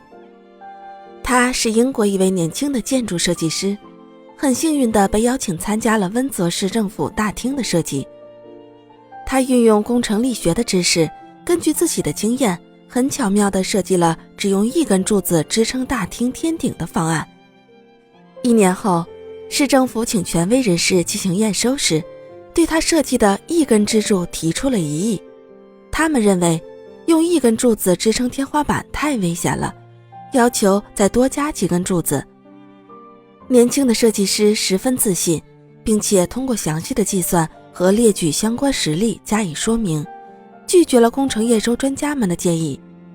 他说，只要用一根柱子就足以保证大厅的稳固了。他的固执惹怒了市政官员，年轻的设计师险些因此被送上法庭。在万不得已的情况下，他只好在大厅四周增加了4根柱子。不过这4根柱子全部都没有接触天花板，其间隔了无法察觉的2毫米。时光如梭，岁月更迭，一晃就是300年。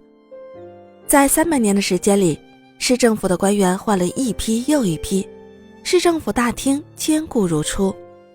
直到20世纪后期，市政府准备修缮大厅的天顶时，才发现了这个秘密。消息传出，世界各国的建筑师和游客慕名而来，观赏这几根神奇的柱子，并把这个市政府大厅称作嘲笑无知的建筑。最为人们称奇的是，这位建筑师当年刻在中央圆柱顶端的一行字：自信和真理需要一根支柱。这位年轻的设计师就是克里斯托·莱伊恩，一个很陌生的名字。今天呢，能够找到有关他的资料实在是微乎其微，但在仅存的一点资料中，记录了他当时说过的一句话：我很自信，至少100年后，当你们面对这根柱子时，只能哑口无言，甚至瞠目结舌。我要说明的是，你们看到的不是什么奇迹，而是我对自信的一点坚持。一味地轻视自己，不敢相信自己的想法和决策的情绪，一旦占据心头，就会腐蚀一个人的斗志。犹豫、忧虑、烦恼、焦虑也便纷至沓来。我们每个人存在于这个世上，基本都是有价值的个体。如果将别人的价值观生硬地贴在自己身上，那么自己也就不能再真实可爱了。反而呢，会因为我们达不到别人的高度而产生自卑情绪。每个人都是自己舞台上的明星，不用别人给你灯光，自信的力量可以让你光彩四射。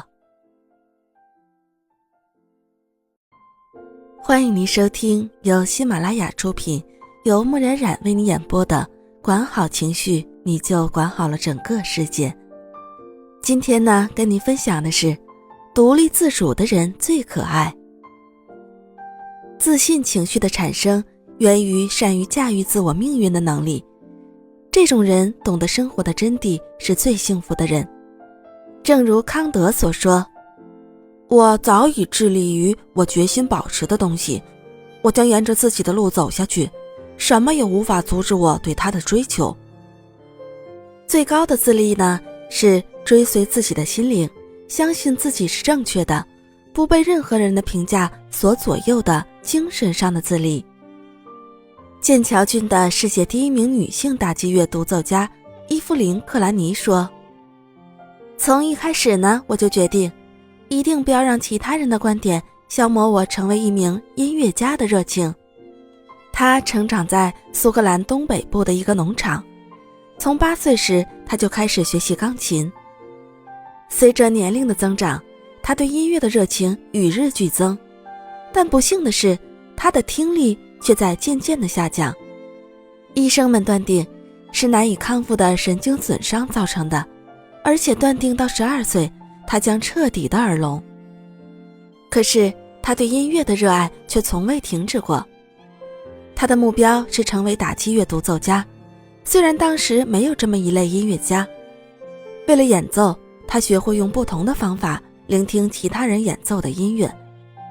他只穿着长袜演奏，这样他就能通过他的身体和想象感觉到每个音符的震动。他几乎用他所有的感官来感受着他整个声音世界。他决心成为一名音乐家，于是呢，他向伦敦著名的皇家音乐学院提出了申请。因为以前从来没有一个耳聋学生提出过申请，所以一些老师反对接收他入学。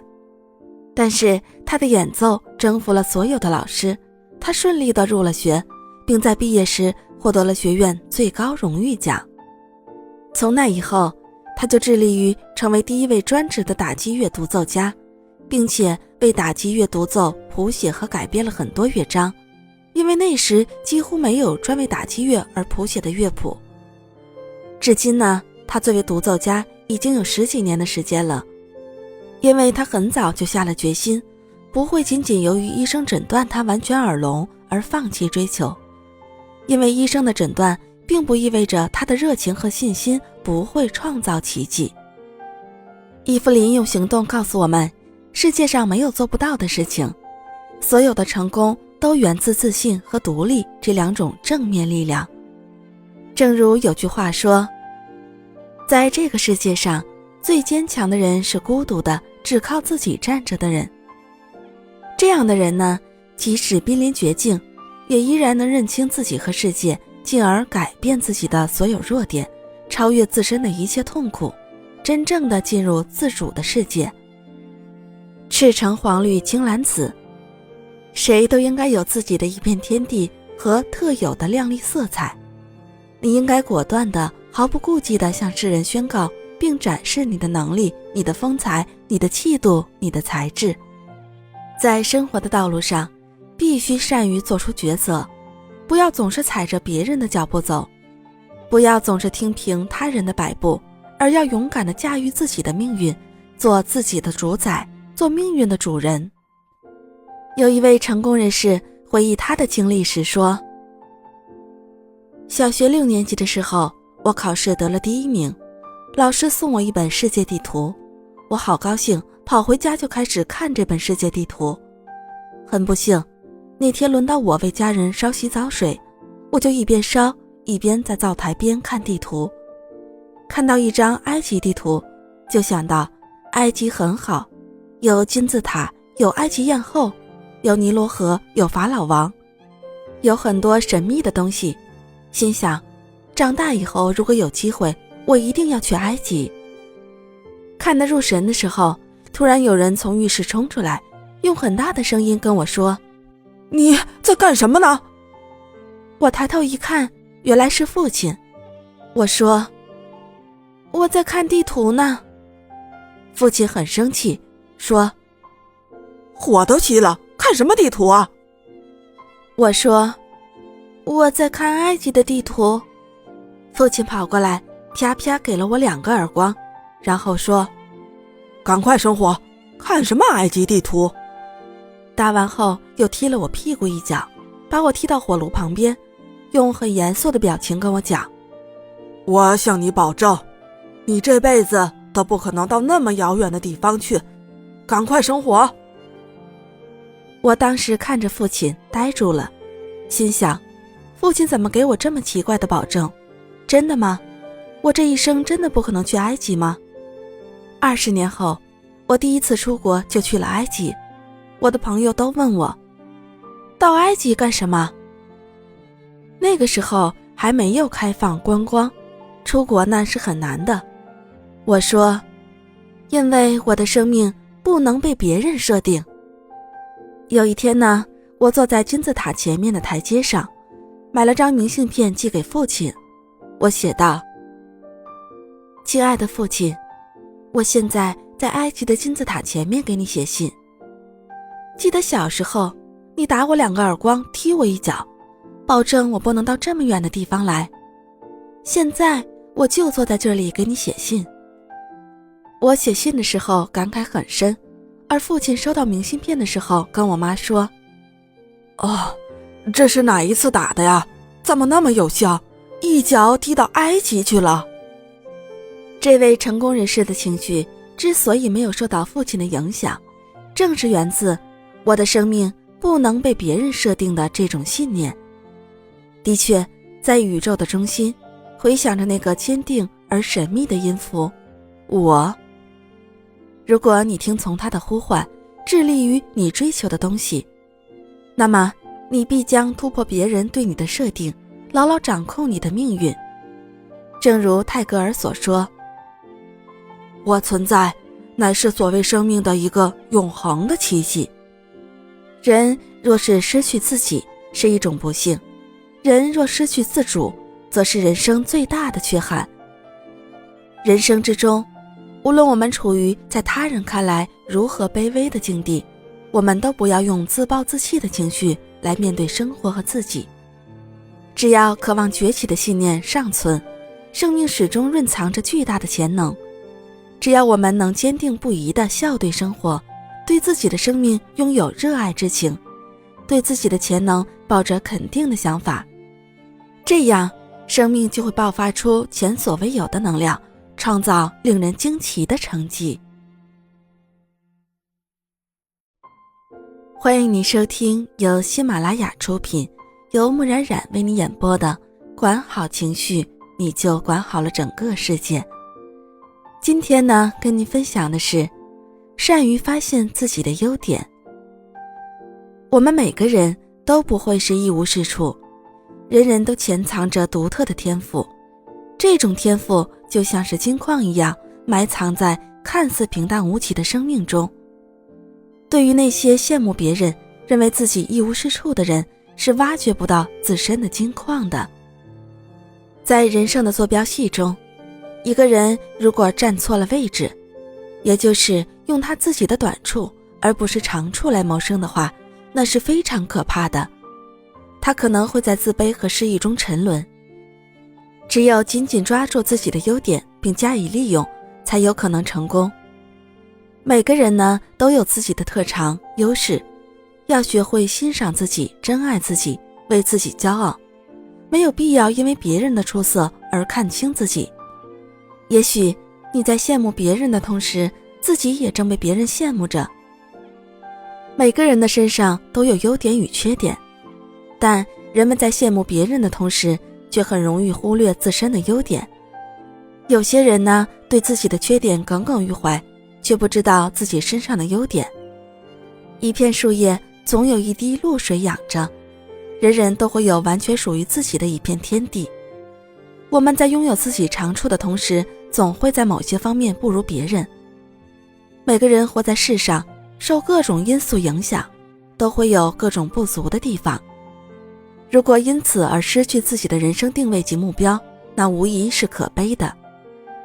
有一个叫艾丽莎的美丽女孩，她总是觉得自己没人喜欢，总是担心自己嫁不出去。一个周末的上午，这位痛苦的女孩去找一位有名的心理学家。心理学家请艾丽莎坐下，跟她谈话。最后他对艾丽莎说：艾丽莎，我会有办法的，但你得按照我说的去做。他要艾丽莎去买一套新衣服，再去修整一下自己的头发。他要艾丽莎打扮得漂漂亮亮的，告诉她星期一他家有个晚会，他要请她来参加，并按照他的嘱咐来办。星期一这一天，艾丽莎衣衫合适，发饰得体地来到晚会上。她按照心理学家的吩咐尽职尽责，一会儿和客人打招呼，一会儿帮家人端饮料。她在客人间穿梭不停，来回奔走，始终在帮别人，完全忘记了自己。她眼神活泼，笑容可掬，成了晚会上的一道彩虹。晚会结束后，有3位男士自告奋勇要送她回家。在随后的日子里，这3位男士热烈地追求着艾丽莎，他选中了其中的一位，让她给自己戴上了订婚戒指。不久，在婚礼上，有人对这位心理学家说：你创造了奇迹。不，心理学家说，是他自己为自己创造了奇迹。人呢，不能总想着自己，怜惜自己，而应该想着别人，体恤别人。艾丽莎呢，懂得了这个道理，所以变了。所有的女人都能拥有这个奇迹，只要你想，你就能让自己变得美丽。艾丽莎的幸福呢，是她发现了自己原来也是一朵有魅力的玫瑰。每个人身上呢，都有别人所没有的东西，都有比别人做得好的地方，这就是属于你自己的特长，这是你身上最值得肯定的地方。不要拿别人的长处来和自己的短处相比，这样会掩盖掉你身上闪光的亮点，压抑你向上发展的自信。要充分的肯定自己的长处，始终如一的肯定。自然界有一种补偿原则，当你在某方面很有优势时，肯定在另一方面有所不足，而当你在某方面拥有缺点时，可能又在另一方面拥有优点。如果你想要出类拔萃，就必须腾出时间和精力来把自己的强项磨砺得更加锋利。高情商的人在漫漫的人生旅途中能找到自己的强项与优势，同样呢，他们也就找到了通往成功的大门。那么如果你是鱼，就跳进大海，在茫茫的大海里尽情地畅游；如果你是鹰，就飞向蓝天，在广阔的天空里自由翱翔。欢迎您收听由喜马拉雅出品，由木冉冉为你演播的管好情绪，你就管好了整个世界。今天呢，跟你分享的是打造一颗超越自己的心。每天超越自己，哪怕超越一点点，你就能每天都有进步，你就能越来越接近成功。无法每天超越自己的人，通常成不了大事。只要相信自己，无论多么艰巨的任务，你必能完成。反过来说呢，如果对自己缺乏信心，即使是最简单的事儿，对你也是一座无力攀登的险峰。每个人的心中呢，都沉睡着一个巨人，当你唤醒了他，他就能助你完成自己的人生理想，成为了不起的人物。很遗憾呢，大部分人还没有唤醒心中的巨人，就已经离开了人世，这是一个巨大的悲哀。那什么样的人生才是唤醒了自己心中的巨人呢？一定要实现历史巨人那样丰功伟业，才算是不枉此生吗？也不尽然。其实啊，将自己内心的巨人唤醒，可能源于一次意外事件的刺激，也可能是长期一点一滴的改变。今天比昨天好，现在比过去好，这就是超越。1968年，在墨西哥奥运会的100米赛场上，美国选手海恩斯撞线后，激动地看着奥运会上的计时牌。当显示器打出 9.9 秒的字样时，他摊开双手，自言自语地说了一句。后来呢，有一位叫戴维的记者在回放当年的赛场实况时，再次看到海恩撞线的镜头。这是人类历史上第一次在100米赛道上突破10秒大关。看到自己破纪录的那一瞬，海恩斯一定说了一句不同凡响的话，但这一新闻点竟被现场400多名记者忽略了。因此戴维决定采访海恩斯，问问他当时到底说出了一句什么话。戴维很快找到海恩斯，问起当年的情形。海恩斯竟然毫无印象，甚至否认当时说过什么话。戴维说：“你确实说了，有录像为证啊。”我说：“上帝呀，那扇门原来是虚掩的。”谜底揭开后，戴维对海恩斯进行了深入采访。自从奥恩斯创造了 10.3 秒的成绩后，曾有一位医学家断言，人类的肌肉纤维所承载的运动极限不会超过每秒10米。海恩斯说：“30年来啊，这一说法在田径场上非常流行，我也以为这是真理。但是我想，自己至少能够跑出 10.1 秒的成绩。每天呢，我以最快的速度跑5000米。我知道100米冠军不是在100米赛道上练出来的，所以呢，我每天尽可能的跑得更快，尽可能的超越自己。当我在墨西哥奥运会上看到自己 9.9 秒的记录后，惊呆了。原来啊，10秒这个门不是紧锁的，而是虚掩的，就像终点那根横着的绳子一样。”后来呢，戴维撰写了一篇报道，填补了墨西哥奥运会上留下的一个空白。不过呢，人们认为它的意义不限于此。海恩斯的那句话为我们留下的启迪更为重要，因为只要推开那扇门，我们就超越了。海恩斯之所以取得惊人的成绩，是因为他明白，一个人只有战胜情绪问题，不断地超越自我，才能全面发展自己。只要每一天都有超越自己的地方，或者是让自己的优点更加稳固，这样的成长呢，都是值得期待、充满希望的。但是今天和昨天一个样，甚至不如昨天，这样的生活呢，会令人厌倦，感到无望至极。成功的动力呢，源于拥有一个不断超越的进取目标。人生就是一个不断超越的过程。追求超越自我的人，每一分每一秒都活得很踏实。他们呢，尽其所能的享受，关心他人，做事并付出。除了工作和赚钱以外，他们的人生还有其他的意义。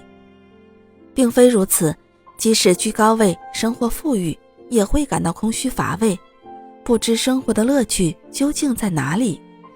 在成长的过程中呢，很多人因为遭受来自社会、家庭的议论、否定、批评和打击，奋发向上的热情呢，会慢慢的冷却，逐渐的丧失信心和勇气，对失败惶恐不安，变得懦弱、狭隘、自卑、孤僻，害怕承担责任，不思进取，不敢拼搏。事实上呢，他他们不是输给了外界的压力，而是输给了自己。很多时候呢，阻挡我们前进的不是别人，而是我们自己。欢迎您收听由喜马拉雅出品，由木然然为你演播的管好情绪，你就管好了整个世界。今天呢，跟您分享的是享受平静，改变从心开始，接受才会平静。在荷兰阿姆斯特丹有一座15世纪建造的寺院，寺院的废墟里有一个石碑，石碑上刻着既已成为事实，只能如此。天有不测风云，人有旦夕祸福。人活在世上，谁都难免会遇上几次灾难，或者某些难以改变的事情。世上有些事是可以抗拒的，有些事是无法抗拒的，如亲人亡故和各种自然灾害，既已成为事实，你只能接受它，适应它。否则呢，郁闷、悲伤、焦虑、失眠会接踵而来，最后的结局呢，是你没有改变这些事实，反而让他们改变了你。有一位老教授，他有一只祖传3代的玉镯，每天呢擦了又擦，看了又看，真是爱不释手。一天呢，玉镯不小心掉在地上摔碎了，老教授心痛万分，从此茶饭不思，人呢也变得越来越憔悴。时隔1年，他离开了人世，最后咽气时，手里还紧紧地攥着那只破碎的玉镯子。老教授由于在玉镯摔碎的刺激下，再也无法保持内心的平静，情绪日益消沉，最后竟然撒手人寰。任何人遇上灾难，情绪都会受到影响，这时呢，一定要操纵好情绪的转换器。面对无法改变的不幸或者无能为力的事，就抬起头来对天大喊，这没有什么了不起的，他不可能打败我。或者耸耸肩，默默地告诉自己，忘掉他吧，这一切都会过去。紧接着呢，就要往头脑里补充新东西，这种补充能使情绪转换器发生积极的作用。最好的办法呢，是用繁忙的工作去补充转换，也可以通过参加有兴趣的活动来抚平心灵的创伤。如果这时有新的思想和意识突发出来，那就是最佳的补充和转换。物理学家普朗克在研究量子理论的时候，妻子去世，2个女儿先后死于难产，儿子又不幸地死于战争。面对这一系列的不幸，普朗克没有过多的去埋怨，而是用废寝忘食的工作来转移自己内心巨大的悲痛。情绪的转换不但使他减少了痛苦，还促使他发现了基本量子，获得了诺贝尔物理学奖。可以肯定地说，控制好自己的情绪，才能解救自己。欢迎您收听由喜马拉雅出品，由木然然为你演播的管好情绪，你就管好了整个世界。今天呢，跟您分享的是建一道宠辱不惊的防线。人生在世，谁都会遇到许多不尽如人意的事，关键是你要以平和的心态去面对这一切。世界总是凡人的世界，生活呢更是大众的生活。我们在平和的心态中寻找一份希望，驱散心中的阴霾。平和就是对人对事有豁达的心胸，不斤斤计较生活中的得失，超脱世俗困扰，远离红尘诱惑，视功名利禄为过眼云烟，有博大的胸怀。这样的心态不是看破红尘心灰意冷，也不是与世无争冷眼旁观随波逐流，而是一种修养，一种境界。拜伦说，真正有血性的人绝不祈求别人的重视，也不怕被人忽视。爱因斯坦用支票当书签，居里夫人把诺贝尔奖牌给女儿当玩具。莫笑他们的荒唐之举，这正是他们淡泊名利的平常心的表现，是他们崇高精神的折射。他们赢得了世人的尊重和敬仰，也震撼了我们的灵魂。日本有个白隐禅师，由于他对荣辱的超然态度，受到了人们的尊重。有一对夫妇在住处附近开了一家食品店，家里呢有一个漂亮的女儿。无意间，夫妇俩发现女儿的肚子无缘无故地大起来。这种羞辱的事儿，使得他的父母震怒异常。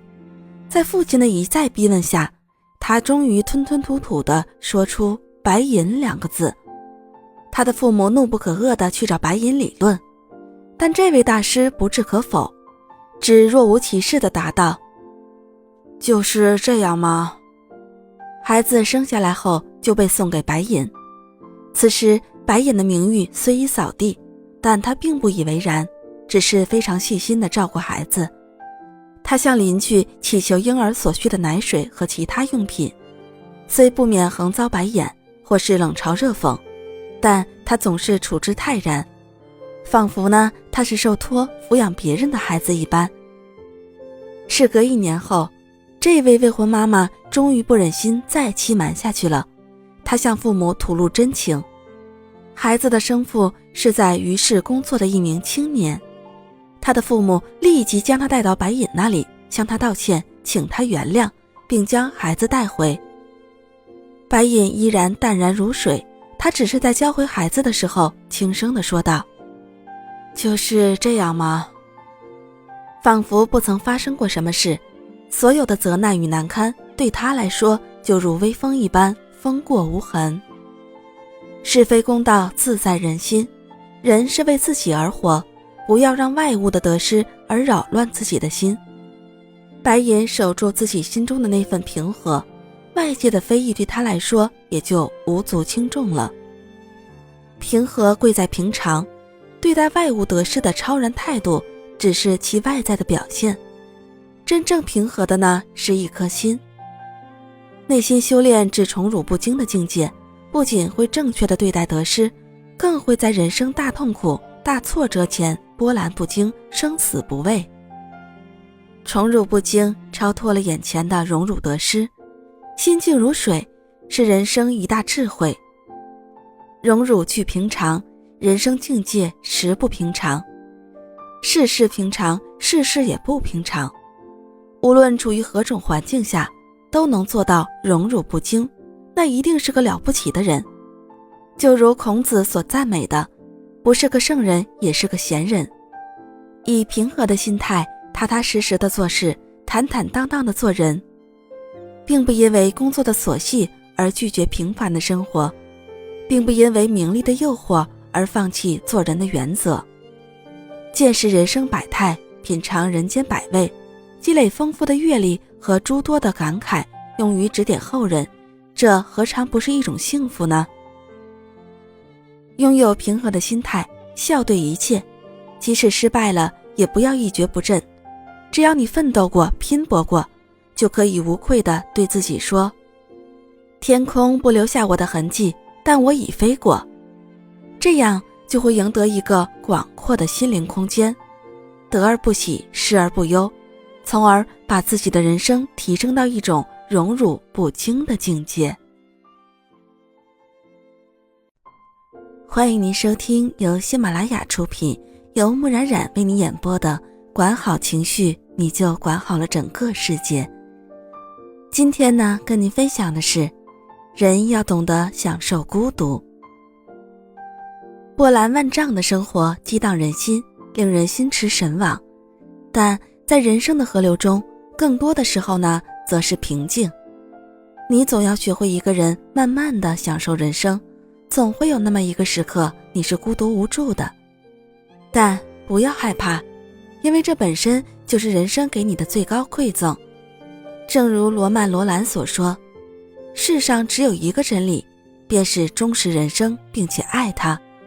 那么当孤独来临时，去体味它，享受它，在享受完夏花的绚烂之后，不妨沉下心来品读秋叶的静美。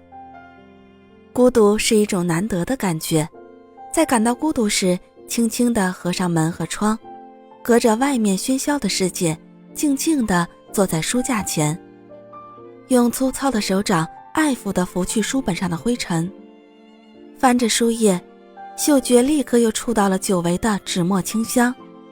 正如作家纪伯伦所说，孤独是忧愁的伴侣，也是精神活动的密友。孤独是人的一种宿命，更是精神优秀者所必然选择的一种命运。布雷斯·巴斯达曾说，所有人类的不幸都是起源于无法一个人安静地坐在房间里。许多人抱怨生活的压力太大，感到内心烦躁，不得清闲。于是呢，追求清静成了许多人的梦想，却害怕孤独。其实，孤独才是人生中的一种大境界，它是一首诗，一道风景，是那种你在桥上看风景，看风景的人在桥上看你的美丽。洗尽尘俗，褪去铅华，在这喧嚣的尘世之中，要保持心灵的清静，就必须学会享受孤独。孤独呢，就像个沉默少言的朋友，在清静淡雅的房间里陪你静坐，虽然不会给你谆谆教诲，却会引领你反思生活的本质及生命的真谛。孤独时，你可以回味一下过去的事情，以明得失，也可以计划一下未来，以未雨绸缪。你也可以静下心来读点书，让书籍来滋养一下干枯的心田，也可以和妻子一起去散散步，弥补一下失落的情感。还可以呢，和朋友们聊聊天，谈古论今，不是神仙胜似神仙。孤独实在是内心一种难得的感受，当你想要躲避它时，表示你已经深深地感受到它的存在。此时呢，不妨轻轻地关上门窗，隔去外界的喧嚣，一个人独处，细心地品味孤独的滋味。虽然它静寂无声，却可以让你更好地透视生活，在人生的大起大落面前，保持一种洞若观火的清明和远观的睿智。在人生的漫漫长路中，孤独常常不请自来地出现在我们面前。在广阔的田野上，在行人欲断魂的街头，在幽静的校园里，在深夜黑暗的房间中，你都能隐约地感受到孤独的灵魂。在现代社会中，为生存而挣扎的人，总会有一种身在异国他乡之感，冷漠陌生，好像站在森林里迟疑不定，不知走向何方，好像动物引导着自己，感到在众人中比动物中更加危险，又好像独坐在醉醺醺的世人之中，哀诉人间的不公正。总之，互相猜忌，彼此欺诈，黑暗笼罩着去路，危险隐藏在背后。这些呢，就是人生现实的写照。而保留一点孤独，则可以使你远看事物，即对事物做远景的透视。只有这样，才能达到万物合一、生命永恒的境界。在这种境界中，你可以倾诉一切，可以诚实坦诚地向万物说话，人们彼此开诚布公，开门见山，这也是一种艺术审美的境界。它能使事物美丽、诱人、令人渴慕，使人成为自己的主人，使人生获得意义和价值。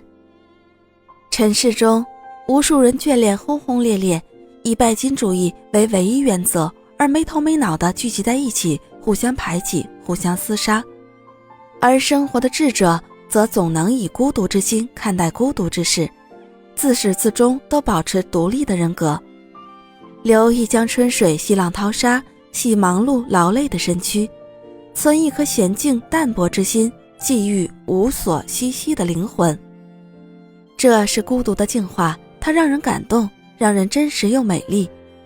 它是一种心境，氤氲出一种清幽与秀逸，营造出一种行胜独处的自得和孤高，去获得心灵的喜悦，获得理性的沉思，与潜藏灵魂深层的思想交流，找到某种攀升的信念，去换取内心的宁静与博大致远的菩提梵境。欢迎您收听由喜马拉雅出品，由木然然为你演播的管好情绪，你就管好了整个世界。今天呢，跟您分享的是不怕失去，得到不忘形。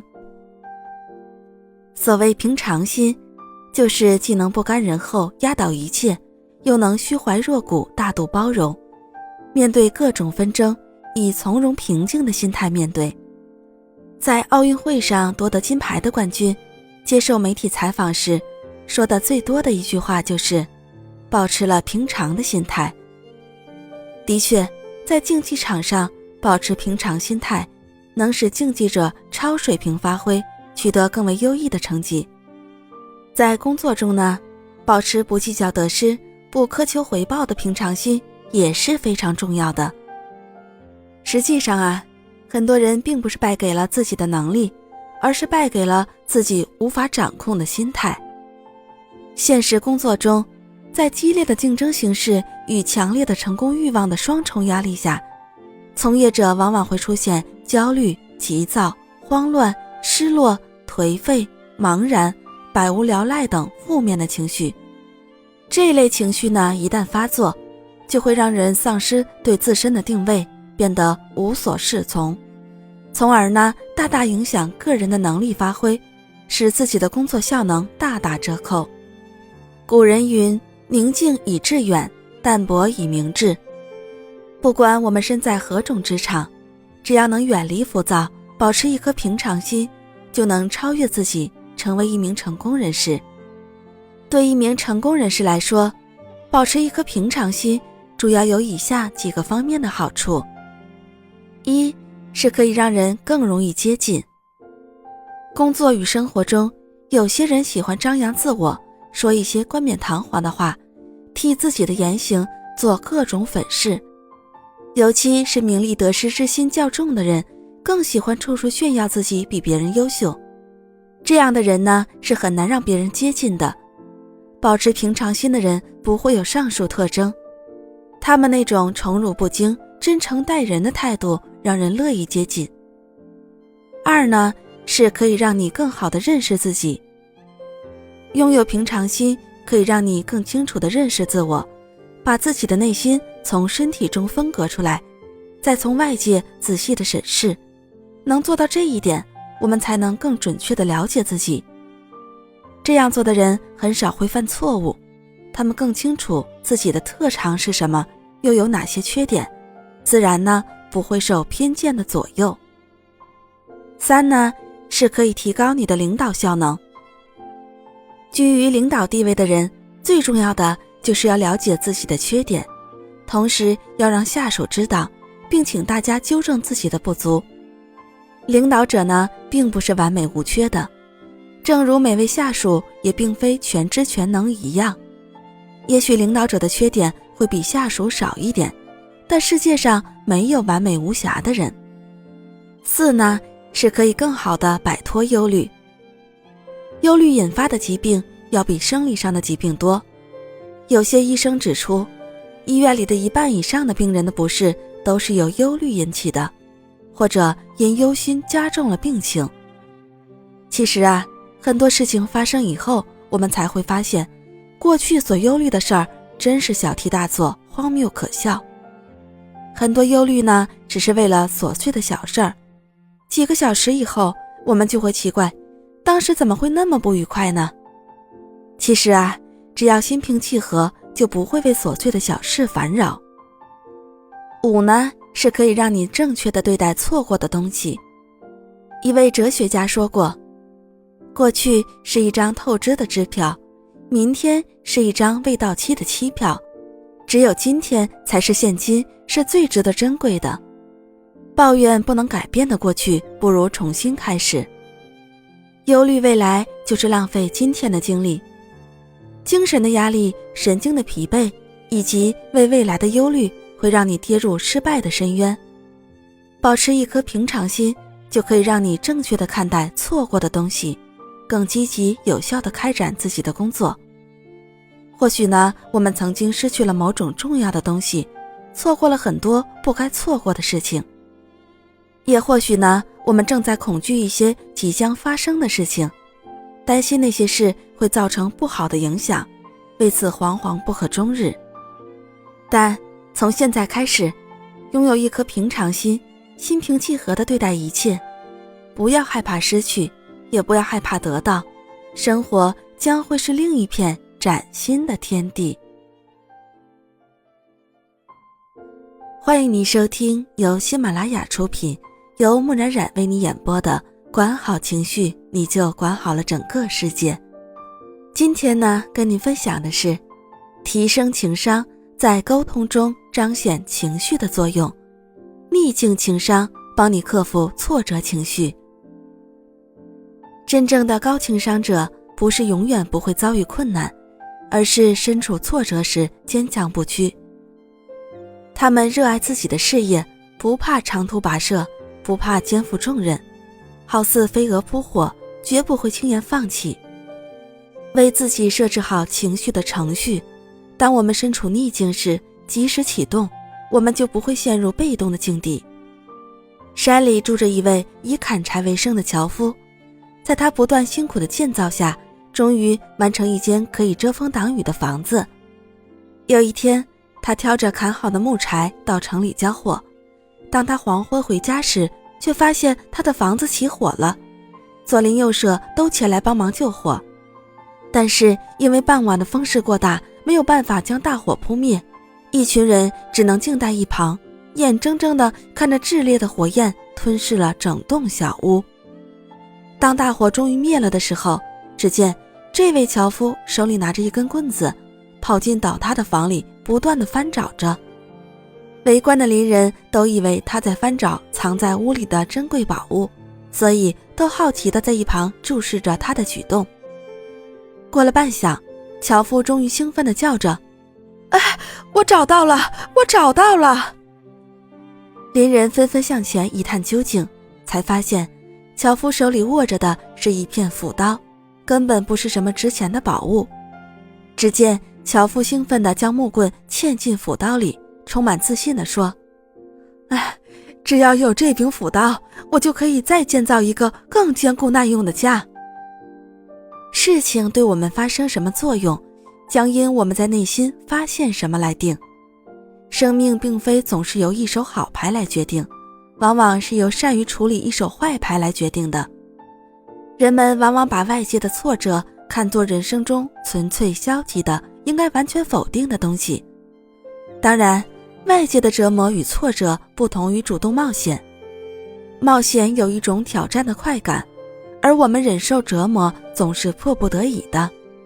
然而，对于高情商的人来说，那些挫折和横逆的折磨不但不是消极的，还是一种促进他们成长的积极因素。如果你现在还在遭受这样那样的折磨，你就该庆幸，因为命运给了你挑战自我、升华自我的机会。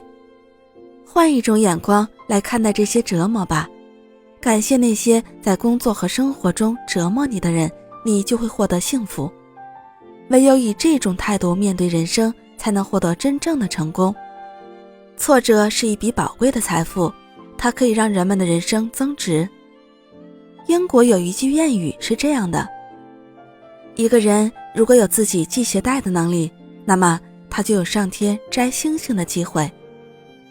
所以呢，无论我们遇到什么样的困难，都应当把它当成一笔精神财富，为自己的人生增值。坚持到底，面对困难永不气馁，这样才能为自己赢得机会。苦难不会长久，强者却可长存。卢冷曾说过，人要是惧怕痛苦，惧怕折磨，惧怕不测的事情，那么他的人生就只剩下逃避二字。生活中不如意的事情有很多，俗话说，不如意事常有八九。我们一生很少有一帆风顺的，人生际遇不是个人能力所能左右的，唯一能使我们迎接挫折而不被其击倒的办法，就是调动好我们的好情绪，去正视它，接受它。史铁生说，对困境先要对它说是，接纳它，然后试着跟它周旋，输了也是赢。情绪呢也是如此，勇于向自己的坏情绪宣战，你就已经迈出了成功的第一步。欢迎您收听由喜马拉雅出品，由木冉冉为你演播的管好情绪，你就管好了整个世界。今天呢，跟您分享的是克服社交情绪恐惧症。社交恐惧情绪是恐惧情绪中最常见的一种，也是诱发社交恐惧症的主要因素。社交恐惧症呢，是一种对任何社交活动或公开场合感到强烈恐惧或忧虑的精神疾病。有些患者对参加聚会、打电话、到商店购物或者询问权威人士都感到困难。在心理学上被诊断为社交焦虑失协症，是焦虑症的一种。社交恐惧症是非常痛苦，严重影响患者生活工作的一种心理障碍。一般人能够轻而易举办到的事儿，社交恐惧症患者却望而生畏。患者可能会认为自己是个乏味的人，并认为别人也会那样想。于是呢，患者就变得过于敏感，更不愿意打搅别人。而这样做会使得患者感到更加焦虑和抑郁，从而使得社交恐惧症的症状进一步恶化。许多患者改变他们的生活来适应自己的症状，他们不得不错过许多有意义的活动，他们不能去逛商场买东西，不能建立正常的两性关系，不能带孩子去公园玩，甚至为了避免和人打交道，他们不得不放弃很好的工作机会。形成社交恐惧症的因素有4个方面。第一是心理原因，社交恐惧症患者一般自尊心较强，害怕被别人拒绝，或者对自己的外貌没有信心。第二是家庭原因，从小性格受到压抑，或者是父母没有教会他们社交的技能，又或者是家庭搬迁过于频繁。第三是社会原因，本身所处的社会环境较为恶劣，与人交往时受到的挫折较多。第四呢是思维方式，性格呢其实就是人自身思维方式的一种外在体现，不正确的思维方式造就了社交恐惧症。人是社会动物，需要开放、诚实、有支持力的人际关系，这样呢才能活得健康而快乐。在社会这个大家庭中，我们需要体验的不只是联系，更需要进一步的与他人互相沟通感情。要想在社会中占有一席之地，我们就需要一个能让我们自由完整的表达和确认感觉的人际关系。然而呢，不确定的人际关系会妨碍这种人际关系的建造，它让我们在与其他人联系时，就是创造不出深交所需的亲密感。因此我们要把影响我们正常社交的坏情绪揪出来，静下心来做一番深刻的分析，找出问题的症结，然后再疏导不良情绪，不要让它不合时宜地出现在公共场合，影响我们的社交心境。克服社交恐惧情绪的方法呢有很多，在这里教给大家一个简单又易操作的小妙招：微笑。是的，微笑，先从微笑开始。真诚的微笑是社交的通行证，它向对方表达自己没有敌意，并可进一步表示欢迎和友善。因此呢，微笑如春风，使人感到温暖、亲切和愉快，它能给谈话带来融洽平和的气氛。欢迎您收听由喜马拉雅出品，由木冉冉为你演播的管好情绪，你就管好了整个世界。今天呢，跟您分享的是理解他人的情绪。人的一生中有许许多多无可奈何、身不由己的事情，就好比一碗满满的水一样，稍不留神就会溢出来。所以呢，有些事情难免会影响自己的情绪。当然，人的忍耐是有一定限度的，在一时的气氛之下，很难控制自己的情绪。我们呢都知道，当我们的情绪不受控时，会引发许多不好的反应，而且呢还会弄僵原本平和的气氛，让无辜的人也受到波及。一位哲学家曾这样说过一句话：体谅好比是一种心理解脱，体谅别人的同时，也使自己得到解脱。其实啊，人人都是一样的，人同此心，心同此理。当他人发脾气、抱怨、疑惑、愤怒的时候，我们也要尊重他们的情绪，并对此加以体谅。体谅是一种最有效的心理良药，能使人摆脱不良心境的困惑。所以呢，当工作中遇到不顺心的事儿，在没有了解事情原委之前，不要随便的指责他人。下面我们先来看看，对待他人的消极情绪，人们通常采取的方式。我们分成两组， A 组呢是消极的抚慰方式， B 组是积极的抚慰方式。看一下你是哪一种，是不是做到了理解他人的情绪。我们先看 A 组，交换型。一个小朋友因为丢失了心爱的铅笔刀而伤心，这时呢，他的妈妈说：宝贝，妈妈再给你买一个玩具，但你要保证不哭了，我们才给你买。在我们的身边呢，经常可以看到这样的情况。当一个人因为某些事情而伤心难过时，他身边的朋友总会说：你不要再难过了，我们去散散步，兜兜风吧。面对别人的悲伤，我们总会让他去做一些别的事来转移注意力。惩罚型。很多人呢，在面对别人的悲伤、害怕、生气和愤怒等情绪时，在劝说无效的情况下，往往就会采用批评、指责或训斥的方式来对待他。尤其是家长对孩子、领导对下属，最常采用这种方法。冷漠型。面对一个人出现一些自己承受不了的情绪时，他的亲人或朋友往往会采取逃走或者忽略的态度。很多家长当自己的孩子有情绪时，他们要么走开，要么置之不理，任孩子承受情绪的煎熬。说教型。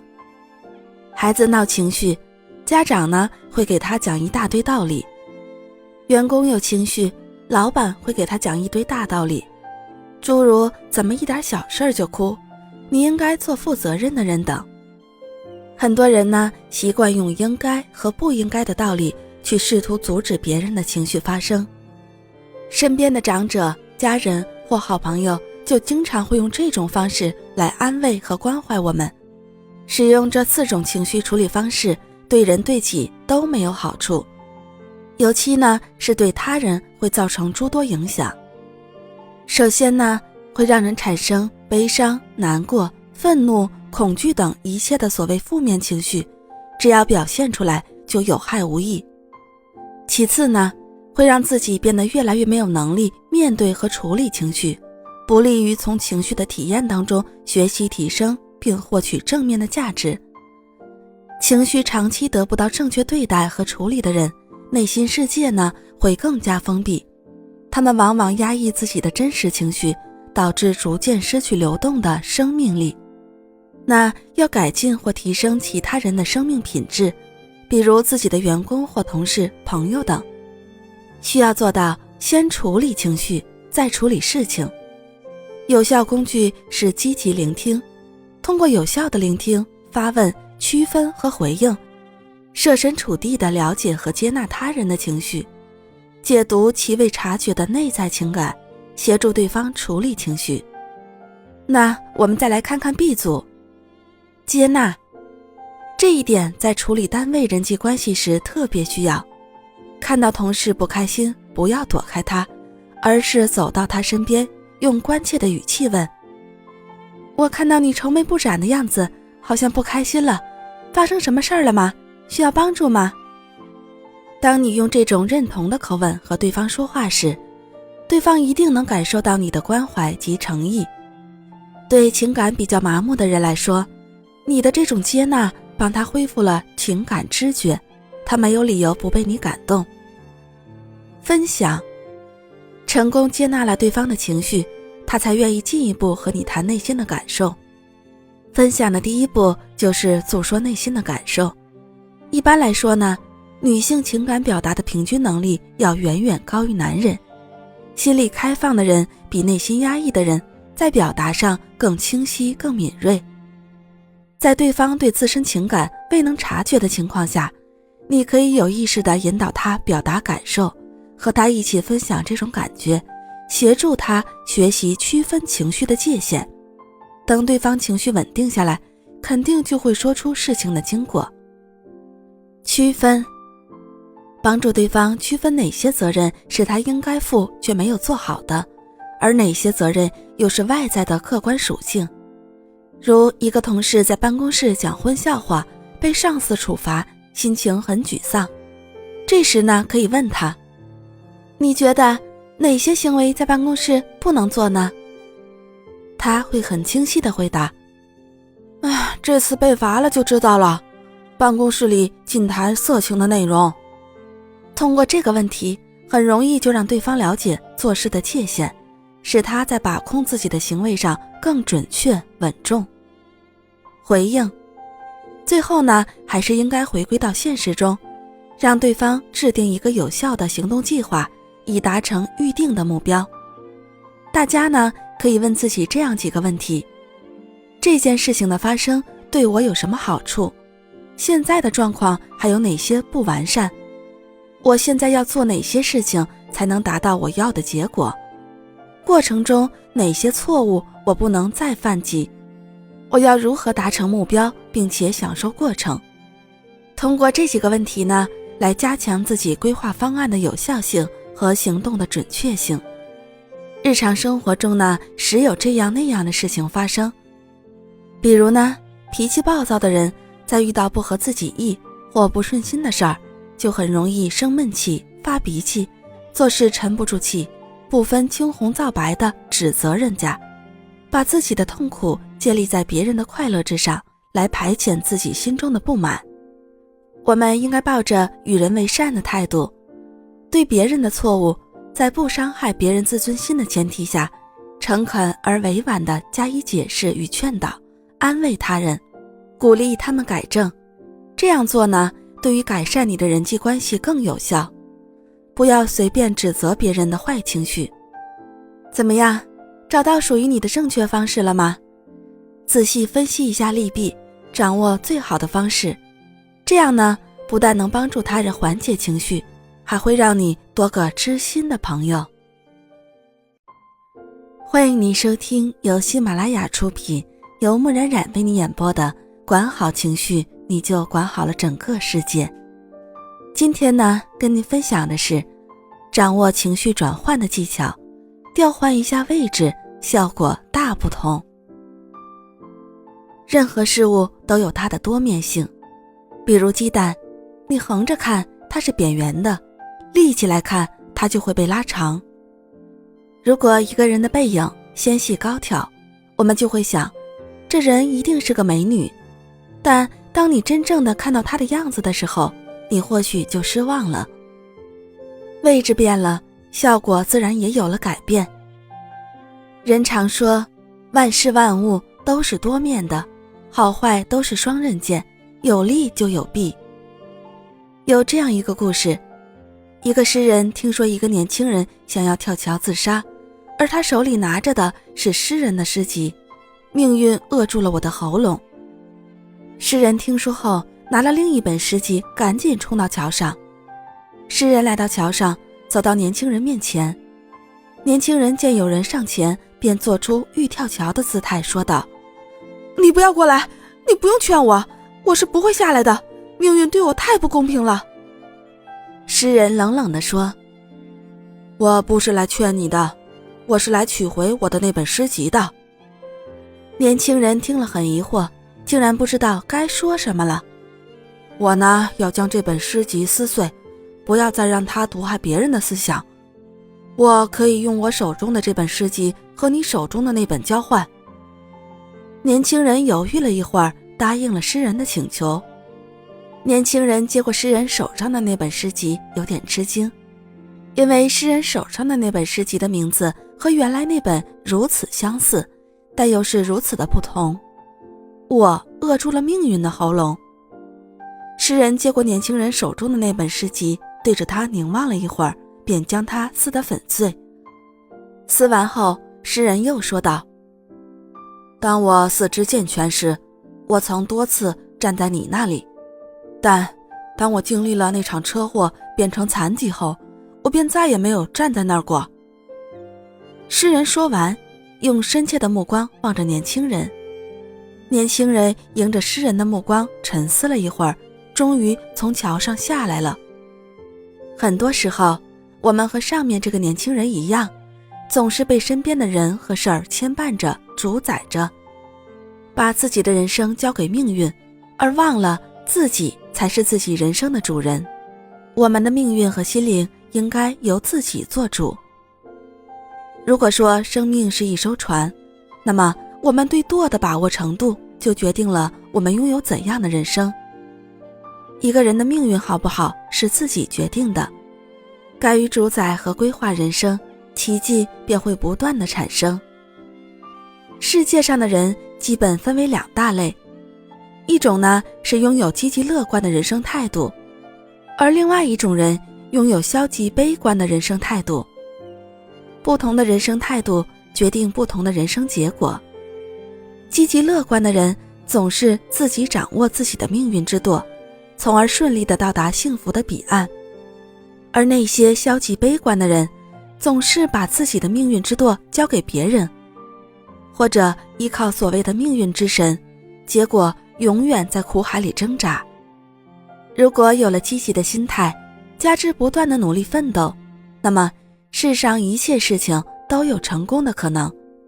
如果既没有积极的心态，又不肯去好好的努力，那么将永远和幸福失之交臂。诗人亨利曾经说过，我是命运的主人，我主宰自己的心灵。做人呢，应该做自己的主人，应该主宰自己的命运，而不能把自己交付给别人。然而呢，生活中有许多人却不能主宰自己，有的人成为金钱的奴隶，有的人成了权力的俘虏，有的人经不住生活各种挫折与困难的考验，把自己交给了上帝。有的人经历一次失败后便迷失了自己，向命运低头，从此一蹶不振。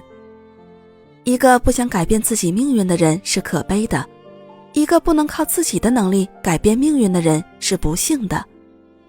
想要获得成功，必定要经过无数的考验，而经不住考验的人是绝对不能干出一番大事的。很多人之所以不能成就大事，关键就在于无法激发挑战命运的勇气和决心，不善于在现实中寻找答案。古今中外的成功者，无不是凭借自己的努力奋斗，掌握命运之舟，在波峰浪谷间破浪扬帆。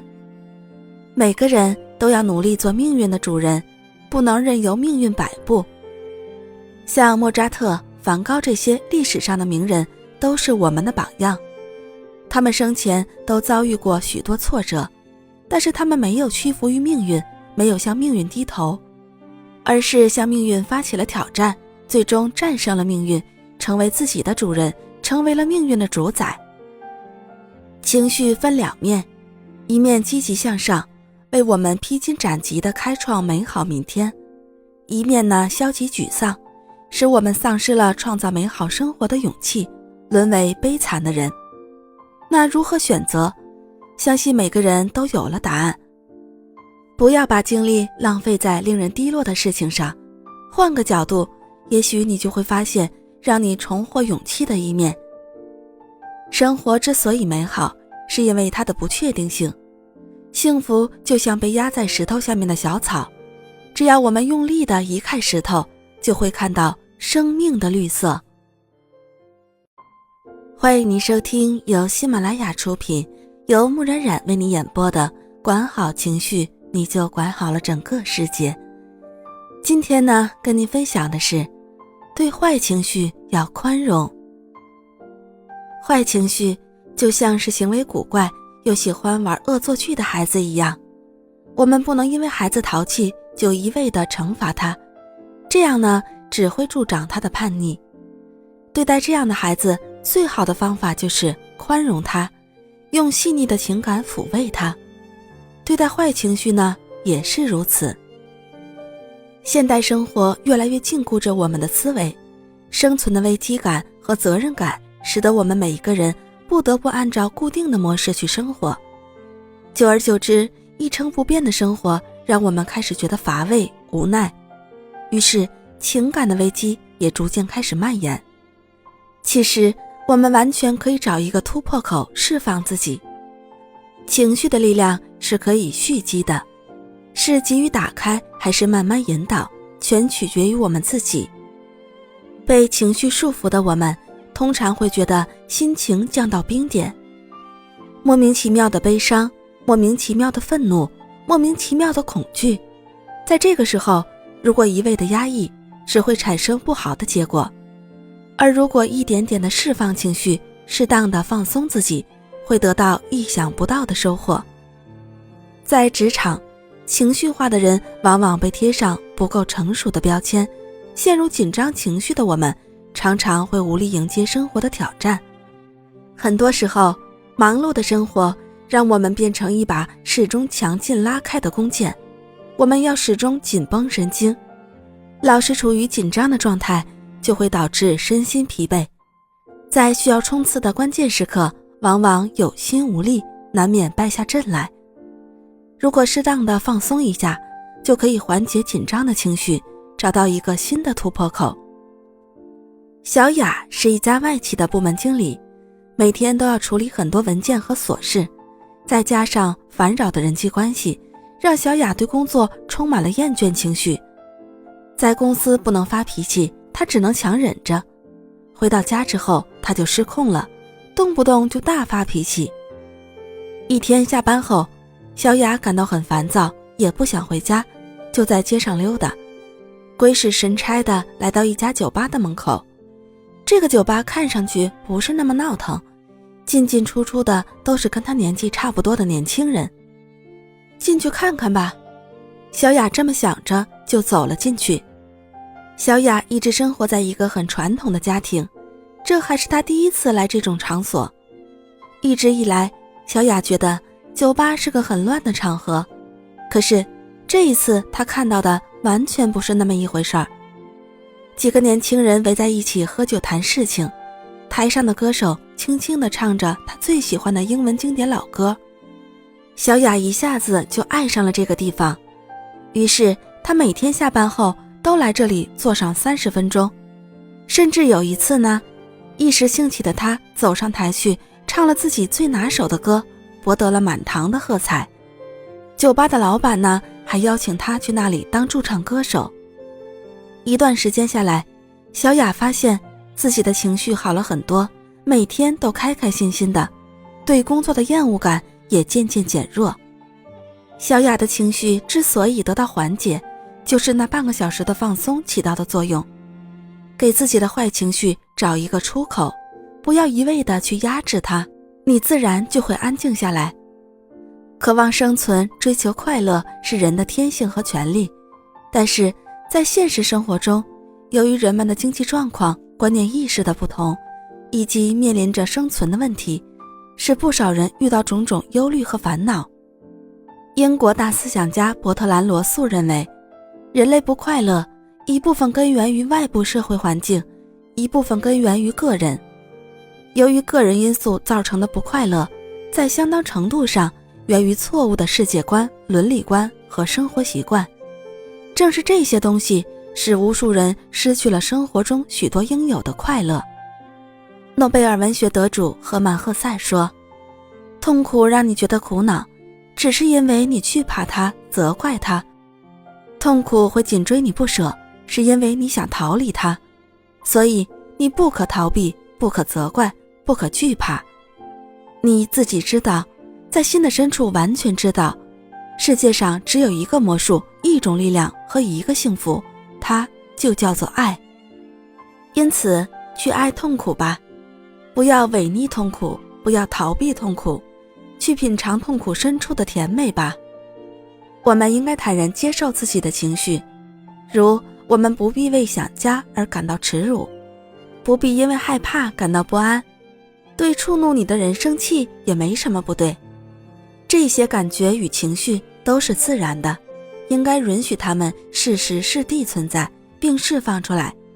这远比压抑、否认有益得多。接纳自己内心感受，才能谈及有效管理情绪。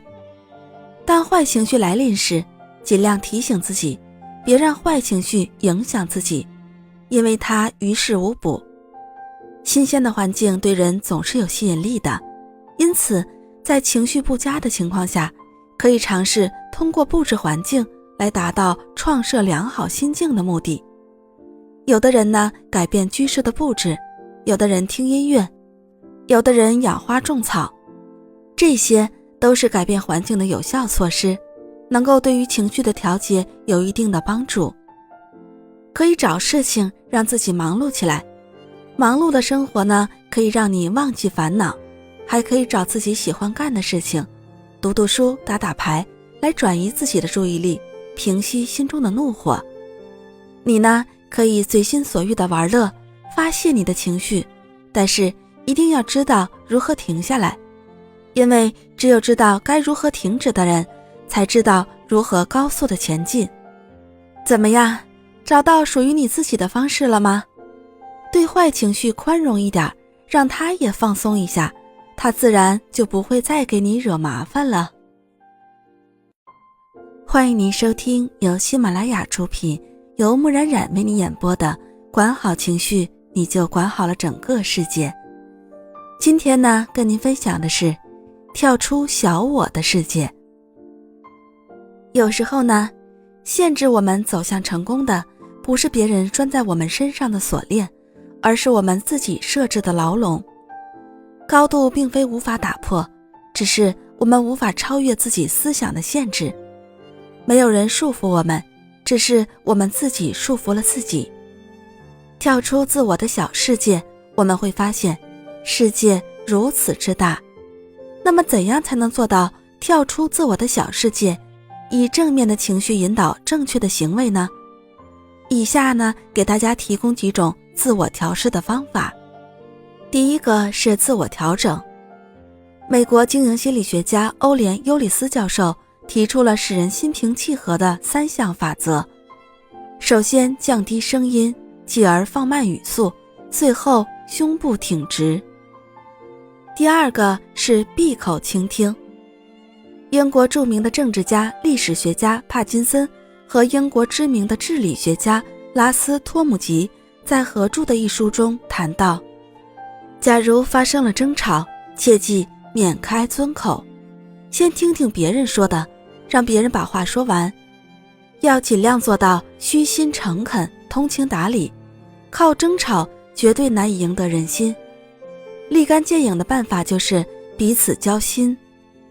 愤怒情绪发生的特点在于短暂，气头过后，矛盾就容易解决。第三是理性升华。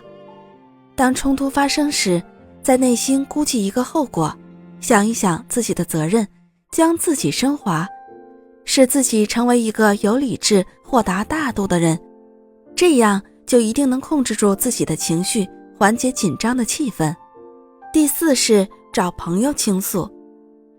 当意识到自己情绪不好的时候，可以找自己最好的朋友或者最交心的同事，向他们诉说，因为他们往往能从客观的角度来看待问题，弄清楚问题的症结所在，找出解决的方法。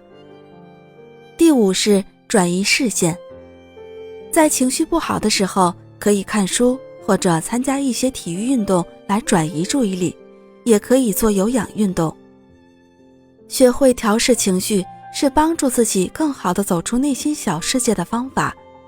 开拓成功的人际网络，从树立自我形象开始，你必须让自己充满自信、活力，使人乐于和你亲近。不论你多么有才华、有能力，没有他人的协助，也是不可能取得很大成就的。懂得调试自己的情绪，进而更好地开拓、协调自己的人际关系网络，才能开创美好的前途。欢迎你收听由喜马拉雅出品，由木冉冉为你演播的管好情绪，你就管好了整个世界。今天呢，跟你分享的是克服职场压力，化解不良情绪。在生活中，当我们受到情绪困扰而不愉快时，往往借埋头工作来逃避不悦的心境，却很少有人正视自己的真实感受，和自己做一下情感互动。我们总是很容易地把生活的重点放在最终结果上，却很少体会过程带给我们的惊喜。不要总是抛给自己消极的问题，诸如你的工作很不开心吗？你的生活是不是糟糕透了？我还能改变什么呢？等等。这些问题本身就是一种致命的压力，让你无法喘息。假如你能换一种方式来提问，比如你需要从哪里入手找到更多的工作乐趣呢？生活中的趣事太少了，怎样增加我的快乐感呢？我是不是要向周围的人请教一下，自身有哪些地方需要改进呢？当这些问题出现在你脑海中时，你就会发现，这种要求为生活带来了很多迎合个性的快乐和乐趣。当然，其实快乐大多是来自我们生命本身和内心的，只要我们肯正视，什么压力都能解决。要记住，在这种快节奏的生活和工作中，我们更需要笑声、爱心、给予、分享、谈话、倾听、忠诚、美丽、和平，这些都是来自心灵的快乐。我们每天呢，都面临各种选择，我们可以用多种方法来做决定。可以把心灵放在第一位，为我们的工作和生活增添更多的善良、同情心、真诚、真实与爱心。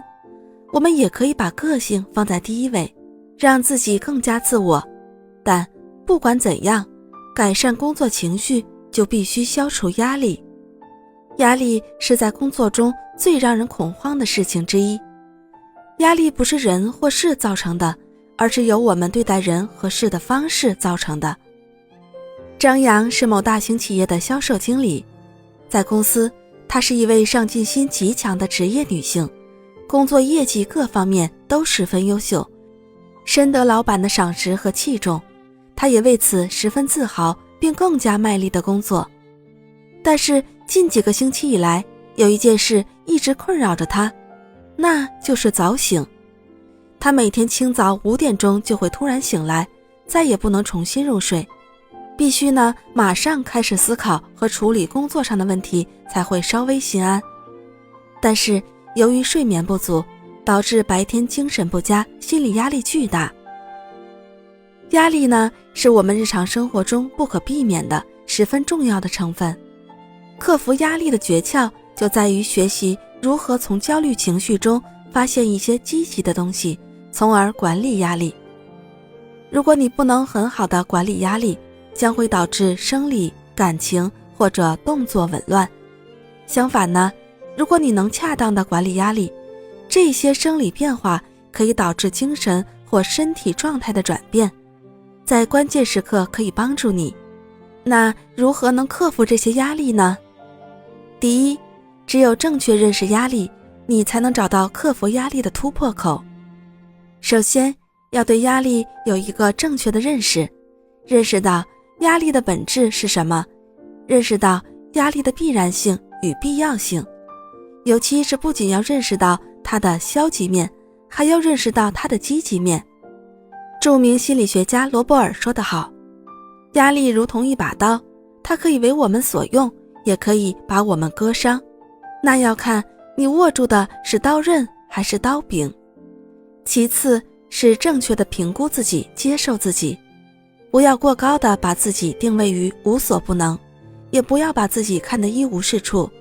每个人都是有所能有所不能的，找到自己最擅长的那一点，并使之最大化，你呢就会因游刃有余而倍感轻松。永远保持一颗平常心，不要把目标定得高不可攀，凡事量力而行，随时调整目标也未必是弱者的表现。不要时时处处与别人比，尤其是不要拿自己的短处与别人的长处比。你可以分析一下你所熟悉的人，他们一定有强于你的地方，但也一定有不如你之处，不要感到意外。最后是认识环境，适应环境。我们正处在一个竞争激烈的现代社会，这是一个适者生存的世界。这个环境中肯定有许多不公平、不合理、不适应、不近人情之处，但对个体来说，这个环境又是不可更改的事实前提。我们只能入乡随俗，而不可能让风俗随我。如果我们对环境的埋怨能改变环境，那我们就一起去埋怨吧。埋怨可是件不费多大力气的事儿。可惜的是呢，埋怨不能改变环境，不能解决问题。第二步呢，是定位你的人生，体现自我价值。意思呢，就是说，你想要成为什么样的人，你的人生目标是什么？这些看似与具体压力无关的东西，其实对我们的影响却是很大的。很多压力的反思，最后往往都要归结到这个方面。卡耐基说，我非常相信，这是获得心理平静的最大秘密之一，要有正确的价值观念。而我也相信，只要我们能定出一种个人的标准来，就是和我们的生活比起来，什么样的事情才值得的标准，我们的忧虑有 50% 可以立刻消除。第三步呢，是学会调整各种内外因素。我们首先要做的是改变外在的压力因素，比如实在受不了就辞职，换一份适合自己的新工作，或者肯定地告诉老板，给你压力不要过大，重新安排你的时间。外在的压力因素对人的影响是很大的，外在环境的调整和改变将使一些压力得到缓解，而其中的关键还是要发挥自己的主观能动性，积极的去适应或者有意识的改变。其次呢，改变你的内在想法，不要把工作压力带回家，回家后拒绝工作，改变过于追求尽善尽美的想法，不要认为你得对别人的问题负责。过多的压力不在于外在的压迫，而更在于自己的一些不合理的想法，比如过高的不切实际的愿望。最后呢，还要注意改变和调整你的身体状态，学会休息放松，适当运动和锻炼身体，正确的营养饮食习惯，充足的睡眠等。第四步，压力呢不是你一个人的，要懂得与人沟通。懂得沟通的人一般不会存在焦虑情绪，所以呢，我们平时要积极改善人际关系，特别是要加强与上司、同事及下属的沟通。一定要记住一点，压力过大时要寻求主管的协助，不要试图一个人就把所有压力承担下来，因为这不仅是对我们自身负责，也是对工作负责。第五步呢，是理性反思，要清楚地知道压力对于你意味着什么。理性反思，积极进行自我对话和反省。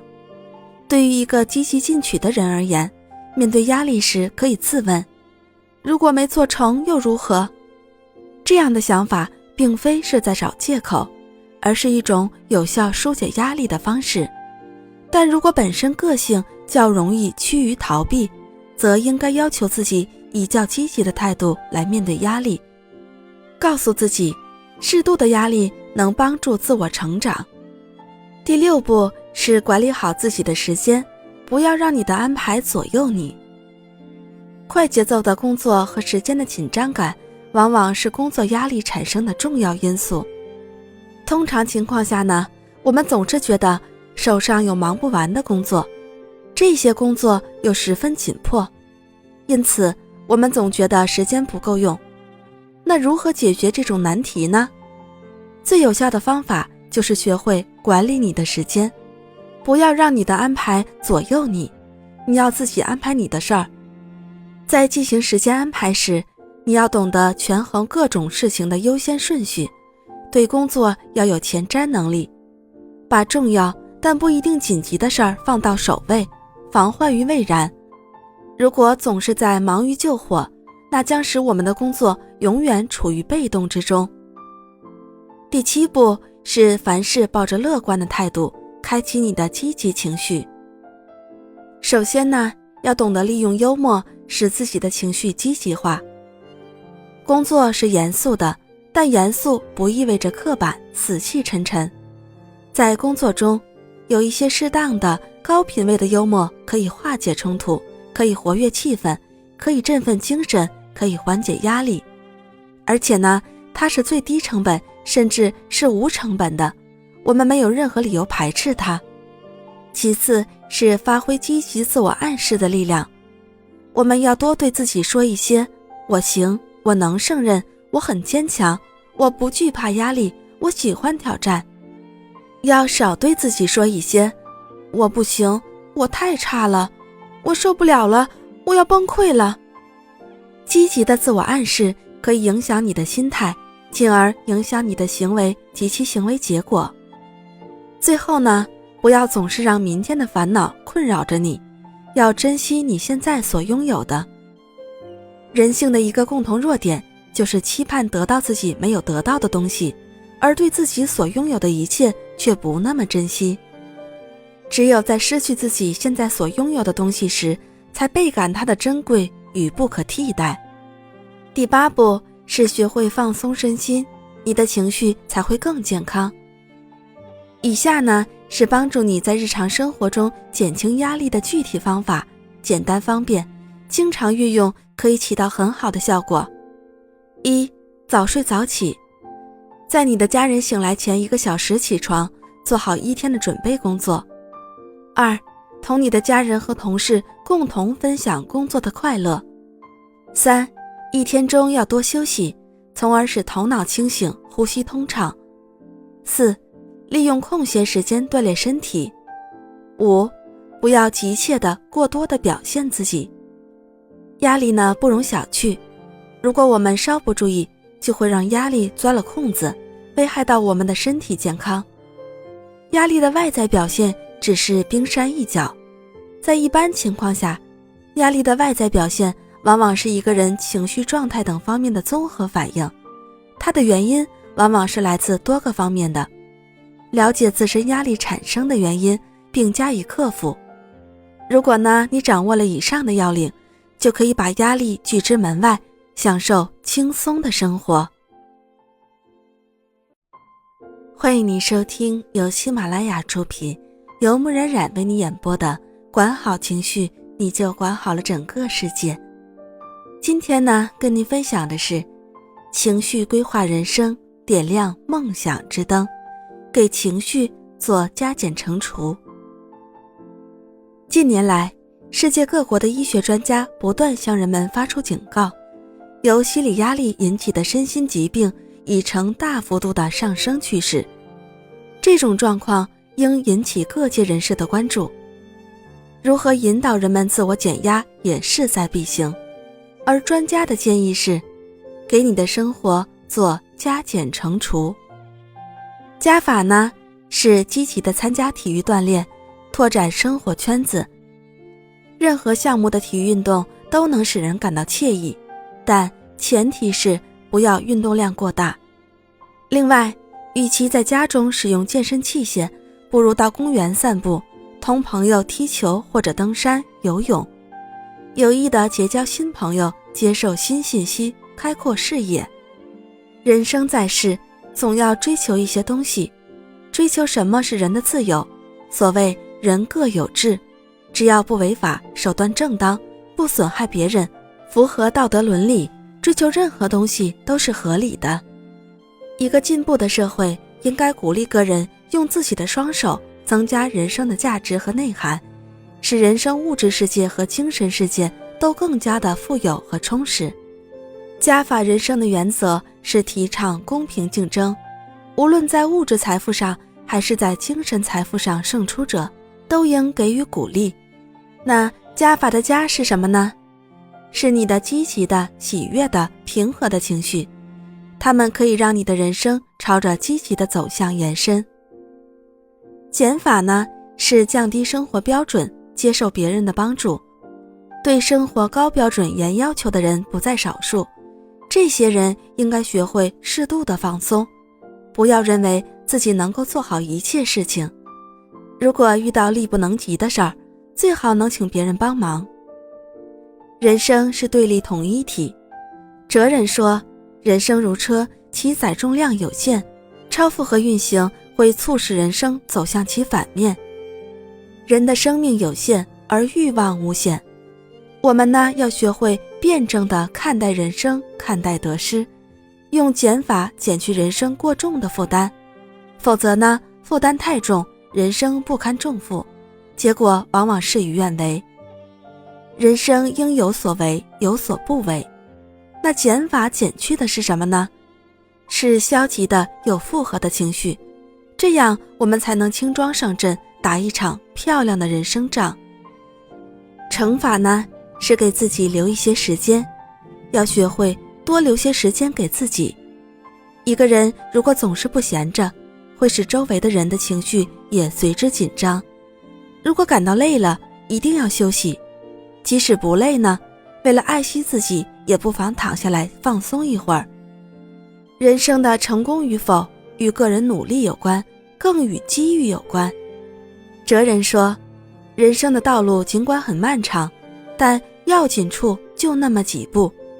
对于人生而言，奋斗固然重要，但能否抓住机遇也是十分关键的。在人生的关键时刻，一次努力能抵得上平时几次、几十次的努力。1年的纷争能抵上几年，甚至10几年、几十年的纷争。从这种意义上讲，在关键时刻把握住人生，就实现了人生的惩罚。那惩罚是什么呢？是我们在面对压力和困难时，必须要具有的高涨情绪。把你的潜在能量发掘出来，以惩罚将这份能量加以扩大。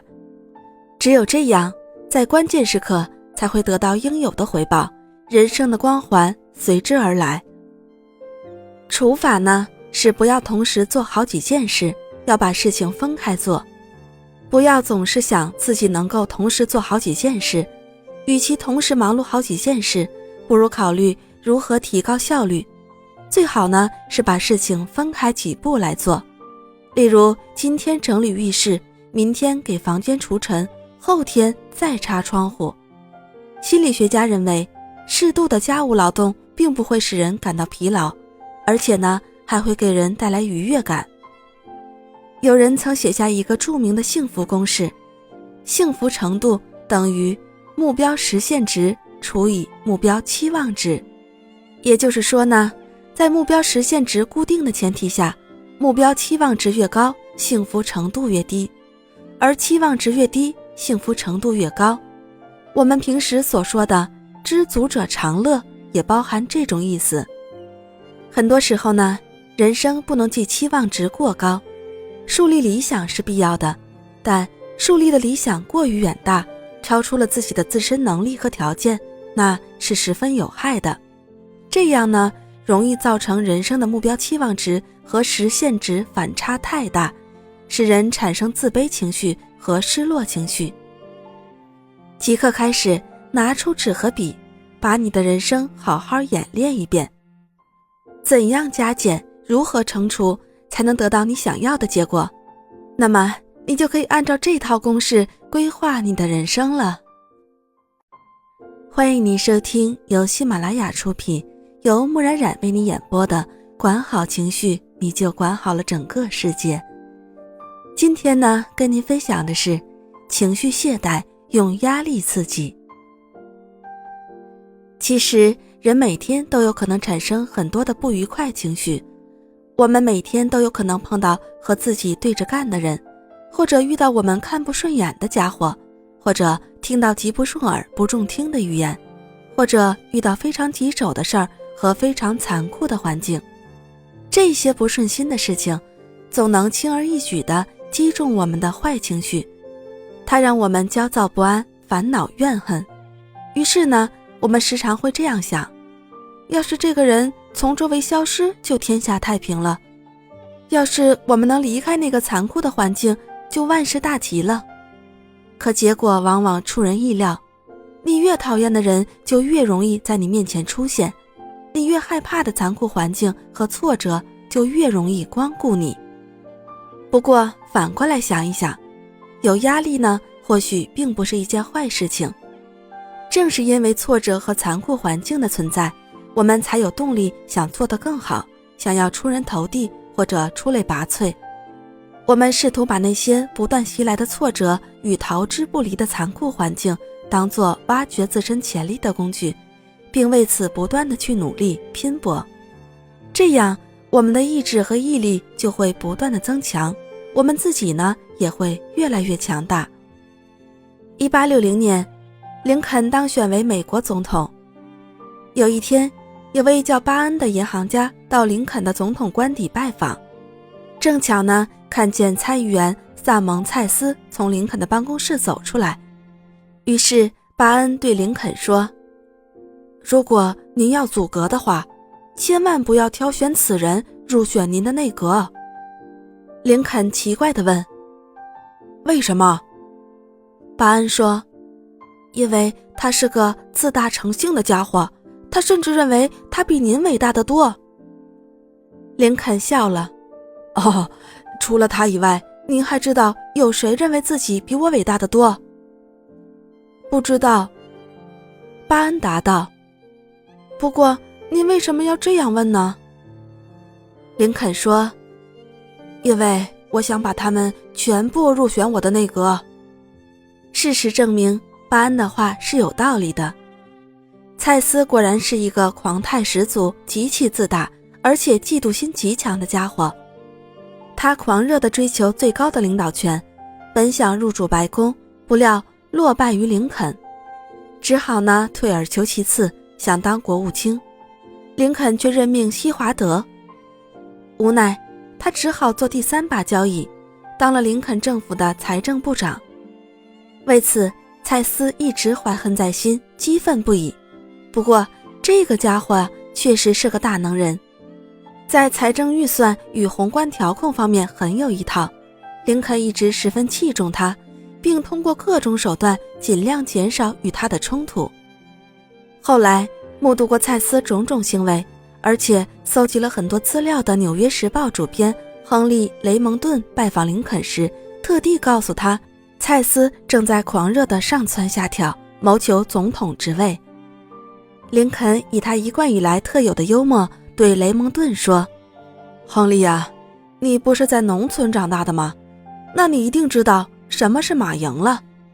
有一次呢，我和我兄弟在肯塔基老家的农场里耕地，我呢邀马，他扶犁，偏偏那匹马很懒，老是磨洋工。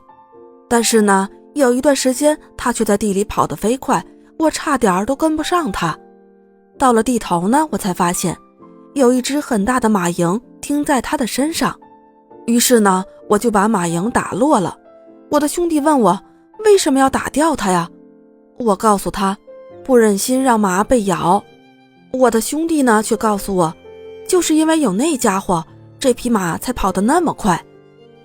然后林肯意味深长地对雷蒙顿说，现在呢，正好有一只名叫总统玉的马蝇盯着蔡斯先生，那么只要他能使蔡斯那个部门不停地跑，我还不想打落他。在任何时候都不要惧怕压力，适当的压力只会让你更好地发挥自己的能力。竞争会检验你的表现，遇到压力最简单的解决办法就是勇敢迎接它，它会唤醒你更好的一面。如果每天都给自己一点压力，你就会感觉到自己的重要性。所以在压力与动力面前，就看我们如何选择了。我们是质押自我情绪，选择被迫去做，还是以乐观积极的情绪去面对？这两种情绪都始于一种义务的层面，但后者呢，会得到更积极的生活体验，所做出的效果和成绩都是事半功倍的。如果是采取消极悲观的情绪去面对，你不但每天心情不愉快，生活不幸福，办事效率降低，而且呢，还容易出差错，加之人际关系紧张，身体状况亦可能欠佳。给自己找一个对手刺激你的积极情绪，将压力转化为积极进取的动力，能使人挑战自我，挖掘潜力，激起创造性。只有意志消沉，精神颓废，闭目塞听者，面对压力的时候才无法将此转化为奋起直追的动力。欢迎您收听由喜马拉雅出品，由木冉冉为你演播的管好情绪，你就管好了整个世界。今天呢，跟您分享的是控制好情绪才能赚足人气。在现实生活中呢，只要你时时超越自我情绪的困惑，你就能保持轻松愉快的心境，你的面孔呢也会因此涌起幸福的微笑，并感染他人，而且他的微笑又会反过来强化你的愉悦和微笑，形成你与他之间人际关系的良性循环。这无疑呢会极大地促进你优美的个性和完美的形象，使你赢得更多人的支持和喜欢。无论是在生活中还是在工作中，如果一个人对你满面冰霜，横眉冷对，另一个人对你面带笑容，温柔如春，他们同时向你请教一个工作上的问题，你更喜欢哪一个呢？当然是后者。一个真诚的人，他总是微笑地对待每一个人，每一件事。一个人的面部表情亲切温和，充满喜气，远比他穿着一套高档华丽的衣服更吸引人注意，也更容易受人欢迎。有一位有名的公司总裁大卫·斯汀生，几乎具备了成功男人应具备的所有的优点。他有明确的人生目标，有不断克服困难，超越自己和别人的毅力与信心。他大步流星，雷厉风行，办事干脆利索，从不拖沓。他的嗓音深沉圆润，讲话切中要害，他总是显得雄心勃勃，富于朝气。他对生活的认真与投入是有口皆碑的，而且呢，他对同事也很真诚，讲求公平对待，每一个与之交往的人都乐于与之深交。但初次见到他的人却对他少有好感，这令熟知他的人大为吃惊。为什么呢？因为他的脸上一般少有微笑。如果一个人他深沉严峻的脸上永远是炯炯的目光，紧闭的嘴唇和紧咬的牙关，即使在轻松的社交场合也是如此，那么即使他在舞池中优美的舞姿几乎令所有的女人动心，但却很少有人同他跳舞。公司的女员工见了他更是畏如虎豹，男员工对他的支持与认同也不是很多。由此可知，没有微笑使他成了一个令人畏惧的人，一个不受欢迎的人。没有微笑就没有生机。微笑是一种宽容接纳的表现，它缩短了彼此间的距离，使人与人之间心心相通。喜欢微笑着面对他人的人，往往更容易走入对方的天地。难怪学者们强调，微笑是成功者的先锋。有一位性格抑郁沉闷、心情沮丧的学生，毕业后被分在幼儿园。当他面对天真可爱的孩子们时，又不得不强颜欢笑给他们上课。一天天过去了，令人惊奇的是，她竟变成了活泼愉快并能发自内心微笑的姑娘。舒心的微笑使她振作了起来。一个因盗窃寝室同学饭票的女学生被叫到了老师面前。老师面对这位红着脸低着头的学生，微笑着注视了良久，只轻轻地说了一句：还是由你自己说吧。学生立即哭了，并彻底承认了错误。试想，假若这位老师大动肝火，结果又会怎样？在这里，微笑既是对对方的宽容和理解，也是对对方的启发和诱导，更是对对方含蓄的指责和批评。微笑是表达真诚、表达善意的高难度社交技巧之一，是一种文明的表现。它显示出一种力量、涵养和暗示。法国作家阿诺·格拉索说，笑是没有副作用的镇静剂。在工作或生活中，我们总会遇到形形色色的人，有爱发脾气者，有刻薄挑剔者，有出言不逊、咄咄逼人者，也有与你存隔阂芥蒂之人。对付这些难对付之人，含蓄的微笑往往比口若悬河更可贵。面对别人的胡搅蛮缠、粗暴无礼，只要你微笑冷静，就能控制局面，用微笑减缓对方的刺激，以微笑化解对方的攻势，从而以静制动，以柔克刚，摆脱窘境。一个中年领导干部说，自从我开始坚持对同事微笑之后，起初呢，大家非常惊讶，后来啊，就是欣喜赞许。2个月来呢，我得到的快乐比过去1年中得到的满足感与成就感还要多。现在啊，我已养成了微笑的习惯，而且我发现呢，人人都对我微笑。过去冷若冰霜的人，现在也热情友好起来。上周啊，单位搞民主评议，我几乎获得了全票，这是我参加工作这么多年来从未有过的大喜事啊！有着微笑面孔的人，一定是一个真诚的人，总会有希望。因为一个人的笑容就是他好意的信使，他的笑容可以照亮所有看到他的人。没有人喜欢帮助那些整天皱着眉头、愁容满面的人，更不会信任他们。而对于那些受到上司、同事、客户或家庭压力的人，一个笑容就能让他们觉得一切都是有希望的，世界是有欢乐的。当客人来访，或是你走入一个陌生的环境，由于陌生或羞涩，往往呢会端坐不语或拘谨不安。